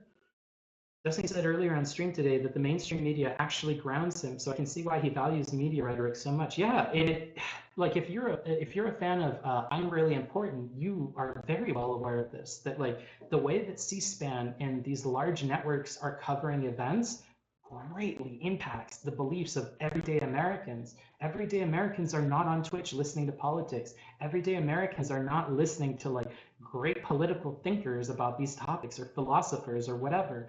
The average American is watching the news. So when the news gets something wrong, that's significant for a large portion of the country. To write that off as irrelevant is Short-sighted, maybe, I would say.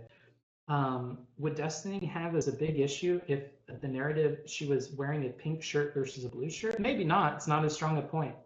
That looks a lot less. That looks a lot sillier. But are you going to go over the Vaush perspective philosophy debate?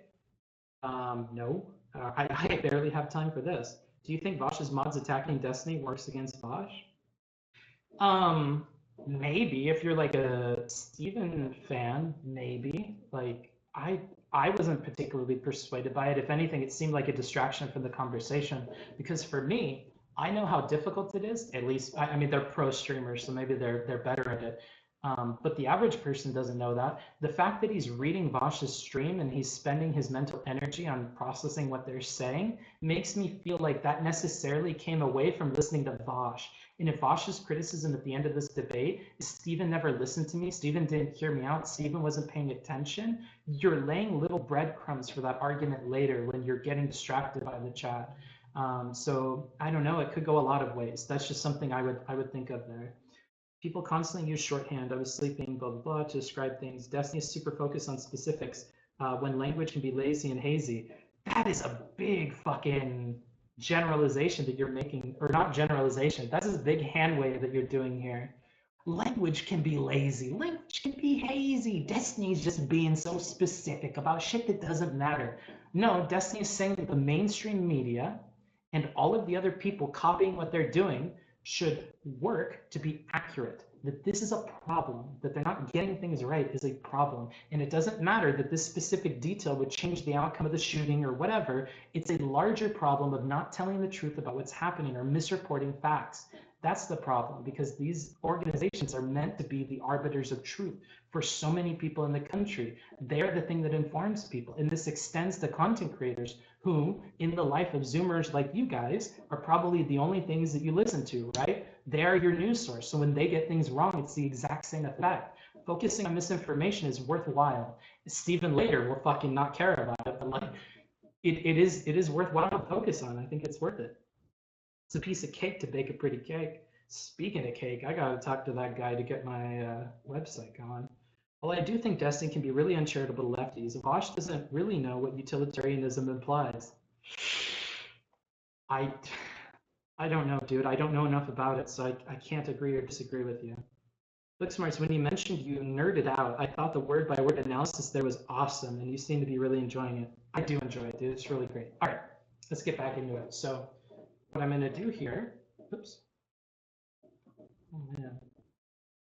What I am going to do here is I'm going to toss you guys to a bit of a break, okay? An ad break. If you don't want ads, you can support the channel by subscribing. You get a free subscription every month if you have Amazon Prime, or if you spend just $5, ooh-woo. Otherwise, you can watch the ad and it helps me out. You're doing your part, so get out there, Starship Trooper. All right, there you are. Good to go. All right, let's go ahead and switch scenes before those folks get back. Let's get a bit of a head start on them here. Let's see, go to here, go to here, go to JC. Okay. I can do this as smoothly. I'm already missing it. Do good things, right? Sure. Yeah. Not everything that they would do in the maximization of their existence would be ethical, of course. It's under cheap criticism, but all men. Let's kind of play back so we remember where we're at. People should do if they want to. I don't think it's inherently unethical to do that. I don't think it's a path that people ought to do. I don't think it's a moral good inherently. I'll amend that statement then. I don't think it changes my cheap criticism, but I'll amend that statement. You said that it would be okay if people maximize their existence under capitalism, even if they were socialists, because they could employ. I don't like that he's still using maximize here after Vaush gave some pretty clear criticism on it, but Steven might not remember the exact wording that Vaush had. The money they raise later on to do good things, right? Sure. Yeah. Not everything that they would do in the maximization of their existence would be ethical, of course. Sure. But then it sounds like in this tweet that you're defending, I think, it sounds to me like you're saying that merely participating in this system seems to be unethical. Because it's seems... a choice. But it's an unethical choice. So, I don't... Okay. The reason why we talk about choices... Wait, real quick. The reason why we talk about choices and ethics... love to see why he can't bite this bullet here. I'm sure it has something to do with his larger argument, but I feel like fighting on this is so much worse for him. Because choice is typically tied to agency, meaning you have the choice to do something or not do something. And typically the choices we make are, like in this case, are seen as good or bad when a moral statement precedes the choice, right? So murdering someone is a choice, is you're implying you have some level of agency and you're choosing to do something that is bad. That's the structure of these statements. Yeah. Okay. That this tweet was meant to mock the wording of a classist tweet has anything at all to do with the context behind its messaging? Like, again, being poor. Yes, to be fair to Vaush, yes. But how much that has an impact and how much that gets him out of this tricky situation, I don't know. Steven is probably going to be very hesitant to give ground here, but he definitely could and maybe should. As a choice, it's just that it's a step in a direction away from the narrative he wants to spin around this tweet, and it's in a direction he doesn't know because he seems like he's not aware of whatever that meme is. Being a kid before you're married is a choice, that kind of thing. You've seen plenty of people talking like that. Do you really think that mocking that with this tweet is tantamount to an endorsement of the belief that that all engagement within a capitalist system is unethical? No, but it is indicative of it. It is indicative of it. It indicates to me that you do believe in that, and that you're trying to put this tweet out to a bunch of other people who they pick up on the exact same thing. I don't think this is a big stretch.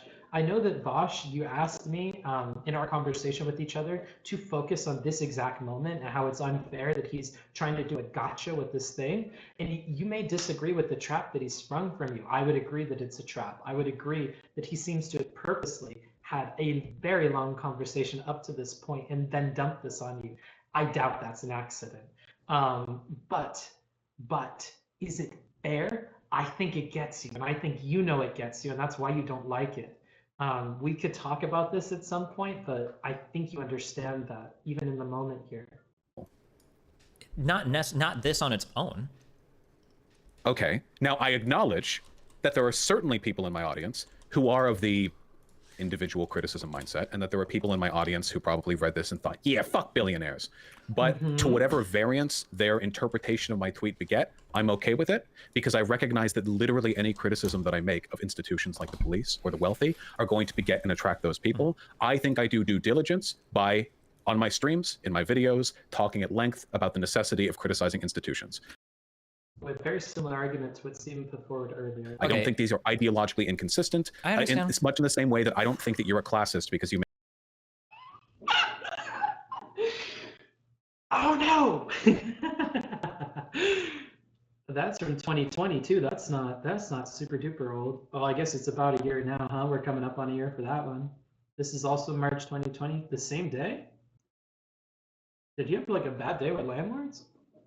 I get that these are memes, dude, but oh man, this plan is so interesting. We read this and thought, yeah, fuck billionaires. But to whatever variance their interpretation of people in my audience who are of the individual that all engagement within a capitalist system is okay. It sounded like he was trying to narrow the argument to this one tweet so that if we can get past this one tweet, it doesn't seem like there's a pattern of behavior. Remember earlier he said something along the lines of, do you think that this one tweet can tell you that I believe in this thing? Like, that falls apart if he's able to come up with more examples, because then you're going to have to backpedal from the position of there's only the one tweet. So that might be like a rhetorical bit of advice, is be careful about singling something out as an only instance of something if there may be a larger pattern that could be drawn. Whether that pattern is legitimate or not, the argument starts to fall apart and looks really weak if he has other instances of this. Given his chat and given their animosity towards you, I would fully expect that they have these sorts of things on deck too. So that was an interesting decision from Vaush, the one that's made in the moment after he was caught in the trap, right? But to whatever variance their interpretation of my tweet beget, I'm okay with it, because I recognize that literally any criticism that I make of institutions like the police or the wealthy are going to beget and attract those people. I think I do due diligence by. I would add something in there. They beget and attract the attention of those people who will then take this argument and levy it at individuals, right? Because that's the other key part of here, is you're trying to put forward the idea that this tweet was still about institutions. Even if it was a meme, it's not a meme about individuals, it's a meme about the system, right? Because your focus has to be on institutions and not the individual. You had a really good line from, I think you said Sam Cedar earlier, and it was, let's see if I can find it here. It was, be kind to people, but hard on institutions, right? So if we want to be kind to people, and that's what he's trying to push here, like. On my streams, in my videos, talking at length about the necessity of criticizing institutions. I don't think these are ideologically inconsistent. I understand. It's much in the same way that I don't think that you're a classist because you make all tenants are bastards jokes. No, that's not fair, though. I don't know if I completed my idea there, but I forgot about it halfway through. Oh. That's not a fair comparison. Do you want me to explain why? Also, I have 2 more tweets to submit to the record. And for the record, I didn't want to bring up this initial tweet because I said that I didn't think it was necessary. You're the one that wanted to discuss this, just to be clear. Well, you brought it up saying you could destroy my argument. I don't feel destroyed. I still believe the things I believe. The worst that I would have to bite the bullet on was that some of the earlier tweets that I engaged in were a little bit more irresponsible with messaging. Tweets, though, this is in 2020. Which, given my history on YouTube, is not exactly surprising. But this tweet in particular, I really don't think is that irresponsible. I don't think it's okay. Sure. I submit 2 more tweets to the record. And another thing is, I don't know if it's irresponsible. I don't know if, I mean, Steven's not giving pushback on that framing, I guess. But I think because Steven also is down for that. But I think the stronger argument here is not one of irresponsibility, but one of like incongruence. Like I'm pretty sure that was the first focus, is that there seems to be an incongruence between what you're telling me right now and some tweets you've made before. So these 2 statements can exist at the same time, right? He was talking about putting it through a compiler. We were getting some errors because things aren't lining up, right? I think that should be what he focuses on, and not necessarily whether it's responsible or irresponsible. Just, is there congruence in the things that Vaush is saying here? Because that is going to harm his argument much more, especially after the take about lying and focusing on ideology. We could bring all this together into a really powerful argument if we're careful and if Vaush allows. Then that seem to be moving in the same direction. All right. Let's see. So ATAB and ATAB. Talking about something else. So, well, sure. So ATAB. When I say ATAB. How did we get here? Maybe this is the fractals he was talking about, because he finds himself in moments like this where it's like, how in the hell did we get 3 of these tweets that make me look awful on the screen? What the fuck happened here? What were we talking about?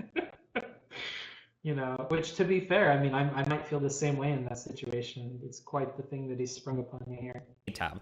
I think, I hope, and I'm pretty sure that the majority of my audience doesn't believe that all tenants are bastards. The landlords, the love for landlord subreddit, that I hope, I don't know about the subreddit, but there are people who unironically there probably are. Yeah, it's like on the Kool-Aid. Yeah, it's like the Donald or whatever, right? I'm sure there are some people that start to unironically believe me. So I can't speak for the subreddit, but I'm pretty sure in my community, the majority of my people, and there's probably not even a minor, there might be a few, don't believe that all tenants are actually bastards, because that's not rhetoric that I engage in constantly, is attacking tenants. However, most leftist channels do consistently engage in the rhetoric of attacking people that are billionaires, attacking the extraction of surplus labor, they attack the idea behind people or corporations lobbying, they constantly championing about a living wage. It's a little bit different, the joke's there. To say that your tweet is a comparison to me saying ACAB or ATAB or whatever is not really fair, because when I say ATAB, it's very clearly like a meme, tongue-in-cheek thing. But when you joke about like, oh, haha, well, you are a billionaire and that's evil, it's like, well, that's, you also actually well, wait, I just said, again, I know this comes off like I'm trying to be weaselly. It just said being a billionaire is a choice, extracting surplus labor a choice, et cetera, et cetera. It's following the format of a different type of tweet, the type of...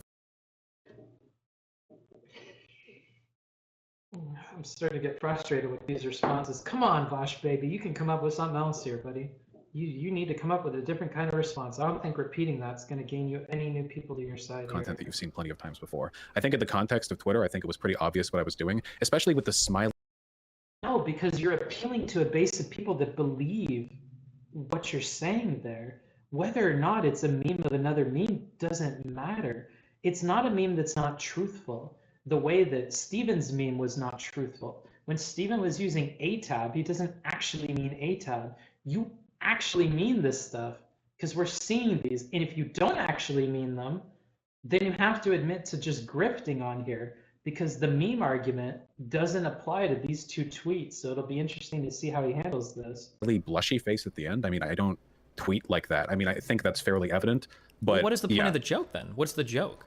Well, the joke is that there are other people who are assigning moral culpability to the poor for their presence in a system and saying that their failures are entirely a product of their own behavior. And the joke is that also, well, not the people succeeding necessarily, but people who are doing well in the system are also doing so of their own volition. Since lefties tend to be critical of the institutions through which these people succeed, their existence in those systems also is a choice. That's the joke. It's like it's simultaneously criticizing their classism while also pointing out the idea that like being these things or the existence of these things is something worthy of criticism. The only thing we're missing is the context that this is a bad thing. You're trying very, very, very, very, very, very hard to avoid saying that. But for an audience member listening for it, they can tell. And it doesn't look good. When they're giving you weasel emotes in the chat and shit, and they call out that kind of behavior, this is what they're talking about. I know it can seem really smooth from your perspective avoiding these kinds of points, but after we've spent so much time on this single thing, it becomes increasingly obvious what you're trying not to say. And it's almost like it's more jarring that you're trying not to say the one thing than it is that you're saying all these other things to try to like explain away the tweet. Because I think it would take a fool to think that you're not throwing shade against these things. Even if you put this fucking smiley face at the end and whatever, I think you're signaling to an audience that believes that this billionaire shit and all this is bad. And you agree this is bad at an institutional level. You're just not willing to make the jump to individual. So I don't know why you won't just take the pill of it being bad, because you're gonna have a rough time when we go through the next two tweets. That's not. I don't think that's how the majority of people would read it. But well, how do you think the majority of people would view it? I literally just saw a tweet saying being poor is a choice and a copy paste. Yeah. So the comparison, the reason why this joke is funny is because when people are like, "Oh, being poor is a choice," well, it's like that's not true. That's not a choice. You know what is being a choice? Being a billionaire is a choice. Extracting surplus labor, that's a choice. Lobbying politicians, that's a choice. Not paying a living wage, that's a choice. Take some responsibility for your actions. That comes off more to me as that's what the joke is. The joke is you trying to claim that all these poor people are making choices of being poor and dumb. Bullshit. You know what are the choices you're making? It's all this unethical shit that you do under capitalism. That's the real choice, and you need to stop. Take some responsibility. I think 99% of people are going to read the tweet that way. Whatever explanation you gave, I don't think anybody's even close to reading it in whatever explanation you just gave. That's legit how I read it. I think that's a good read too. I wouldn't have an issue with that either. That seems like a fairly satirical and hyperbolic criticism. I don't think that it would necessarily lead people down an irresponsible road of engaging in individual criticism. Like, okay, but like I'm just saying,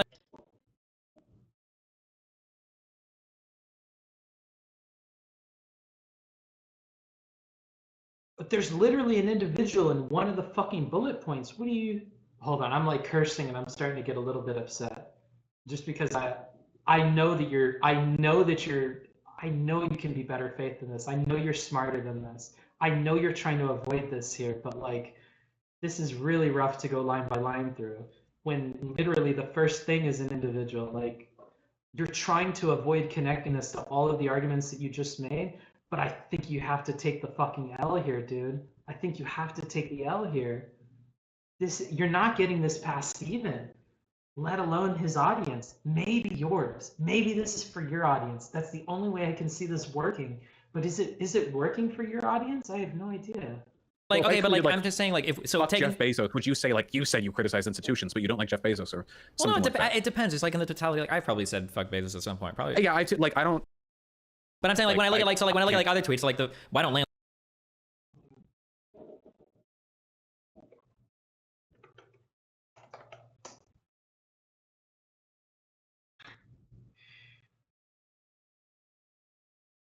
Okay, so there's only 2,000 fucking billionaires in the entire world. And there's only like less than 800 in the US. So I do really think we're getting individuals there. Maybe you can make the argument. I don't know. Let's see how he handles next turn. Landlord's gonna fucking drop. That's got like 4,000 engagement, like 2,000 engagement, or over 1,500 engagement. Like legit seeing landlords cry and scream that they can't leave each other, struggling tenants. Well, hold on. We can go through these one at a time. So the "why don't landlords just get a job" thing was in response to various state and local governments implementing legislation to engage in rent freezes, or to prevent. I'm sorry, not rent freeze. To prevent. Come on, you know what I'm saying. What? removal of the tenant from the property. Eviction. Yeah, eviction. Thank yeah. you. Okay. To remove eviction. And there were a bunch of landlords writing op-eds about how hard it was for them, which, and I'll say this, I think is a pretty shitty thing to do, because if you're a landlord and you're having trouble paying your mortgage because your tenant can't pay their rent because they got laid off because of COVID, you're both struggling. And I think generally speaking, we should prevent people from being evicted during a pandemic. So I said, why don't landlords just get a fucking job? Because the joke is that a lot of those landlords were saying that the people who were renting from them need to get a fucking job to pay their rent.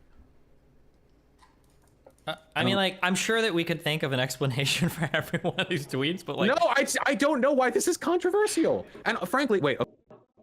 Because you have 1,400 people retweeting it, and you have 170 or 1,400 likes. You have 174 retweets of people that I just do not think are like saying the same shit. I know this is for a different tweet, but you get my point here. Okay, I want to. This is rough. I'm just gonna let Vaush play this. Be real with this, okay? I feel like I was being pretty forthcoming with my perspective on like ethics within capitalism earlier. These feel like gotcha attempts. I'm not trying to hold on. Why are you doing the break this case in the event of destiny conversation? Do these not feel a bit? You're like pulling years old tweets to say like Not years old tweets. This 2021 is literally from last year. It wasn't even a year ago. I don't know if you can say that, dude. I don't know if you can say that. This feels like when Steven was like, why is Big Joel looking at videos I had from like 2 or 3 years ago? You still hold the same position, so who cares? I think shitting on him for picking this, and it was like less than a year ago. I don't know if that works for people. Could defeat your argument with this or X. That does feel pretty gotcha-y. I don't know what else. No, I'm trying to get you to confront, like, why does it seem like this is different from what you're saying? And you have to give an explanation for that. You can't just write off all the tweets as, I'm joking. I don't. Some people are gonna fucking think that, but you know. I don't mean to be super mean to you because I'm trying to be really nice and charitable here, but this is a mess. Okay, let me walk back. Okay, I need like a minute and a half to explain this without getting cut off. Okay, because okay. That's pretty rough, but okay. Yeah. Or I don't need that long. Okay. My problem was that when I asked you questions about leftists maximizing their existence in a capitalist system, I expected you to say that in a capitalist system, we should probably condemn people that live it to the fullest. That, like, maybe we can act a little bit more moral in a way that bucks the system. But instead, you went way off in the other direction, where you were saying that, like, well, actually, I think that everybody, even leftists, should maximize their existence in capitalist systems. I didn't and say wait, maximize. Okay.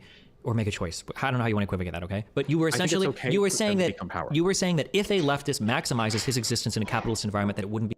Why do you keep saying maximize? This is kind of trolly too. I don't know.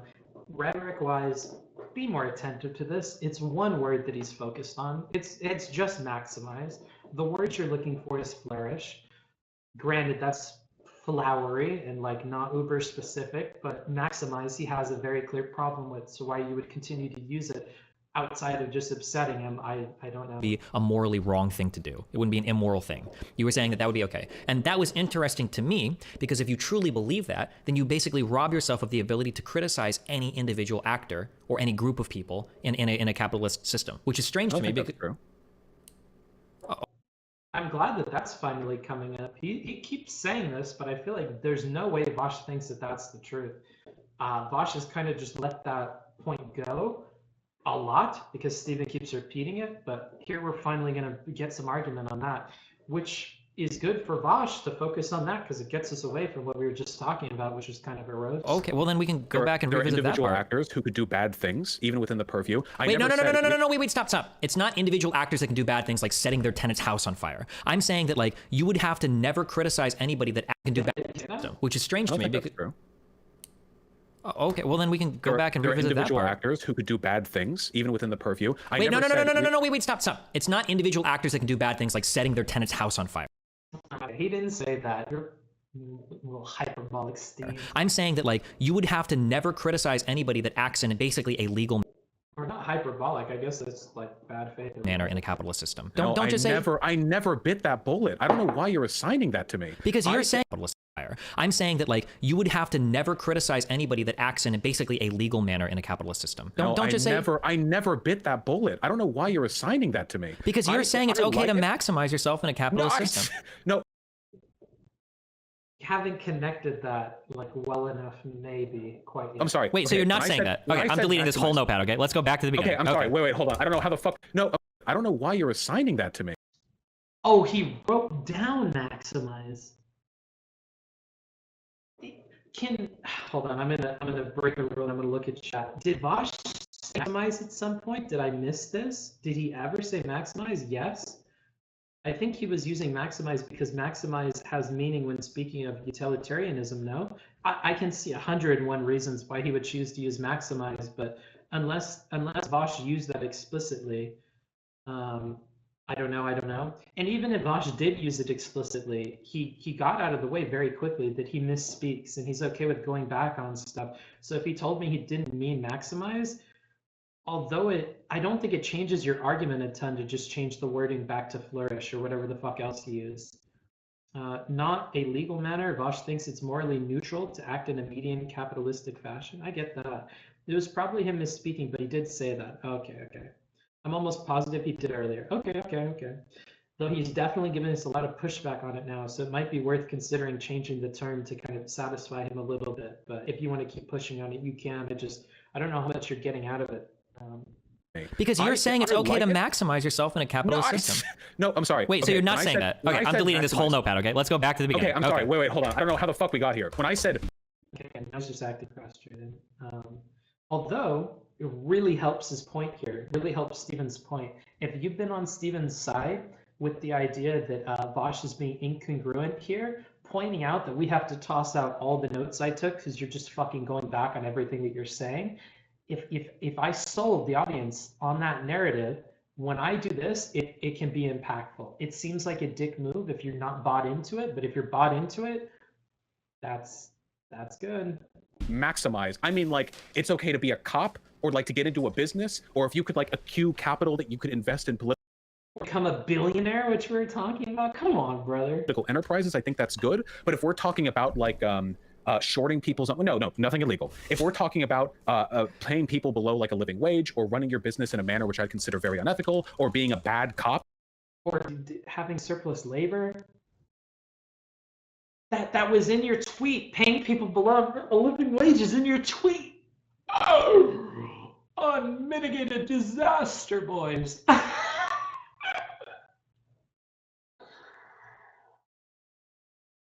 Let's try to chill out for a little bit here. I'm gonna read the chat again. Hold on, I chill the fuck out here. Lull at the notepad. Yeah, lull at the notepad. Not the notepad. But he thinks there are better and worse ways to exist within capitalism. Sure, which I think is fine, but he's losing this point here. You have luxurious hair, what the fuck? I kind of do, huh? Circular logic incoming. It only gets worse from here, Pepe La. Oh no. Oh no. You were doing really, really good, Vaush, but I think this really fucking threw you off.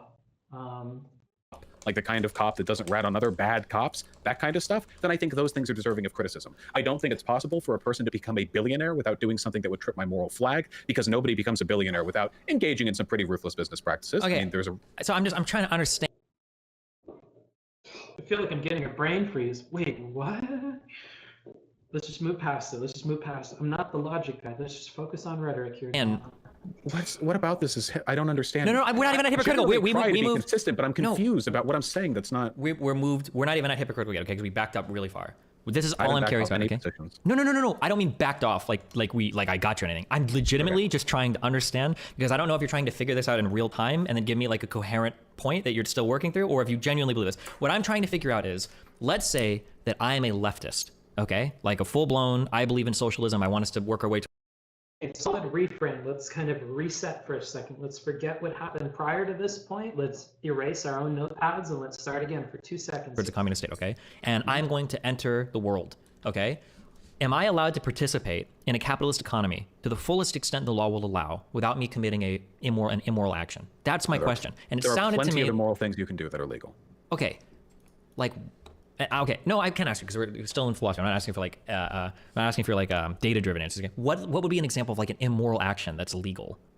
I think that there are some business practices that I would consider like better than others. There are certainly better business owners than others. I think that if you're ruthless or cutthroat to your workers, I'll give you an example. People donate, they email, I'm a landlord. What can I do? I think charge rent maybe a little lower than what you see in your area. Be kind to the person who rents from you. Make sure to hire a property manager or to get like services over quickly if something breaks over there, stuff like that. If now they could like charge rent up as much as they legally can in that area, and even though that's legal, I think that would be bad. I think it'd be good if they did the former and bad if they did the latter. If they did neither, I guess I'm not happy about it because they would have had the potential to do better. So, in a socialist... Ooh, this is another like interesting Vaush stylistic thing. Notice how he gave us the answer to the negative part, which is what Stephen was focused on, but he opened up with giving the positives first, and he gave neutral at the end. He packed a lot into that response.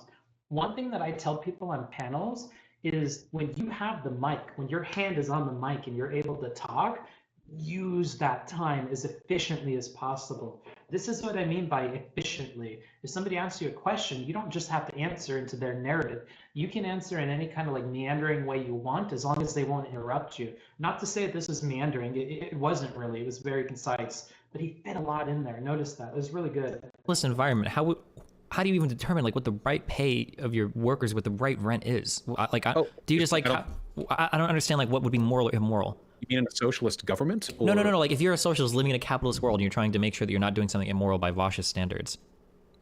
Well, I don't have like an exact wage line, like 20% above median for the industry or anything. This is getting weird. Is that what you're looking for? No. I'm actually asking, are you looking for like an actual... I'm like, just curious, hard... no, I'm curious. So let's say that houses in an area go for $1,000 a month and somebody charges like $950 a month. I'm curious if I ask you, is that moral? And what I'm trying to figure out, what your, what I'm trying to get at, I'm asking you questions, I'm trying to figure out what your principles are. Like, what do you actually think makes something like good or bad? Like, what is the right or wrong? Like, that's why I'm asking questions to try to, I'm just trying to figure out, like, I don't know how you determine that though. I'm not asking you for like a formula. I'm just curious, like, because earlier it seemed to me that like... in that case, the landlord would have the market conditions would allow them to charge more, but they choose out of benevolence to charge a little less, which makes life easier for another person, maybe a person in need. Sure. So would another socialist is just charging normal market rates then? Would that person be considered like an immoral actor? I wish they could do better. I don't necessarily know. Okay, I'm not. Hold on, wait. I don't care what you wish. I'm not asking like for what is your opinion on Jane Doe's real estate business. I'm asking you in terms of like ethically. Do you think it'd be ethical for like a lefty that owns property in a capitalist market?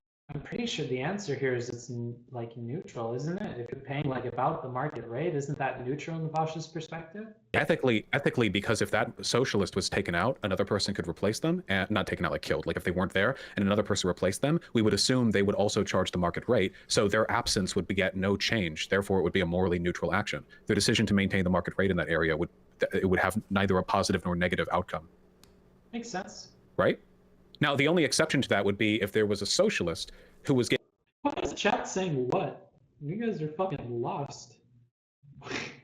Like, that makes perfect sense. Getting involved in capitalism, but they were doing it in a way which was not only institutionally bad in the way that I think capitalism is, but also they were uniquely doing this. Like, they introduce a new market or avenue that only they can do an ethical action in. Okay, so if a landlord charges market rent, if they're a leftist, is that immoral? No, that'd be morally neutral. Okay. I prefer they did a moral thing. Gotcha. Let's get to the vegan thing. He doesn't care what the belief of the person is. That's not a factor in his decision making. He's focused on the actions. If you're charging the market rate, there's literally no difference between a socialist being there or a normal person being there. And if you go into a position that a normal person would be in, and you just choose to charge the market rate, you're making no change on society. In his opinion, it's neutral because you're not doing good, you're not doing extra bad, you're just kind of existing in a place that anybody else could have existed in. What frustrates Stephen is it feels like if I had somebody who was normal, who, I don't know, was just like a normal Democrat, whatever, and they had the apartment and they rented it at market rate, and then we compare that same that person to a leftist person or a socialist person, I feel like while I can't shit on the normal guy for not charging less than the market rate, I can shit on the socialist guy. At least that's my feeling watching it as a viewer. I feel like it's okay to shit on the guy whose values literally should point him in a different direction, yet chooses to charge the market rate. But then again, it's still the market rate. So, I mean, he should feel compelled to do better. but I don't know if I would say he ought to do better. I think it is weird that he believes in socialism, but he's not trying to help people out. But it's even weirder, and this was my focus at the beginning of the talk. I think it's even weirder that you choose to be a landlord as your means of income when you're a socialist, when you had other things that you could choose to do. I think it's weird that of all the positions you could choose to make money in the system, you chose one that was really, really messed up. Like you're not like a carpenter, you're not a painter, you're not, what are normal jobs? You're not a fucking Uber driver. Like, you chose to be a landlord. And you're charging market rates. So like, why? What? Like, you moved into a position to do nothing? Like, a position that your ideal economic system would phase out because it's inherently immoral? At an institutional level, not an individual level, but as Vaush wants to point out, so I'm going to try to be fair there. But you chose to, like it's more than just choosing to use money, which is like the meme of like, oh, you like that, you dislike the system, but you participate in it, like using money is very different to me compared to like choosing to be a landlord. Like, I don't know, like unless you're doing something with being a landlord that's meant to make it better for everybody, why the fuck would you choose that job? The same way with the cop person. If the cop person was like a leftist and they chose to be a cop and they were like, oh, but I'm not going to behave like a different cop. I'm going to behave like a normal cop. Of course I'm going to beat up black people and do this and that. Like, why? Why with that set of beliefs did you choose to do the job and do nothing different about it? That doesn't, like, yeah, I'm going to judge you for that. If not for stupidity, for like for being unethical by your own system. Like, am I crazy, chat? I need to check in on my chat. I feel like I'm going crazy here. Does this make sense? Get braces. Peace out. Fuck off, Bernie. I mean, a house on the market could easily be bought instead of rented. True. I agree with you. If a landlord didn't buy it, nah, you good. It makes sense. All right, cool. I don't understand if you're trying to test me for consistency or if you're outraged with the thing that I've said. Listen, I have not been outraged at any part of this argument. I'm literally trying to... I mean, your tone right now, yeah, bring it back a little bit. Don't you think it's good when people of means take the opportunity to make life easier for people with maybe a little less?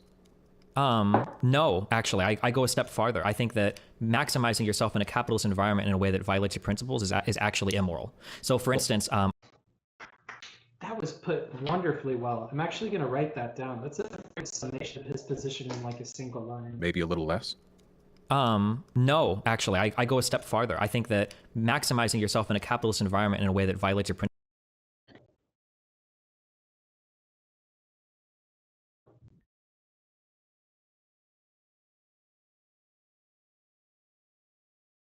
principles is I go a step farther. I think that maximizing yourself in a capitalist environment in a way that violates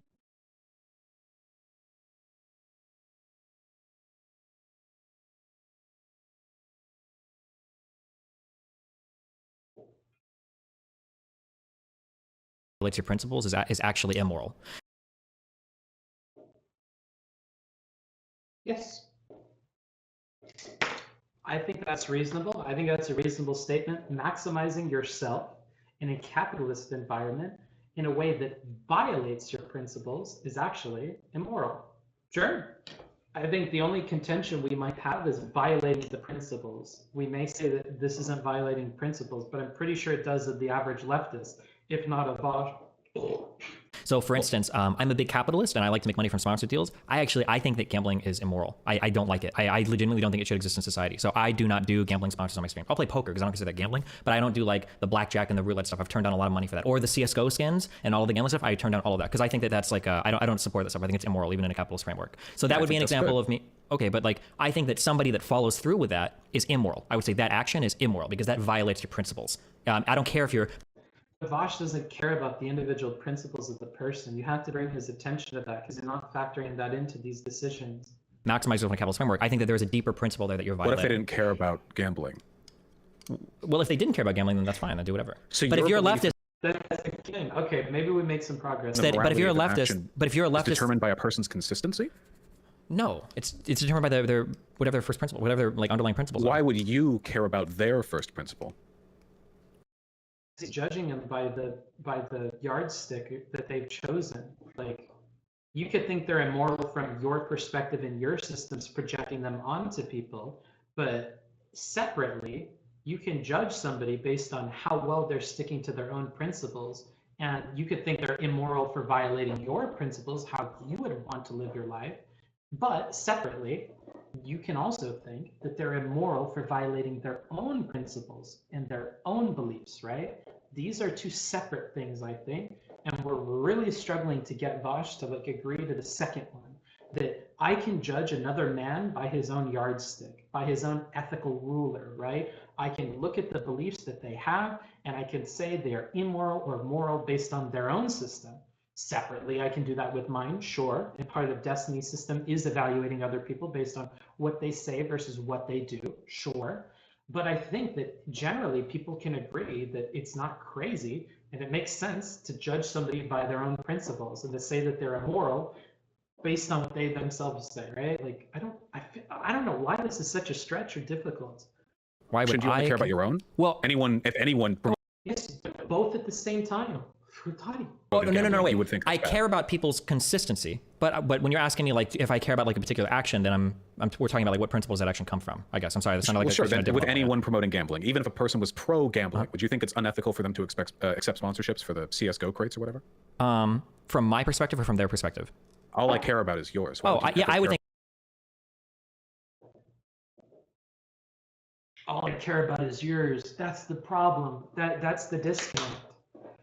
I'm happy that is so clear, though, that the audience can understand that. I feel like that's clear. I think it's unethical, but I wouldn't think they're being inconsistent or hypocritical. I would just think it's unethical, yeah. I don't care if a person's being inconsistent. I just care if a person's doing what I think is good. If a person is inconsistent in a way that's good, like, for example, what is it, vegetarians or whatever, you know? Help the animals, but, milk industry, still got to drink my milk. There is a hypocrisy there, but it's better than them eating meat, too. I'm not so concerned with hypocrisy as I am. You can have both at the same time. Is Vaush unable to identify? No, that's a fucking mean statement. Of course you can identify hypocrisy in individuals. Like, whether you value that or not, you understand it exists. Why is this so difficult? Wow, that was loud. I don't know how that made a noise. I disabled everything. Oh, wait. Did somebody raid or something? Coomer raid? Uh-oh. Does that mean Melina, or is that somebody else? Coomer. Which Coomer? I feel like Destiny still has much to learn from you. Cool. Oh, Destiny raid. Hi. We're reviewing your favorite person in the whole world. Now, there's one thing you can't mention in the chat, or I'm going to time you out. Don't make fun of my audio. I'm on a mobile setup. You guys are on my phone, and I'm on a laptop. It's janky. It's going to sound bad. Oh, well. We're looking at your favorite boy here. The other thing is, I have a timer on my phone, and it's meant to go off every hour because I can't look at the chat at the same time as reviewing the video, and it distracts from the video quite a bit. So when it's about an hour every single time. And then I check in with you guys and I see, hey, how am I doing? Is there too much pausing? How is the pacing? Are there things you're disagreeing with, things that you found particularly interesting? I'm checking in every hour or so. We're about an hour and 45 minutes in. Making sure that whatever net behavior they're engaging in is better than what they otherwise would have been doing. Sure. My problem with people that are... And if you're confused by something I'm saying, we've discussed some like very clear themes developing throughout the conversation. Those are going to keep coming out. If you have any questions, ask somebody else in chat. I'm sure they'd be willing to help you out. I can't speak for the Destiny.gg community, but my community is pretty helpful, and I'm sure they're willing to answer your questions if you ask them in the chat. So. Inconsistent. I don't believe in inconsistencies. I don't think inconsistencies are real. I think that when somebody is inconsistent, what's actually happened is they've just misrepresented their values. So typically if somebody's inconsistent, what I'm trying to figure out is, well, what is the actual value that you're appealing to? Because it doesn't seem to be what you're saying. That's, I'm using most you a lot. people in that respect are hypocritical. People say and believe lots of things, but they'll do whatever's convenient for them in the moment. And then it also changes like how I would criticize somebody and the types of claims I would allow another person to make. So for instance, if some like crazy hedonist guy that lives his life in like a fully hedonistic manner or whatever would have told me like, hey man, like you should just fucking like smoke dope and fucking do whatever, blah, blah, blah. I was like, yeah, okay, whatever, bro. I mean, like, I guess if you want to say it, that's fine. But like, if somebody else would criticize me, like, let's say like a Catholic priest that had been convicted for raping 100 children or whatever, was like criticizing me, like saying, oh, like this is immoral, blah blah. I was like, damn, dude, I don't know if you could say shit like that. Like, fuck, like you're insanely hypocritical. Like, this is. Oh, yeah. I think hypocrisy is frustrating because it's really difficult to talk to people who are hypocritical, especially people who are openly hypocritical. That's sure. I mean, So then my question is, there. yeah. So then my question is, because when I look at your takes regarding landlords, it almost feels like it almost feels. So not my words, but the positions that I hold. Well, I mean, I can never know what positions you hold. Based on what I've said. Do you just mean the tweets? But yeah, no, based on things that I've heard you say and the tweets that I've read, I don't remember specific videos. I have to go back and watch. But like, there are a lot of landlords who I don't like. It feels to me like you're probably in favor of the decommodification of housing. And it almost feels to me like you believe that owning property is like an immoral thing, that renting property to other people is an immoral action. So if you don't believe that. Okay. He said he didn't believe that, so I mean, we can say we have a sneaking suspicion that's his belief, but we're also feeding into that narrative about the lefty bias thing. So we want to be really, really careful with like not being charitable on those things. I would really stick to the tweets and to like discrepancies we have that we have like specifics for, because if we say things like this, it may be misconstrued. Okay, that's what it feels like, and I think the majority of your audience that's listening right now probably would have thought that you felt that way. If I had to guess, that would be my guess. I've talked about this before, but if my audience is confused on that, then absolutely not. Maybe not his audience, but at least the Twitter people that looked at those tweets, I feel like we had a really good case there. I would have kept those on the screen. That's how good of a case I think you had with the tweets. But because especially since his knee-jerk defenses, like, those are super duper old. I can't believe you're doing that. This is a gotcha.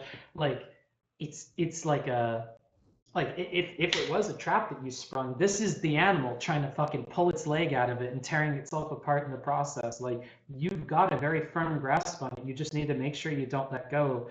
And the more that he struggles, the more, I think, detrimental it's going to be to him, because he says things like, that tweet is super old when it's from fucking March of 2020. Like, shit like that. Anywho, let's go ahead and continue. Not. If you have a spare property and you can rent it out to other people, I mean, try to do good with it.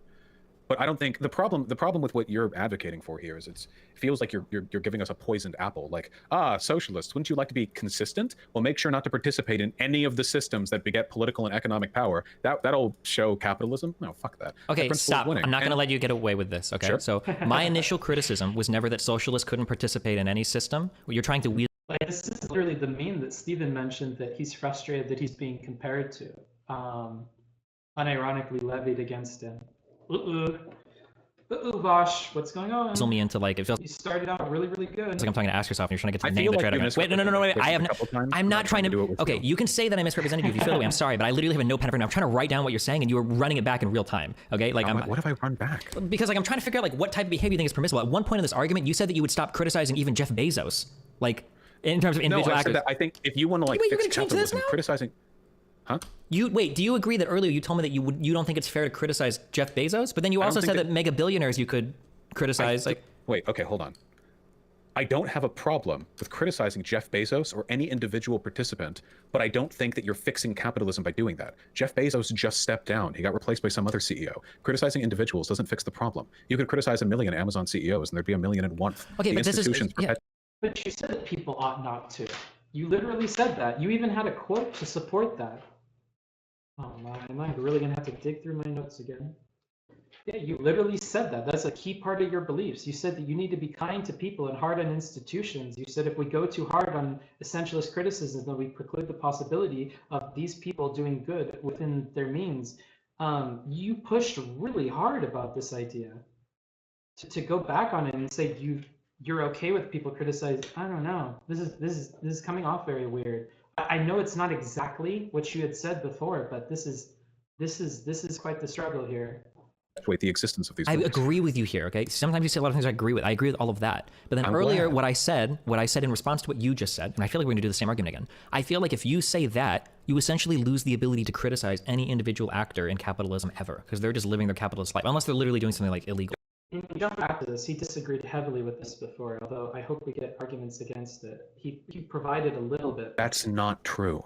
If you can't criticize Bezos, who the fuck can you criticize? It's not inherently immoral to participate in these systems, but that doesn't mean you can't criticize people who do if they do something within those systems you don't like. Now, I don't have a list Wait, in if front of me. that's the case, then what's wrong with me criticizing lefties then that don't put their money where their mouth is? In that case, why are you even talking? Then you should be totally fine with me criticizing any lefty that doesn't put their money where their mouth is.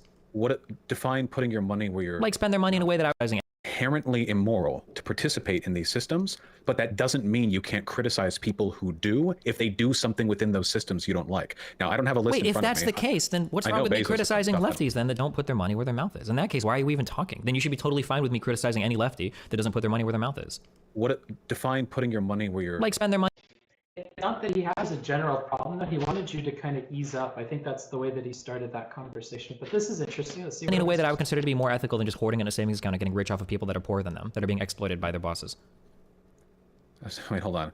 Is it true that you used to sponsor a loot box company? Real life loot boxes, you can win all kinds of amazing prizes, wallets, headphones, tech, games, real life loot boxes. I might have done like one activation once where I gave one away for free, but I don't think I've ever done like loot box stuff. Okay, I just saw this link with your code and everything. There was a sponsor that I had once called Loots, but that was just like you like typed in a message and it showed an ad on stream, but it wasn't like loot boxes. Okay, That's Loots is like, it's not gambling, yeah. But okay. I can look into this later, I don't know. I don't care. I think people are complicated. And I think it's okay to... Wait, hold on. What was the thing I was responding to? Jeff Bezos... It seems like you can't criticize any individual ever. Like you just have to accept that all of them are... Okay, hold on.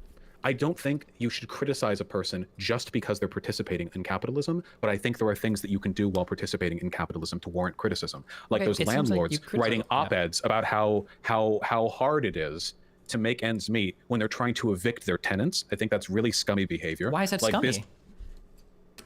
Because in a pandemic, I think it's bad to evict people who can't pay their rent because they were laid off because of the pandemic. What if you can't pay?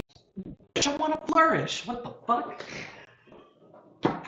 How the fuck am I supposed to flourish as a socialist? I got fucking no rent paying fucking bums living in my fucking flat, dude. Now, Vaush said I gotta flourish, dude. I gotta kick those motherfuckers out. I know I'm trying to be calm and I'm trying to be like really, really nice, but this is getting to a point with me, dude. How long have I been streaming? I'm nuts. Fucking 8 minutes. Fuck, I'm screwed. Pay your mortgage because a tenant isn't paying their rent. And I think the institution you should take an issue with isn't the tenant, but rather a government that's unwilling to pay you or to... You don't have the ability to... You also said you're okay with... What if you can't pay your mortgage because a tenant isn't paying their rent?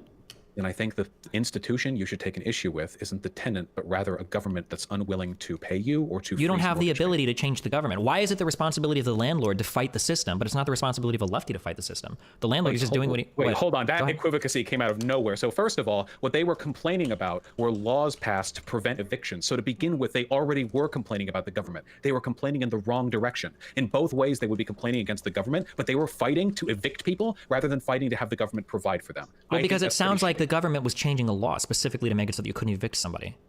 But I'm asking you because it sounds like the landlords are just trying to maximize their system in capitalism. They're trying to be able to evict somebody. I don't think all types of... Wait, why do you... This is what I mean when I say I feel like you're misrepresenting me. I don't think all ways of maximizing your well-being within capitalism are equally ethical. I think there are ways to maximize your well-being which are quite unethical. Okay, hold on, because you keep doing this thing where you ask a question in a very exasperated manner and it makes you sound rhetorically effective. So for my rhetorical effectiveness, what's happening here is you... Sounds like the landlords are just trying to maximize their system in capitalism. They're trying to be able to evict somebody. I don't think all types of... Wait, why do you... This is what I mean when I say I feel like you're misrepresenting me. I don't think all ways of maximizing your well-being within capitalism are equally ethical. I think there are ways to maximize your well-being which are quite unethical. Which you repeated several times. I don't know how this contributes to the conversation very much, though. You're kind of just restating something you've repeated a few times. We're in a very murky place in the conversation where we're noodling past each other with these points, and it's difficult for me to keep up with what the fuck is going on. Okay, hold on, because you keep doing this thing where you ask a question in a very exasperated manner and it makes you... He didn't answer the question, to be clear. But he was a little bit exasperated, I guess. Sound rhetorically effective. So for my rhetorical effectiveness, what's happening here is you don't actually have an underlying principle that you're actually appealing to. What you keep doing is you keep trying to make an excuse for every single thing to say well, here it's okay, here it's not okay, here it's okay. Excuse for? I on almost every single thing. So I have listened to every single thing you said, but when I repeat it back to you, you're getting confused because you're trying to discover these arguments in real time. No, because you're repeating. You could push that narrative, but I don't know. You keep saying that I've said you can never criticize an individual for their participation under capitalism, which I have never He's not saying you said that. He's saying that he thinks that's a logical consequence of the ideas you're putting forward. And until you handle this perceived incongruence, then it's going to be a perceived incongruence. I know you can say you don't believe in that, but then, man, this is really difficult. Never at any point in this conversation said, but you've repeated that back to me like a dozen times. I'm gonna write these in and of itself. He's saying it's a conclusion. It's like a logical conclusion of the system you're putting forward. I don't think he's saying you're saying that. I think they're both getting a bit pumped up right now. Maybe they're kind of losing sight of things. Participation, in and of itself, inherently, participation is not a bad thing. You can do those things in a morally neutral or even morally beneficial way. However, you can also do it in morally negative ways. Okay, what makes it morally negative? I think that by my standard, a morally negative way of engaging in this behavior would be, well, there are a million out instances, but I would say that I have in my head an image of how a lefty could be a business person or a landlord, and if there are ways in which stop. I need you to give me an actual answer. Threshold. You can participate in capitalism in a morally neutral way. That's a statement that you've made. But you said there's also negative ways you can participate. Now, besides like obviously breaking the law, what is a morally negative way? You already answered this. I feel like this is a little bit unfair. Since he already answered this like literally a few minutes ago, he gave a list of things. He gave positive things, he gave negative things, and he gave neutral things. Like for instance, if we just look at rent, you can charge the market rate, which in his mind is morally neutral. You could charge a little bit less because of the pandemic, or you want to help people out. That's morally positive or whatever, morally good. And then there's morally negative. You could charge more than the market rate. You could see positions that you can take advantage of at the expense of the tenant. And decisions like that would be morally bad, right? And all of that was within the law. You can charge what you want for the rent within the laws of where the fuck you are, right? So he already gave an answer to that. So pushing hard on this, I don't know. If I was in Vaush's community, I could see getting upset at this. And adding fuel to that fire of Vaush making the point that you're not listening to me, right? And we talked earlier about how some of the things that Stephen is doing in here are going to leave breadcrumbs that are going to support that kind of sweeping characterization of the entire conversation. And you know, by the time we get to the end, maybe that's fair. Maybe this will keep happening and happening and happening. But I feel like he's been fairly attentive to what you're saying, to the point of like trying to spring a trap around a lot of the specific things that you were saying that were specifically like kind of undercut by the tweets that he showed on stream. But we're not focusing on those anymore, even though I think those are like pretty damning. Because it sounds to me like what you go on to say, because this is where you're getting caught. I don't mean calling, I'm trying to catch you, but it's like we're running a country. No, wait, real quick, because you're saying that morally negative equals bad things. You're like begging the question. And then one of the examples that you gave were landlords lobbying the government and saying, hey, you need to undo this law. People during a pandemic, yes. Yeah. Wait, is it just the eviction now, or is it the law? Because earlier you said it wasn't the eviction that mattered. You said it was the fact that it was a law that mattered. So which one is the important thing? Is that evicting someone is wrong? Because that's just living in a capitalist world, is evicting someone. I think, and he may say this right now, I'm pretty sure what he said was, like, A, obviously, the evictions are going to be bad. Duh, okay? He's not going to think that's good. But B, it's also that they were choosing to fight against the law that prevented evictions rather than, say, pushing for, like, a rent freeze or whatever to help, like, or mortgage forgiveness or whatever the fuck. They could have pushed for other things that didn't fuck over the tenants, but they specifically wanted to counteract a law that was going to protect tenants, and that's probably upsetting to him, right? And they could have picked other things. So that's a morally negative thing because they're fighting against that thing. Now, I don't know how that fits into the flourish argument and stuff, but we're not connecting those dots, so we're just going to keep moving through this. Writing op-eds to try to get the government to revoke laws to allow them to evict during a pandemic. Okay. I didn't say the thing you're saying that I said. Anyone who's watching Destiny or Vaush side, you can clip, you can go back and watch. Okay. I feel like I'm being ascribed positions. You're not. Now I understand that, but remember that tweet? Are you listening to me? I am listening to you very well. My brain is working a million times. Wait, real quick. So you're upset. You're upset that landlords are lobbying the government. This was one of the statements that you made in that earlier tweet where you said all of those things were jokes. Yes. It was that they were writing op-eds. Lobbying the government. Go ahead. That's not what lobbying means. Oh, I hate that I have to rewind. I'm going to rewind. I really do think that you said lobbying. No, because you're repeating. Ethical. I think there are ways to maximize your well-being which are quite unethical. Okay, hold on, because In both ways, they would be complaining against the government, but they were fighting to evict people rather than fighting to have the government provide for them. Well, because it sounds like the government was changing a law. Or complicated. And I think it's okay to... Wait, hold on. What was the thing I was responding to? Jeff Bezos... It seems like you can't criticize any individual ever. Like, you just have to accept that all of them are... Do you... Okay, hold on. I don't think you should criticize a person just because they're participating in capitalism, but I think there are things that you can do while participating in capitalism to warrant criticism. Like those landlords writing op-eds about how hard it is to make ends meet when they're trying to evict their tenants. I think that's really scummy behavior. Why is that scummy? Because in a pandemic, I think it's bad to evict people who can't pay their rent because they were laid off because of the pandemic. What if you can't pay your mortgage because a tenant isn't paying their rent? And I think the institution you should take an issue with isn't the tenant, but rather a government that's unwilling to pay you or to... You don't have the ability to change the government. Why is it the responsibility of the landlord to fight the system, but it's not the responsibility of the lefty to fight the system? The landlord is doing... Wait, hold on. That equivocacy came out of nowhere. So first of all, what they were complaining about were laws passed to prevent eviction. So to begin with, they already were complaining about the government. They were complaining in the wrong direction. In both ways, they would be complaining against the government, but they were fighting to evict people rather than fighting to have the government provide for them. Well, because it sounds like the government was changing a law specifically to make so that you couldn't evict somebody.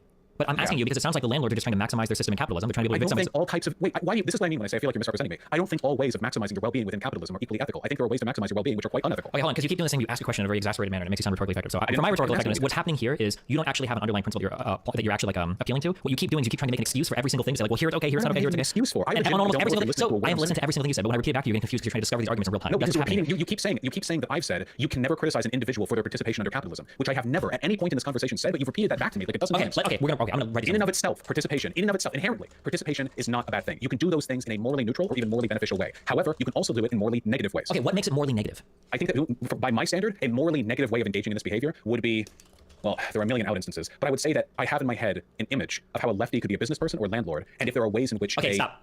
I need you to give me an actual answer. You can participate in capitalism in a morally neutral way. That's a statement you've made. But you said there's also negative ways to participate. Now, besides like obviously breaking the law, what is a morally negative way? Because it sounds to me like what you go on to say, because this is where you're getting caught. I don't mean calling to catch you, but it's like we're running. No, you're saying that morally negative equals bad thing. You're like begging the question. And then one of the examples that you gave were landlords lobbying the government and saying, hey, you need to undo this law. People during a pandemic, yes. Yeah, wait, so is it just the eviction now or is it the law? Because earlier you said it wasn't the eviction that mattered. You said it was the fact that it was a law that mattered. Okay, he has a passive give on this lobbying ticket. That's what I heard. Let's see if it gets repeated. If not, then there you go. But anywho, I don't want to be pedantic about it. If he didn't say it, then he didn't say it. So which one is the important thing? Evicting someone is wrong? Because that's just living in a capitalist world. I think I'm writing op-eds to try to get the government to revoke laws to allow them to evict during a pandemic. Writing op-eds to try to get the government to do something. Okay, I didn't say the thing. I'm a pedantic guy on this. You're saying that I said. Anyone who's watching Destiny or Vaush side, you can go back and watch. Okay. I feel like I'm being ascribed position. You're not. No, I understand that. But remember earlier, remember that tweet? Are you listening to me? I am listening to you. Very well. And my brain is working. Wait, real quick. So you're upset that landlords are lobbying the government. This was one of the statements that you made in that earlier tweet where you said all of those things were jokes. Yes. Was that they were writing op-eds. Lobbying the government. Go ahead. That's not what lobbying means. Of course, lobbying, of course. Sure, there were some institutions that were doing that. But yes, they were pushing to regain the ability to evict unemployed people during a pandemic. I think that's bad. Okay. Which part of this is morally wrong? Immoral? What part of this is bad? Regain the ability to evict unemployed people during a pandemic. I think that's bad. Okay. Which part of this is morally wrong? Immoral? What part of this is immoral? So hold on. Wait. Hold on. There's a bit of like a Vaush stylistic thing where he asks a question like that and he enters this tone. It reminds me of Demon Mama a little bit, and I wonder if Demon Mama took this from him, but like, initially I really didn't like it, but it's starting to grow on me when he does this. I think it's kind of cute. But he does, wait, you don't think that blah, blah, blah, blah, blah, blah, blah, right? Like, like that would be so difficult for me to deal with in the moment. I would want so bad to comment on the tone, but I know that you can't. Like when I made fun of Demon Mama for making faces at me and then I fucking got roasted for it. God damn it. Unemployed. We're not talking about my position. If you want, after this, we can walk through everything, I think, because I'll be glad to talk about it. Everything. You just keep I say a thing, and then you say, hold up, that's not what you said, and then you say a thing I didn't say, and then we've been repeating this for an hour. So that's why I'm writing I don't even remember why we But that's not really an accurate summation of it either. He said that the logical conclusion of your thing is that you can't do this then.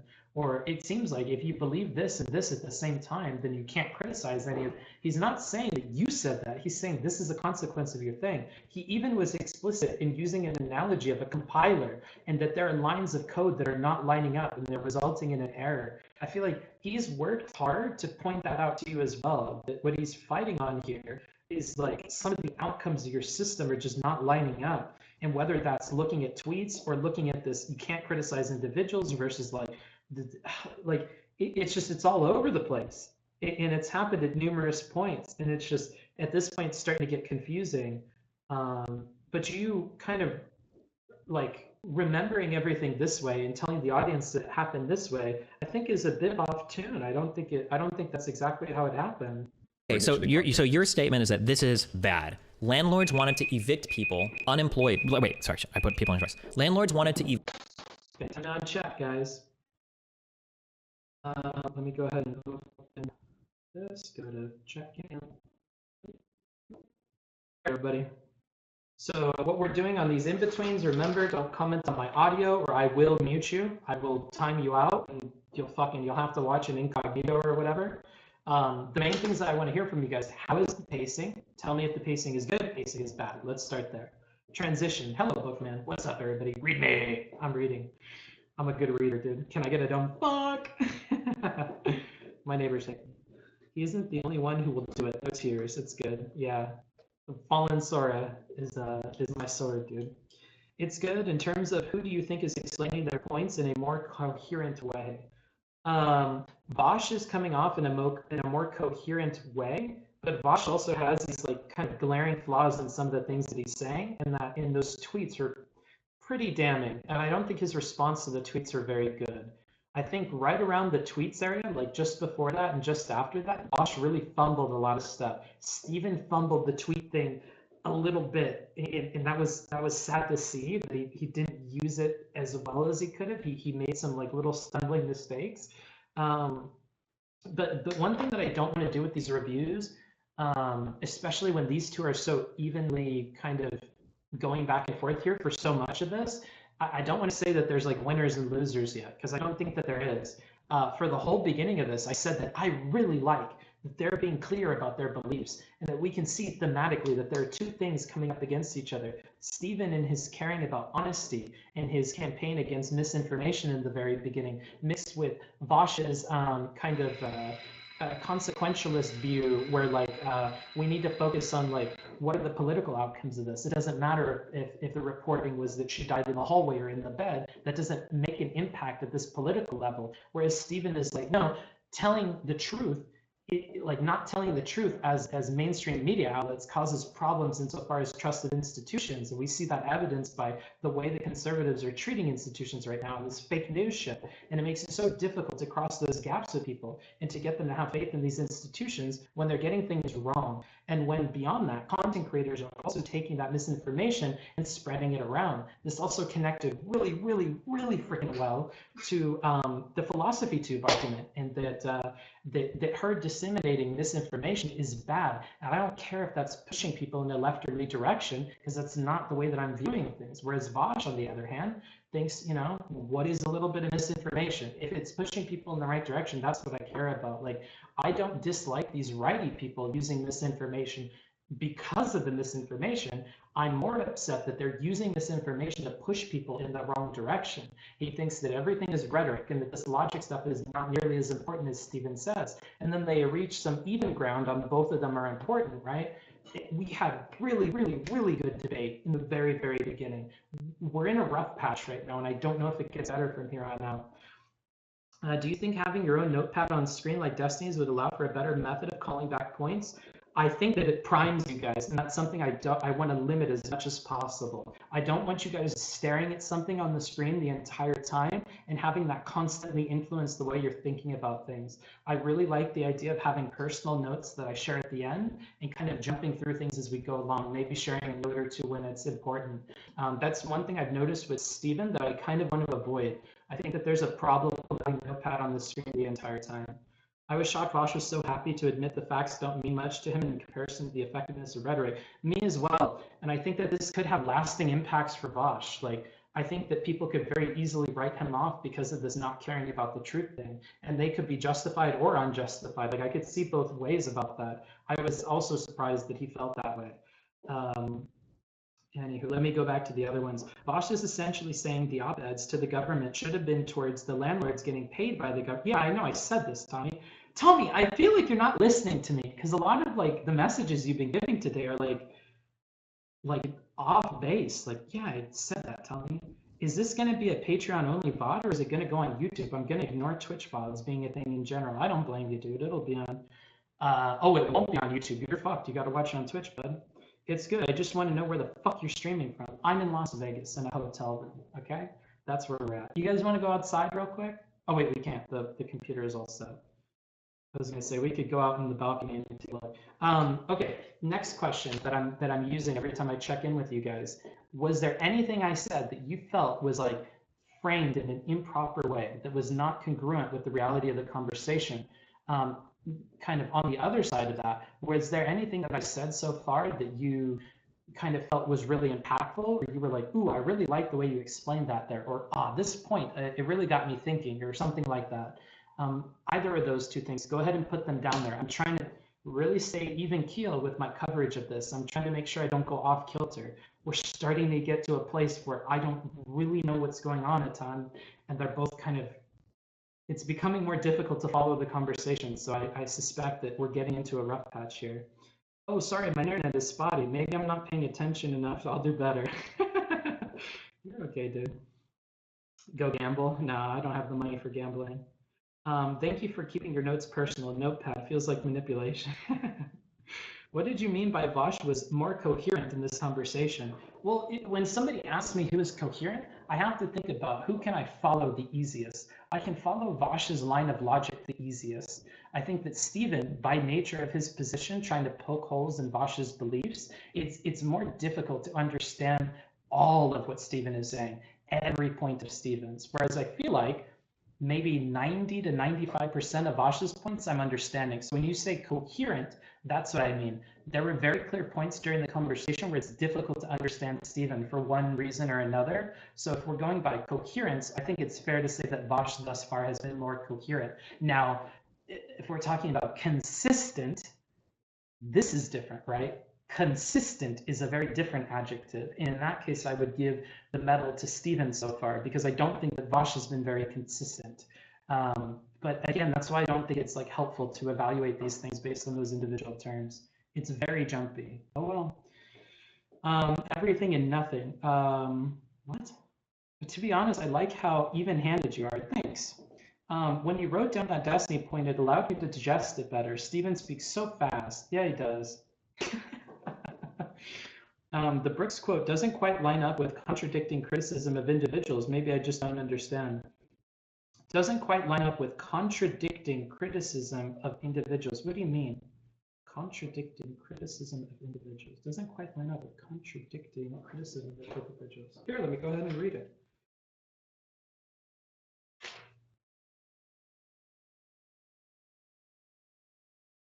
Like, my main point when I was going back and referencing that as well is this is Vaush's larger position, is that we shouldn't be focusing our criticism on individuals, and instead we should focus those on the system.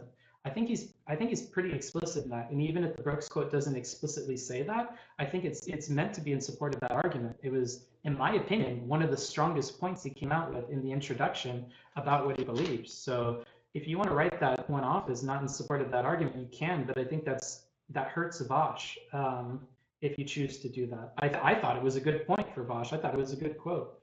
To get that quote for you guys, let me grab that real quick.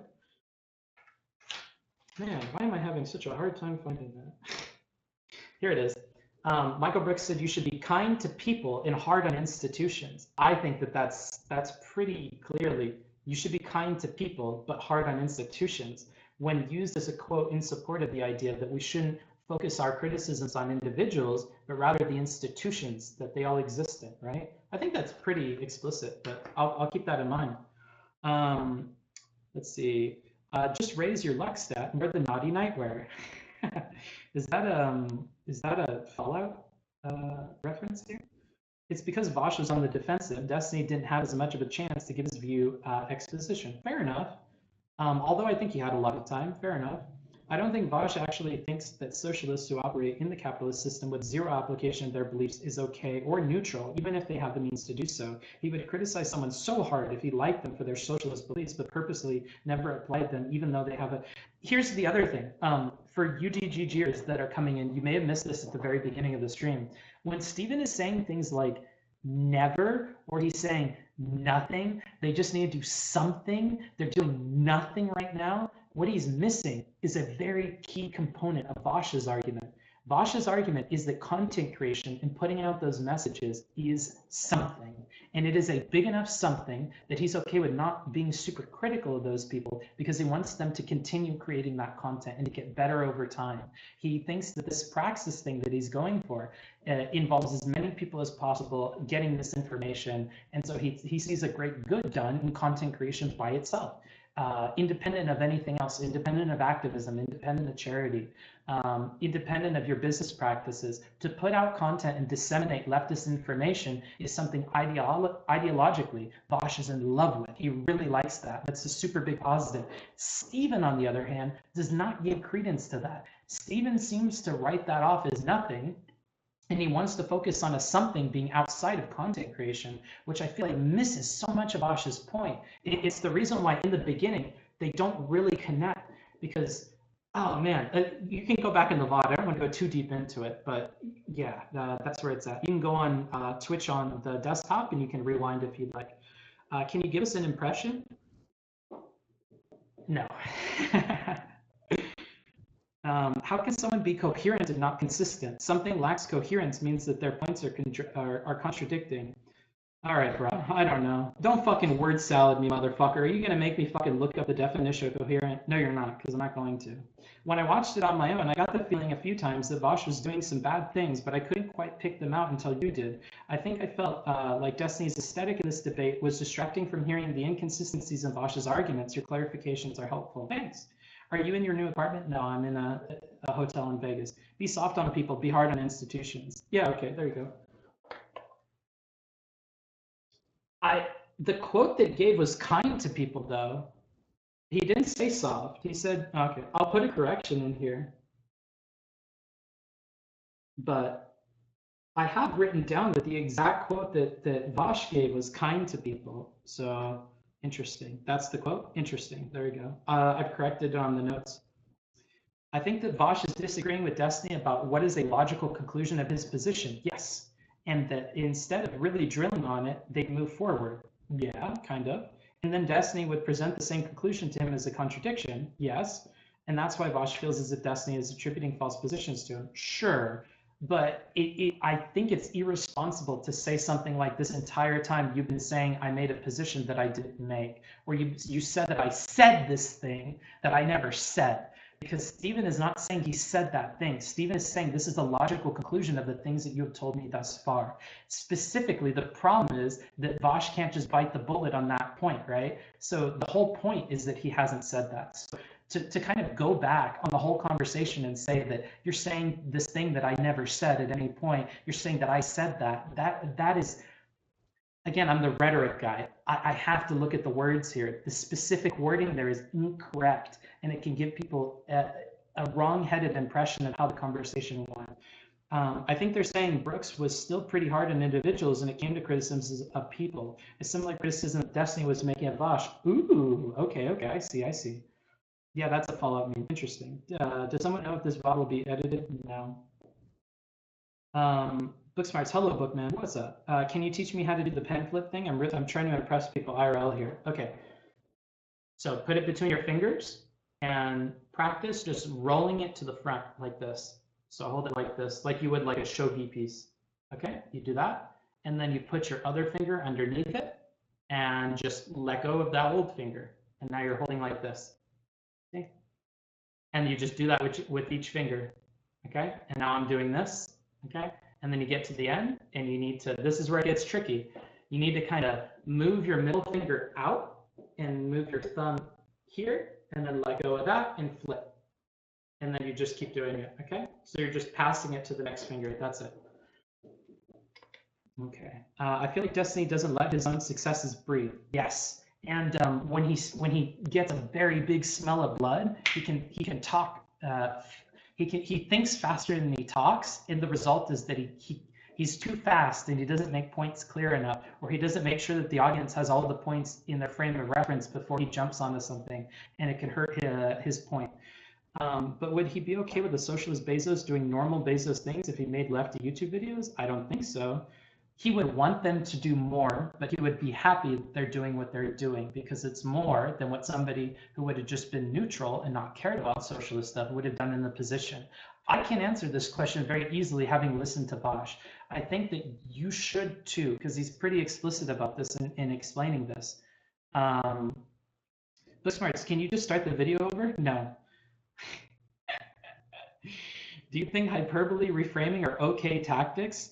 For example, if there was a rapist who... I'm answering that. Well, I'm gonna go to sleep. Yeah, okay, good night, dude. If we were to throw you in a lake, you sink or swim? Because that's some witchcraft, bro. All right. Anywho, okay, so we're gonna jump back into the video. Again, I'm gonna set an hour timer on the phone. That's when I'll check back in with you guys. I'll ask similar questions. We'll have some feedback. If in the meantime you hear something that upsets you, you hear something that was interesting, or you feel like the pacing is off, just write a little note in front of you and we'll talk about that in about an hour. Give your econ tape before you go. Look. You're so fucking funny. Oh shit. You're so funny. Just for that, I'm gonna throw you guys a 60-second ad. The way that you don't get ads is you subscribe and support the channel. I'm not a socialist, so I need money, okay? And the way I get money is by squeezing every little dime I can. Guys, there we go. And let's go ahead and get back into it before those people get back here.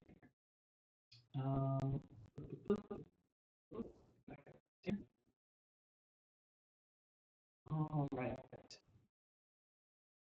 Evict unemployed people during a pandemic equals. You say, hold up, that's not what you said, and then you say a thing I didn't say, and then we've been repeating this for an hour. So that's why I'm writing. I don't even remember why. Okay, so your statement is that this is bad. Landlords wanted to evict people unemployed. Wait, sorry, I put people in twice. Landlords wanted to evict unemployed people during a pandemic equals bad. Yes? No, I said landlords trying to get the government to revoke laws to allow them to evict people during a pandemic. I think it's extra nasty if you're trying to fight against the state's effort to prevent people from dying on the streets. Okay. Which part of this is the moral wrong? So so here's something I've written down for you, okay? Landlords trying to get the government. This is a common thing. This is two parts. So trying to get the government to do this, and then there's the evicting unemployed people here. I could swear that they've talked about both of these parts, and Vaush has said that both of them are bad. Both trying to get the government to revoke this law, which would result in evictions, is bad, and by natural consequence and by common sense, evictions during a pandemic are also bad, right? This necessarily needs to be the case for the laws allowing that to happen to be negative, right? So why we're struggling on this, I have no idea. It might be that Stephen is kind of upset and so is Vaush, but this should be pretty fucking clear. Government to revoke laws to allow them to evict unemployed people during a pandemic. If the law wasn't there, do you think it would be morally neutral for them to evict unemployed people during a pandemic? Ooh, good question. Let me think. Yeah, that's a thinker. That's a good question. If there was no law, then I think it would be morally neutral, yeah, because we have to criticize the institutions first and foremost.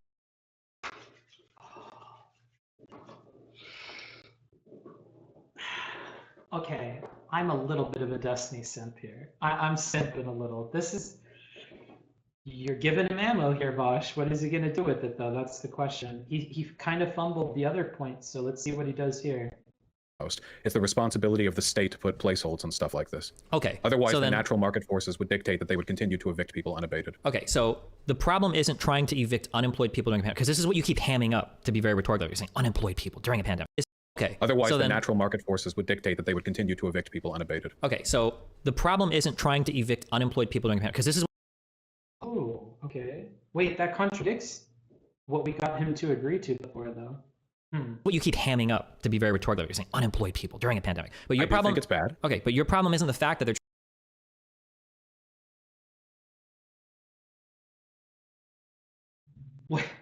What? Is there a difference between bad and morally bad? I'm so confused. Ability of the state to put placeholds and stuff like this. Okay. Otherwise, the natural market forces would dictate that they would continue to evict people unabated. Okay, so the problem isn't trying to evict unemployed people during a pandemic, because this is what you keep hamming up to be very rhetorical. You're saying unemployed people during a pandemic. But your problem... I think it's bad. Okay, but your problem isn't the fact that they're trying to evict unemployed people during a pandemic. That action would actually be okay. Your problem is that they're trying to revoke the laws. Well, the action would be bad, but it would be a necessary component of the way commodified land ownership works. Hold on. So that participation in capitalism would be inherently bad. No. that participation in capitalism would be as expected. It would be morally neutral. Everyone would be doing it. However, the action which is taking place is still bad because you're evicting unemployed people during a pandemic. So wait, hold on, wait, okay. So let me. What does that mean? I'm confused. I have to check in on chat. Wait, can somebody get a thing of what he's saying? I need a Vaush fan. Don't Pepe laugh me. I need a Vaush fan. I need a Vaush fan. What is he saying? How the fuck is that coherent? We're losing points on coherence here, obviously. No. Okay, well, he is talking about goals as opposed to morals. Does that make sense to you, Stan? Like, personally? That he's talking about goals as opposed to morals? I actually have no clue. He should just get Vaush to clarify between morally bad and bad. Do you need to clarify between morally bad and bad? This is why philosophy is important. I guess evicting people equals bad, but evicting in a capitalist society, it's normal behavior, something like that. Yeah, but isn't bad a moral thing? He's just saying that it's a bad situation, but that the action itself is necessitated. I get that is it necessitated or is it expected? I don't think it's necessitated. Necessitated makes it feel like can't do anything. I think expected, maybe, if we're being super nice. The institution of capitalism is bad because the ownership of land does unsatisfying things to people, okay? It sucks that they're getting evicted, but the landlord isn't morally responsible. Really? Man, he's holding real hard to the system idea then, huh? So my most charitable guess here is that he's holding on to the system idea. He's really, okay, so to do a refresher for the DGG people here, I don't believe in what Stephen believes. I don't believe that people have systems and they use those to determine their actions. I think, if anything, Stephen's career on this platform has proven that. I personally like to imagine things as perspectives, right? Like a light, you know, like a flashlight. You know how its beam can go like this? Like it's like, it can be like a cone of light. So I think you can only see certain number of points at once. And it's all about what kinds of points you want to hold in frame while you're trying to make a decision about something. When you're upset, it narrows, and you can only think about so many things at once. Maybe when you meditate and you're Dr. K and your fucking five head, you can see all sorts of points, right? But, you know, when we're in our day-to-day, like I'm just driving down the street and somebody cuts me off, you motherfucker, you fucking piece of shit, blah, blah, blah. If I'm Vaush and I'm on Twitter and I want to, you know, kind of pander to leftist people with kind of shitty ideas, right? So it's all about what points we're holding in perspective at one time. I think a big point that he's holding in perspective is this institutional idea. He really doesn't want us shitting on individuals. He wants us shitting on the institutions because he wants to direct all of the anger and aggression towards a capitalist society, towards the system, towards the institutions, towards positive change so that we can fix them. But it's almost like it's at the expense of like appealing to like common sense or something, because like it starts breaking down. It doesn't make a ton of sense when we go into these examples. Like it sounds super bad faith of Stephen to say that like, oh, you think of these on the fly, or are you forming your opinions right now? Like, you know, but maybe this was a thought experiment that he hasn't participated in. I mean, Vaush was clearly, you know, surprised at some of the questions, or some of them were real head scratchers, and he had to take some time to think about them. Me too. I mean, I thought they were good questions too. They got me thinking about things that I don't think about. I don't think that's bad to admit. I think the way he's defining moral is within that system. While he personally finds that behavior unsavory or unpleasant, but if you personally find behavior unsavory or unpleasant, I consider that you think it's immoral, right? I mean, no, actually, I guess those two things can be different. But he's not saying unsavory or unpleasant. He's saying bad. Bad literally has to be a moral thing. Yeah, I know. I think he's saying that there are bad actions like evicting people, etc., and that capitalism is a bad system, and in that system, it's normal. Yeah, but we have to include morality in this explanation somewhere. Oh no. Anywho, let's just go ahead and continue here. I'll give you an example. Okay, let me try to think of something analogous here. Okay. When police officers go out on the beat. And wait, I don't think we need an example. Can we just stick to the tenant? I don't think we need, because we're just gonna make it more confusing. When police officers go out on the beat. Okay. And they arrest a person for selling. Don't get super frustrated. Keep your composure a little bit. Let him give an example. He's not gaining a bunch of rhetorical ground right now. He's not stepping on your toes. Just let him do the example. You guys are really struggling right now to see each other and to connect on this. Drugs. I think that the drug war is cringe and that this is doing harm to society and blah blah. However, it is the job of the cop to do that thing. And if a lefty was in that position and they did that thing, whether or not they were there, the other person who could have been that cop also could have done that thing. The job institutionally is to fix the drug war, not to expect that cops just ignore every drug dealer. Yes, but independent of this, there are neutral actions. I don't think eviction is a neutral action. You said it was bad. You recognize it's an immoral action to evict somebody during a pandemic. You think that they should work? I mean, you could say that, oh man, this is so tough. I think this needs a lot more explanation. On the street. Now, if they do that, if they choose to do that good thing, I think that's preferable. But the absence of a lefty there would still incur the morally neutral action, which is adhering to the existing law. Okay. Does that make sense? No. Can I sidestep and ask a question about that? Because I'm so confused. If you can be replaced for doing a particular action, does that mean that any action that you do is always going to be considered morally neutral? That action can't carry moral weight because someone else could just step in and do it regardless? The expected action underneath the system, I think, yes. So let's say, for instance, there was a I guess Vaush's perspective. let's say there's a bounty board and they pay people to assassinate kindergartners. Now, you could go and accept that job and go kill a kindergartner. Would that be morally neutral because if you don't do it, someone else is going to step in and do it instead? No, I don't think that's an institutional role that is obligated.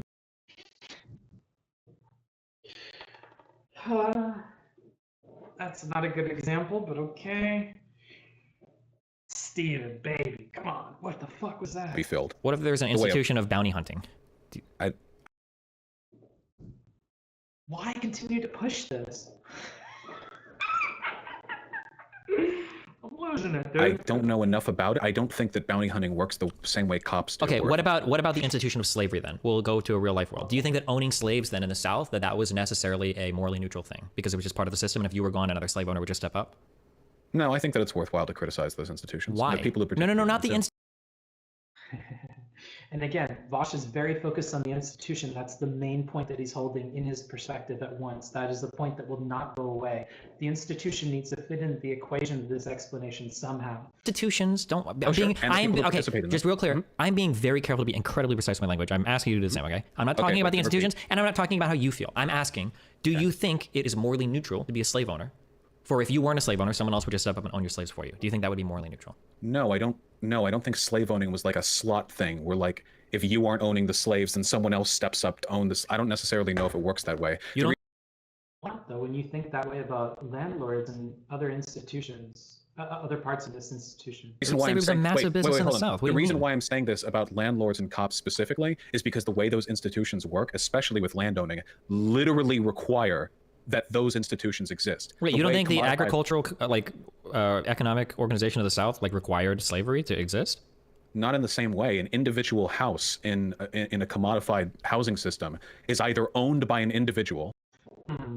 I think a better way of wording this is that the system is less ingrained. The system is more up for fighting, I guess. It's not as integral. Whereas land ownership goes back quite some time, maybe. Or what? That's it. You either own it or you rent it out to some, or a company owns it or something. But with slavery, there wasn't institutional slots where it's required. I mean, the moment you pick up a black person from Africa, they're a slave, aren't they? In the same way that the moment you stake out some ground and you say it belongs to a country and you add it into the system, it's kind of stuck there. Isn't it the same for slaves? Now, granted, you could eventually set the slave free, but unless we get to that exception. Required. When you're a slave owner, wait, how is it not institutional? They literally have whole laws on the books regarding the ownership of slaves. To a demand for slavery in a way that the housing market doesn't have. If you're a landowner and you rent a property, you can't throw your hands up in the air and say nope, I back out, and then that property disappears. Wait, I don't think that's relevant. I'm just asking because it feels to me like you were falling. No, the African American people disappeared. This argument, the argument that you're appealing to figure out if something is worth condemning or not is whether or not somebody on an individual level, is whether or not somebody else would step up to replace you. So I think it's fair to say in the South, slavery was a big institution, and if you weren't going to own it was a big institution. I'll make sure that the webcam is all correct. Jesus. The whole fucking camera almost fell. Holy shit. I'm fucking sweats to me, bro. Oh, God. But like, if you own a collection of apartment buildings, that someone has to own that. Like, you can't. Otherwise, it turns into a Ransack tenement. Like, yeah, sure, but if you own someone has to slaves in own the that. South, like, if we go before like the Emancipation Proclamation, if we go before like slaves are allowed to be free anywhere, black people are allowed to be free anywhere, somebody has to own those slaves. It's not like you can just set them free, right? But the only reason slaves were brought across the Atlantic was because there was a market demand for them over here. If people didn't keep buying slaves, then they wouldn't have had the transatlantic slave trade. Yeah, but if you don't buy it, someone else is. Works literally requires those institutions. But if you don't buy those slaves, somebody else will. Not if there are fewer people buying slaves, they bring less slaves over the Atlantic. Okay, if you're going to make that argument, then I'm going to say if there are fewer people evicting tenants, then there are fewer tenants being evicted. Or if there are fewer cops making drug busts, then there are fewer people getting arrested for doing drugs. Like, that breaks your other two arguments you gave earlier. No, it would be good to not drug bust. No, don't do this equivocation. I'm not saying it would be good, not blah, blah, blah. Earlier you said that the action of evicting a tenant, or the action of He's on it now. petitioning the government to evict a tenant, or the action of arresting somebody for drugs would be morally neutral, because if you were to stop doing it, somebody else would just step in and petitioning the government. The whole point of the institutional critique is to get the government to implement laws that make society better. I don't think there's any justification, whether or not you're participating in the system, to fight against those laws when they're implemented. Earlier it sounded like you were saying that, like, if a cop arrested people for having a bunch of weed, or if a landlord wrote an op-ed criticizing the government for a law, that these things are not comparable to me. Oh, those aren't comparable. I'm sorry. A landlord evicting somebody, or a cop arresting somebody for having weed. These two things are morally neutral, because if you weren't doing it, someone else in your system would step up and do it. And it seems to me that, like, if we go back far enough, 300 years ago, whatever, if you owned slaves, if you didn't own those slaves, somebody else would buy them. Slavery was a huge part of the early U.S. economy. It was how. Yeah, my main problem is with the nature of the argument here. And I mentioned this earlier, but I'll repeat it for the DGG viewers that are new. It reminds me of when I talked with Chud Logic about the responsibilities of a host on a panel show, and one of the gripes that he had was something along the lines of, like, I don't like that, like, some mentally ill people or people with like anxiety or depression or these other things are kind of hurt by these panel shows and whatever, and that I wish that the host would step in more often to, like, stop those things from happening, or stop things from spiraling.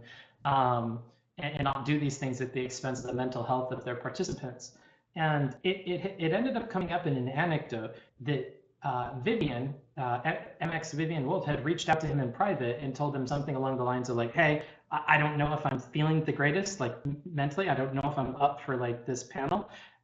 She gave him warning about that. And then when asked further about it, when the time came around, she's like, I could probably do it. It's not that big of a deal. And I felt like, with what Chud was saying and what he was implying that other hosts ought to do, is to jump over that decision and be like, for the sake of your mental health, I'm not going to put you through that. I think you should just catch it next week. That seems like that should have been the response, but he gave so much pushback on that I was like, I don't know.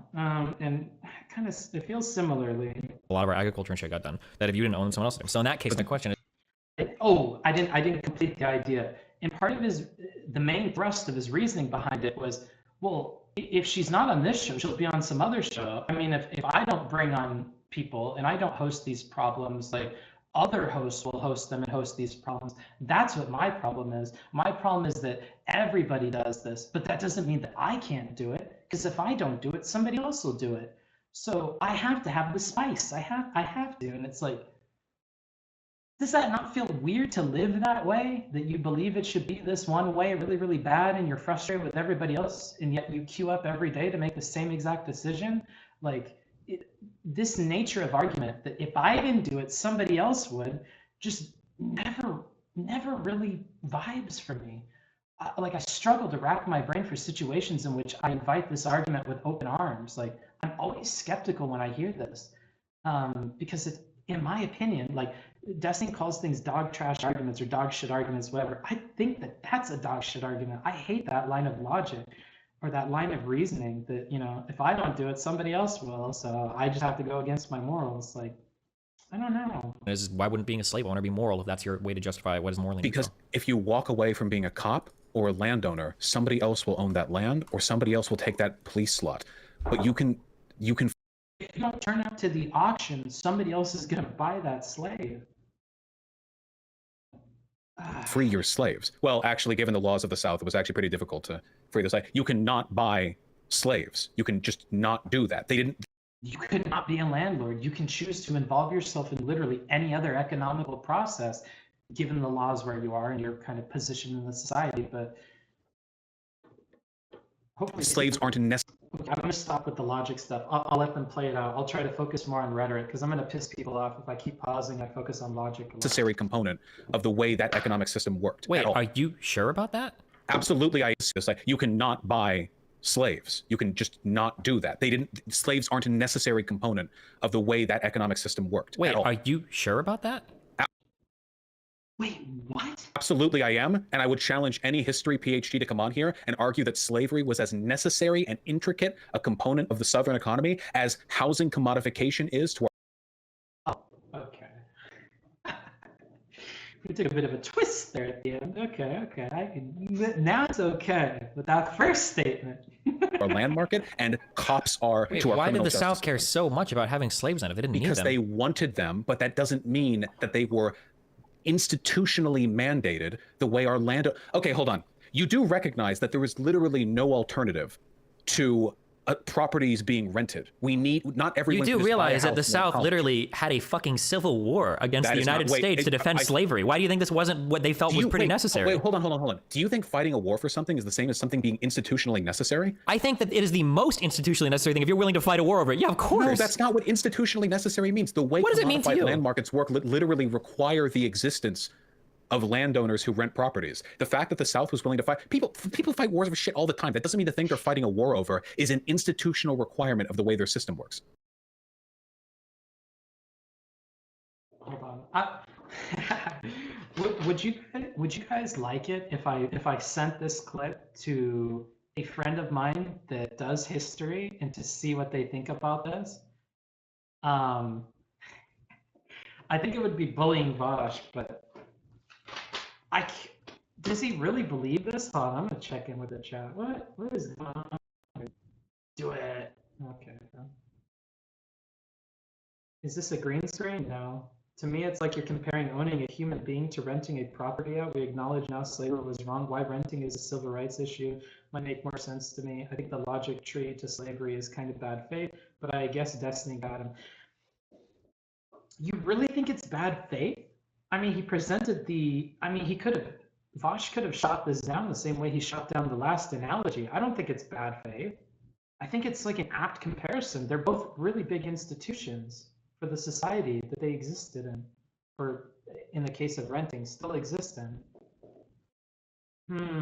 Booksmarts, I think Vaush is probably correct in saying that slavery was less necessary than modern housing. Yes, and I gave that concession. But to pretend like it was like that wasn't an institutional necessity that they fought the war over, I feel like let's just keep moving, dude. Let's just keep moving. Yeah, maybe you're right. Maybe I'm totally wrong. I think Vaush is correct here, but he argued it poorly.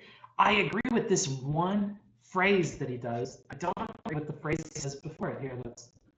Is something being institutionally necessary? I think that it is the most institutionally necessary thing if you're willing to fight a war over it. Yeah, of course. No, that's not what institutionally necessary means. The way What does it mean to commodified you? land markets work you do recognize that there is literally no alternative to properties being rented. We need, not everyone. You can do just buy a realize that house the and South college. literally had a fucking civil war against That the is not- United wait. States to defend slavery. That's not what. Don't take too much time.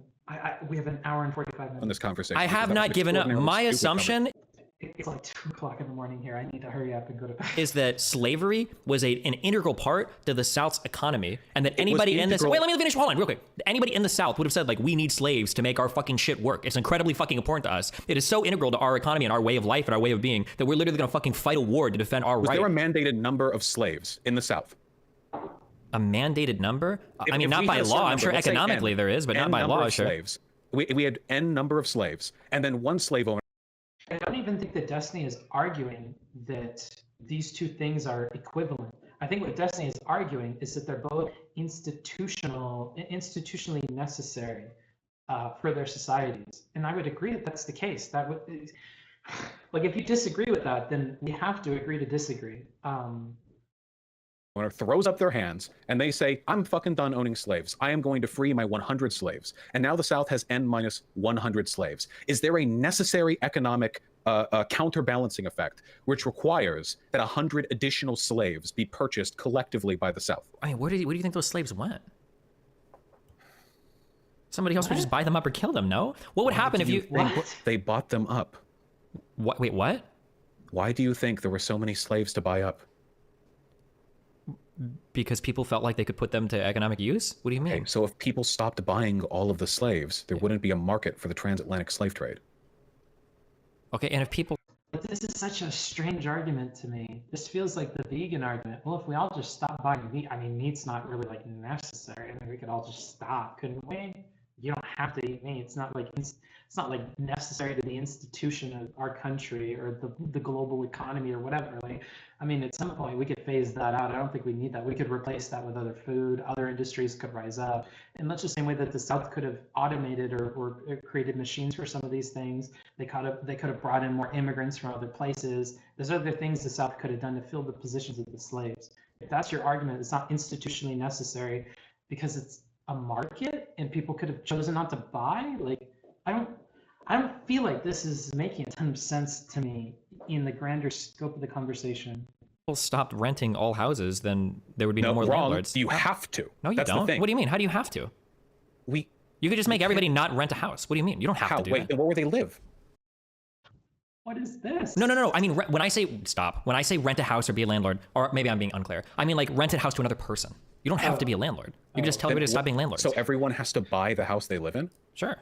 That's not possible for a wide number of reasons. Wait, why not? If every person stopped like being landlords, the price of houses would fall eventually. Necessarily would have to. If there's not that many dollars chasing them, the prices would come down because people would have to sell eventually. Or you think the way to be clear, hold on. I feel like both of these arguments are huge stretches. Just stop buying slaves, forehead. Just stop fucking renting out your places, forehead. Just sell, just buy, forehead. Like, what is going on, dude? I'm confused. Maybe I'm tired, dude. Maybe I need to stop. Hold on, wait. I gotta point this out. Okay, I have to point this out because I can't let you walk away. They're talking about no. Because you keep saying this. So you're acting like it's ridiculous. Wait. I know. No. Wait. You made this comparison, okay? You're asking me, like, you think that it's possible that everyone can just buy a house? You literally threw as an example of me. Well, everyone could just stop owning slaves, okay? So, no, okay? I'm not gonna let you pretend like his argument is that these are entrenched in their respective societies differently, like to different extents. He's saying that, like, reasonably, you're not getting everybody at once to stop the institution of, like, renting out your houses. But he sees it as much more possible that you could have just stopped the slave thing if everybody stopped buying. Like, granted, I get it. There's parallels here, but I feel like they're on different scales, obviously. And I get what you're saying in the chat. Like, I saw your guys' messages about that. I get that. I agree with that. So this is all just going all over the place. Do you guys want to go outside real quick? Let's just go outside. Let's take a break. That's what I'm feeling like. Let's just take a fucking break. How about that, huh? Let's see. Over here, let's switch this check and let's just take a break. Let's go outside.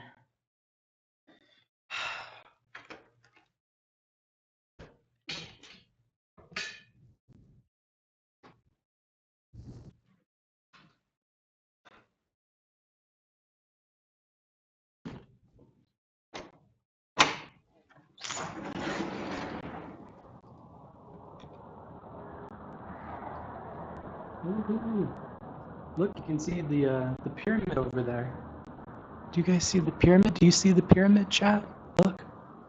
Look. You see the pyramid? Wow. You see the Ferris wheel back there? Amazing.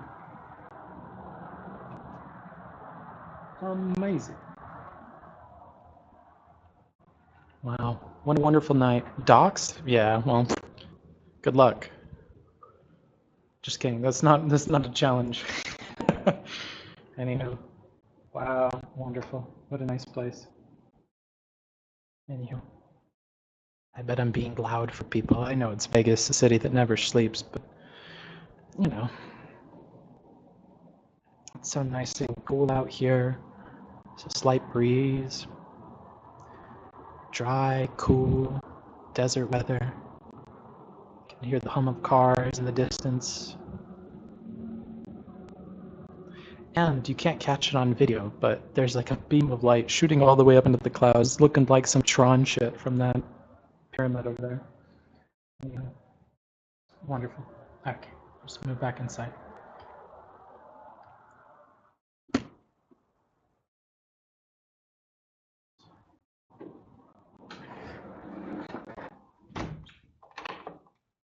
Also, that's what I'm looking at. That's what I'm looking at while I'm on stream. So I have a wonderful like view behind you guys. Okay, let's set this back up. Ah.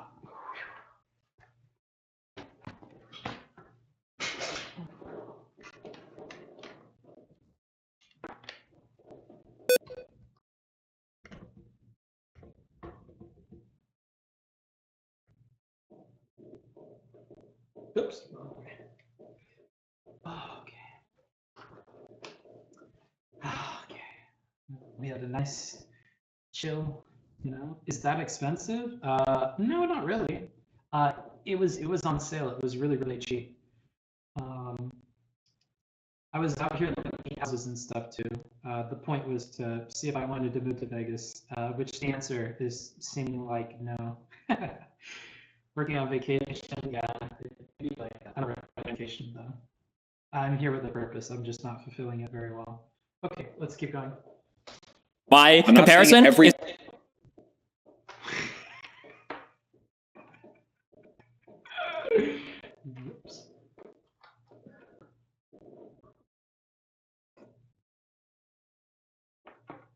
So unbelievable. Okay, I'm not saying that my comparison is so unbelievable. When that was your argument that you gave me. Okay, so let's be real for a second. Okay, let's be clear. Okay. So let's be clear. If everybody just stopped owning slaves, if that was a thing that they did, if they just stopped owning slaves, the economic systems within the South, back in the antebellum South, there are ways in which they could accommodate those changes. Because at the end of the day, a slave is just labor that you're not paying or treating very well. There are ways to change that, and we know that because they did. We fought a war, and they lost, and after... To be an asshole, isn't rent just like... Anyway, let's... They lost, and there were no more slaves. A different system was implemented, and it worked. Well, and there are ways that we can accommodate the absence of all landlords, though. What do you mean? We can't accommodate the absence of all landlords in a commodified housing system because the way the modern world works does not allow for every single property a person could be living at to be purchased. It absolutely could be. What do you mean? The government could assign these houses to people? Hold on. Hold on. If that's the case, if we're talking about the government assigning houses, then I would agree. How is that different than the government going south and murdering, or not murdering, actually, but fighting a fucking war with another fucking country to get them to stop being slave owners? What does that have to do with war? The government... Wait, hold on, just to be clear, hold on, I'm gonna have to talk over you if you're gonna keep talking over me. I'm sorry, because I have to get this, because you're trying to do the rhetorical thing, okay? You're trying to make it sound like it is so unbelievable. You're trying to make it sound like it is so unbelievable that the government could assign houses to people, that's just unreasonable for me to ask. But the counterexample that you're holding up is that in order to make people stop being slave owners, they fucking had a war over it. So yeah, if you're gonna say, your willingness to... Steven's not making a ton of... He's mixing up words, I think, here. Am I crazy? I think Steven mixing words here. Vaush is being stupid here? Really? I feel like he's fudging the way that he's saying this. Look smart. Holy crap, 800 plus viewers at 2 a.m. You've hit a new level. Cool, dude. It's a bunch of fucking Destiny and Vaush people. They want to see if I shit on their person that they want me to shit on or that they don't want me to shit on. I'm not following 25%. Yeah, that's where I'm at with it. Yeah, he was incoherent with his wording. Okay, I just want to make sure I'm not crazy. I think it made sense. Really? Samsky, go ahead and explain it. Go ahead and type it out. Go ahead and explain it to me, bro, because I don't. Stop reading chat. Okay. fight a war over something is not a direct in a fight with the chatters. All right. indicator of how institutionally necessary it was. It's an indicator of how institutionally necessary they thought it was. Maybe how they thought it was. Germany fought a war over Lebensraum, but they lost the war and they have their current borders, and look at that, Germany still exists. And you know what? Clearly, I bet, you know what? I don't think it would work that well economically, but I bet we could decommodify all housing and have it assigned to the government, and that would probably work too. Hold on. If we did that, then I would adopt your position. If there was a push to decommodify housing or to allow government assignment of housing, then I would change my position and say that it would be unethical to be a landlord, period. Because in doing so, you would be fighting against an institutional move to decommodify housing. Okay, let's assume then, because we're not going to do this, let's assume that there is a country or a state mandated 1 million slave minimum, and you owned the millionth slave. Do you think at that point then that it's morally neutral for you to own that slave because if you stop... Thank you for being flexible. Thank you for being flexible. Let's see. Because part of his reasoning was that there was a mandate on homes, right? That was a point that he threw out there. So if you're listening, you're trying to incorporate some of the things that he's saying. Let's try to get back on track here. Somebody else would just step up and they would own that slave instead. If it was a mandated minimum number of slaves. This feels like a bad faith clip moment, but yeah, I think that would be morally neutral. Yeah. Okay, that's all I'm trying to figure out. If there's literally... Like, it could be bad faith clip moment, but I really think it's like testing for consistency and stuff, because he's not convinced you're consistent. So I feel like he has to ask stuff like this because it's not making sense to him. Should it make more sense to him? Maybe, but a mandated amount, and so it has to go. Then to if you're the one that owns the slave, it's morally neutral. Okay, that's all. Okay, that's fine. Because now that's consistent. Okay, so now going back then. Okay, so I'm going to. So you do agree with this statement? Okay. Wait, I'm not trying to trap you. I'm restating this to make sure that we agree. I want you to treat the slave well. I think that would be nice. Okay, but it would still be morally neutral. That's all we care about. Okay. You believe that if you can be replaced in an institution, then any action that you do within that institution is necessarily morally neutral. So long as you can be replaced within an institution, that any action, no, not any action. As long as you're acting the median, as long as what you're doing what's expected, you can do worse or better. You're talking about an incredibly complicated collective. He's laughing, but he just keeps repeating the same thing, Stephen. He said that at the very beginning.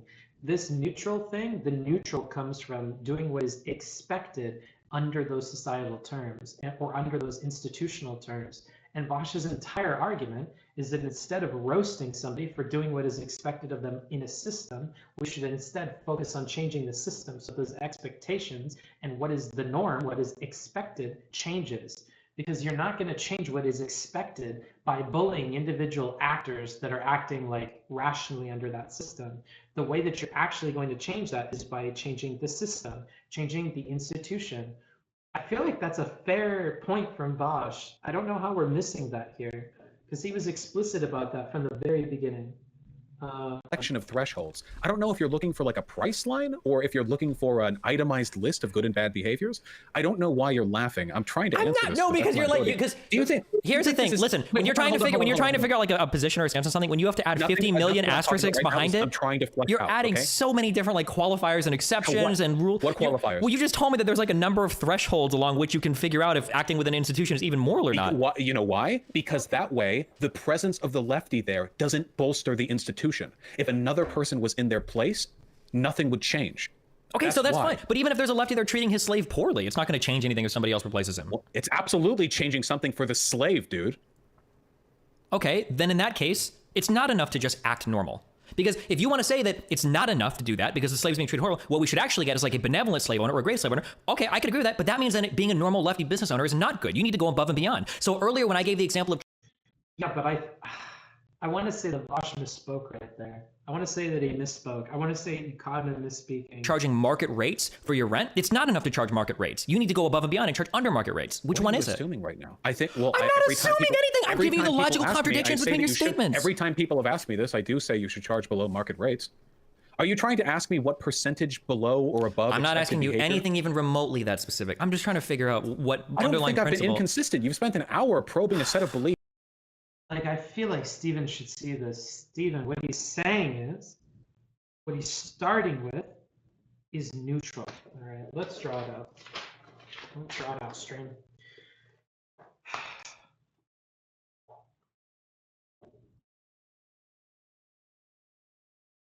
Okay.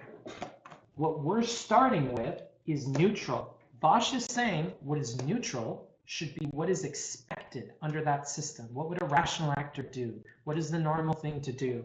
This is also morally neutral. He thinks it's morally neutral if it's the expected action, okay, in the system, okay? This is all occurring.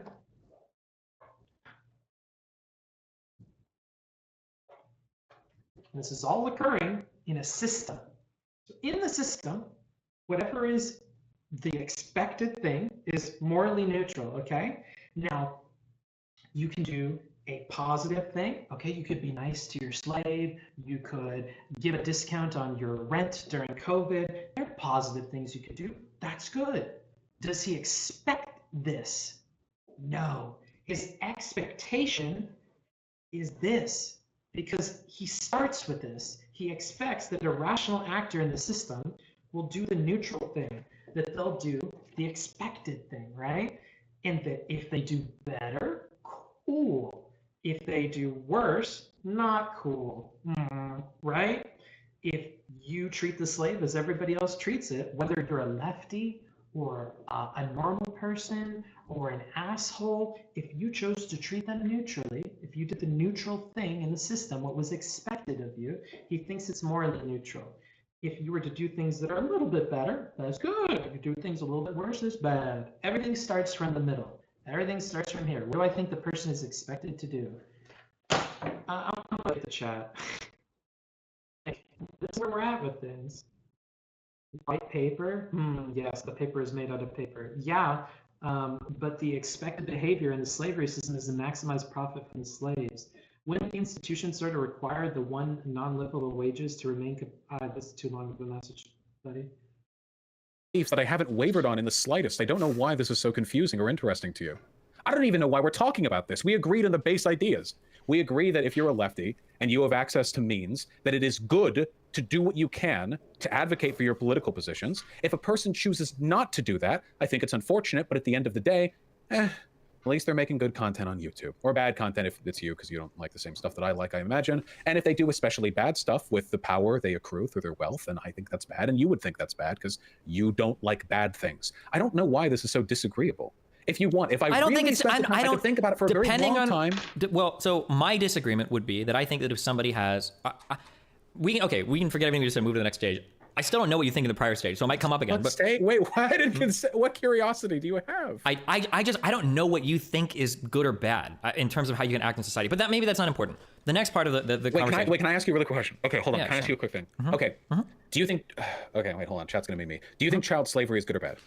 Do I think child slavery is good or bad? Well, if there's so many ways it. Well, Vaush, in this hypothetical, does the institution expect that its participants will use child slavery? Because in that case, I would suppose it's neutral. If it wasn't what was expected, if it's kind of out of the norm, well, of course, that's a bad thing. It's not what's expected, Vaush.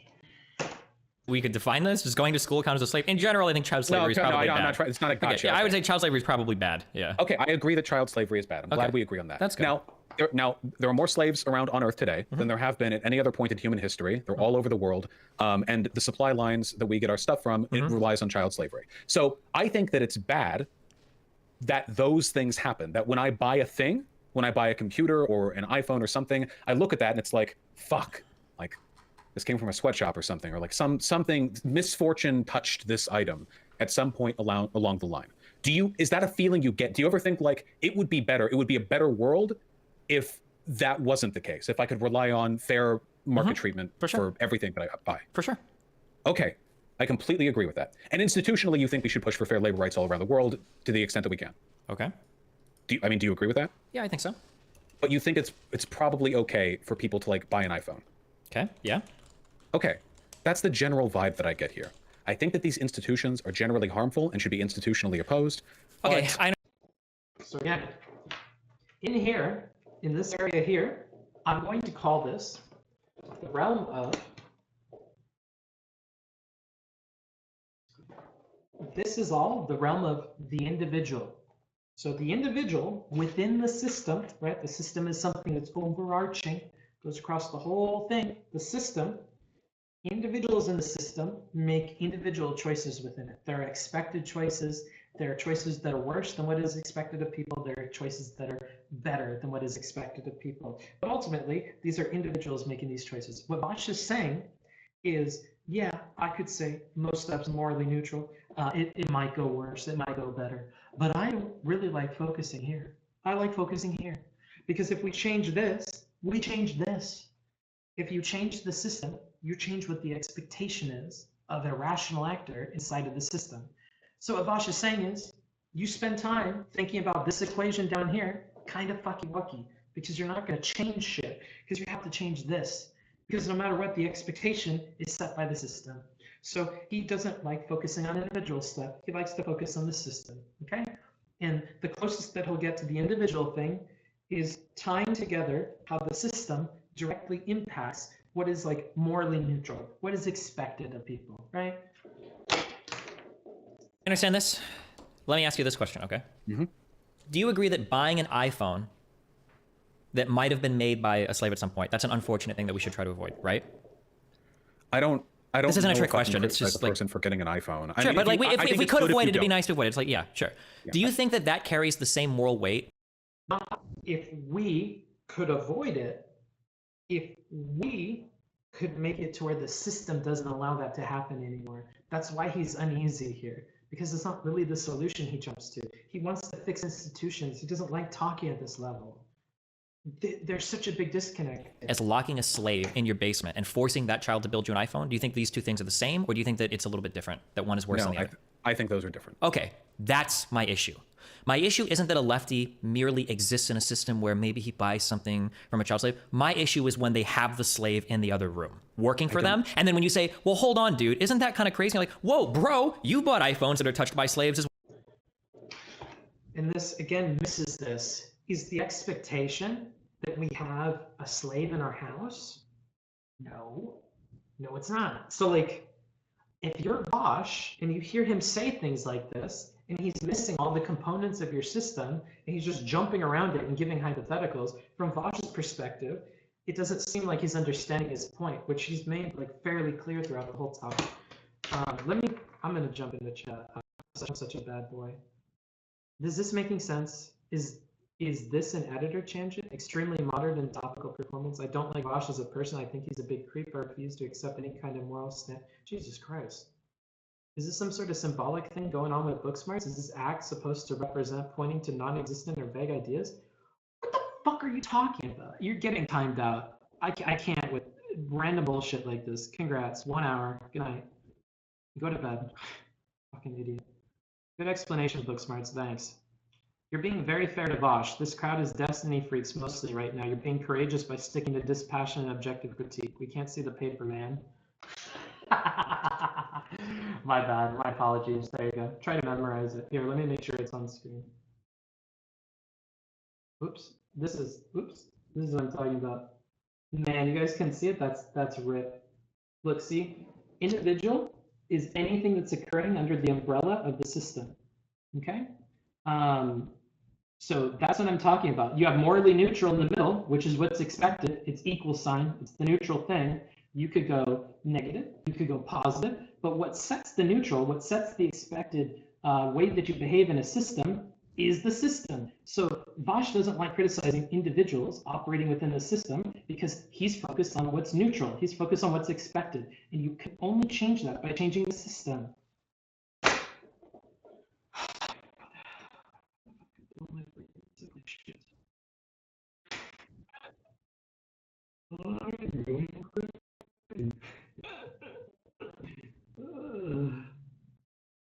Booksmarts, I think Destiny thinks that eventually you become the institution, which then gives you a moral obligation to do something different if you have the means to. I think you have the means, as I would agree with you, okay? As an individual, rational actor operating within the system, I believe that you have a choice in how you're going to behave. And I think to combine Destiny's belief with what's on here, I think, and I'm just going to assume that you guys remember what's on here. It's fairly basic. I think Destiny's thing, an individual in here, consciously aware that the system is fucked, should decide to make a choice that they can recognize as positive. If a person has a moral compass enough to know that there's a positive decision and a negative decision, he wants to shit on them for making a negative decision proportional to how negative of a decision they think that is. So like the vegan that thinks that eating animals is eating a fucking corpse, we should probably hold that person more morally culpable because in their own system, they recognize this is a really awful thing, yet they still decided to do it. That's kind of gross, okay? But a person who's just choosing to not partake in meat to help the environment or whatever, that's a very different feel to it, right? He's saying that the individuals in the system, aware of what is good and bad, should choose what's good in line with their own beliefs. And if their beliefs aren't aligning with their actions, rather than thinking that that person is making a choice to be bad, Destiny believes that they're still choosing what they think is okay, and that it's just their morals, it's their principles that they are not being truthful about because something else is guiding their decision making. Like, I feel like it's so easy for me to like fill in the gaps between what these people are talking about and to try and like mediate this, that it blows me away we're not able to do this in the moment. But I'm constantly trying to keep in mind at the same time that this is a very difficult thing. And when we're both heated, when we're in front of thousands of people, it's very difficult to do. So like, I'm constantly balancing like these expectations. And I know how tough it is, but guys, come on. I feel like you started out so good and it's losing charitability so quick. I think Destiny's trying to say that a way to help changing the system is pressure the actors in it. True. I think Destiny understood the Vaush's system, but I think he disagreed with it since he doesn't see the world in the same collective manner. Maybe. Did you move into a flat? No. It seems to me you're missing the point of Destiny's argument. Destiny's saying that people are irrational and changing the system doesn't improve things at all. They'll keep being irrational. Where is this take coming from? Where did he say this? It doesn't matter if you change the expected, if people are not doing the You're gonna give me an aneurysm. This doesn't make any sense.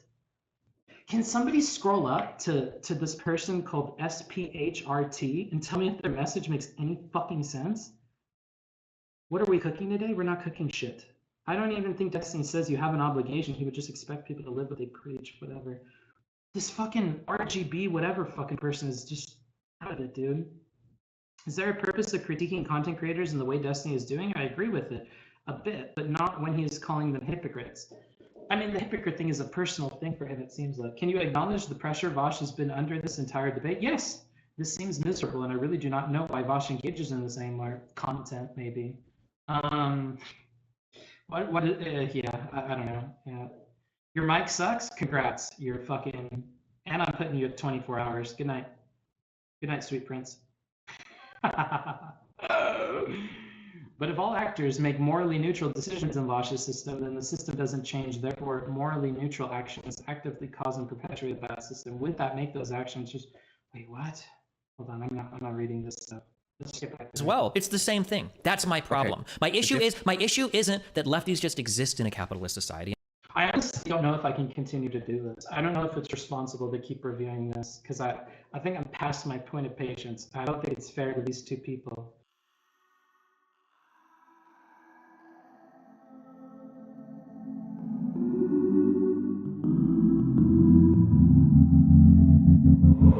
Fucker.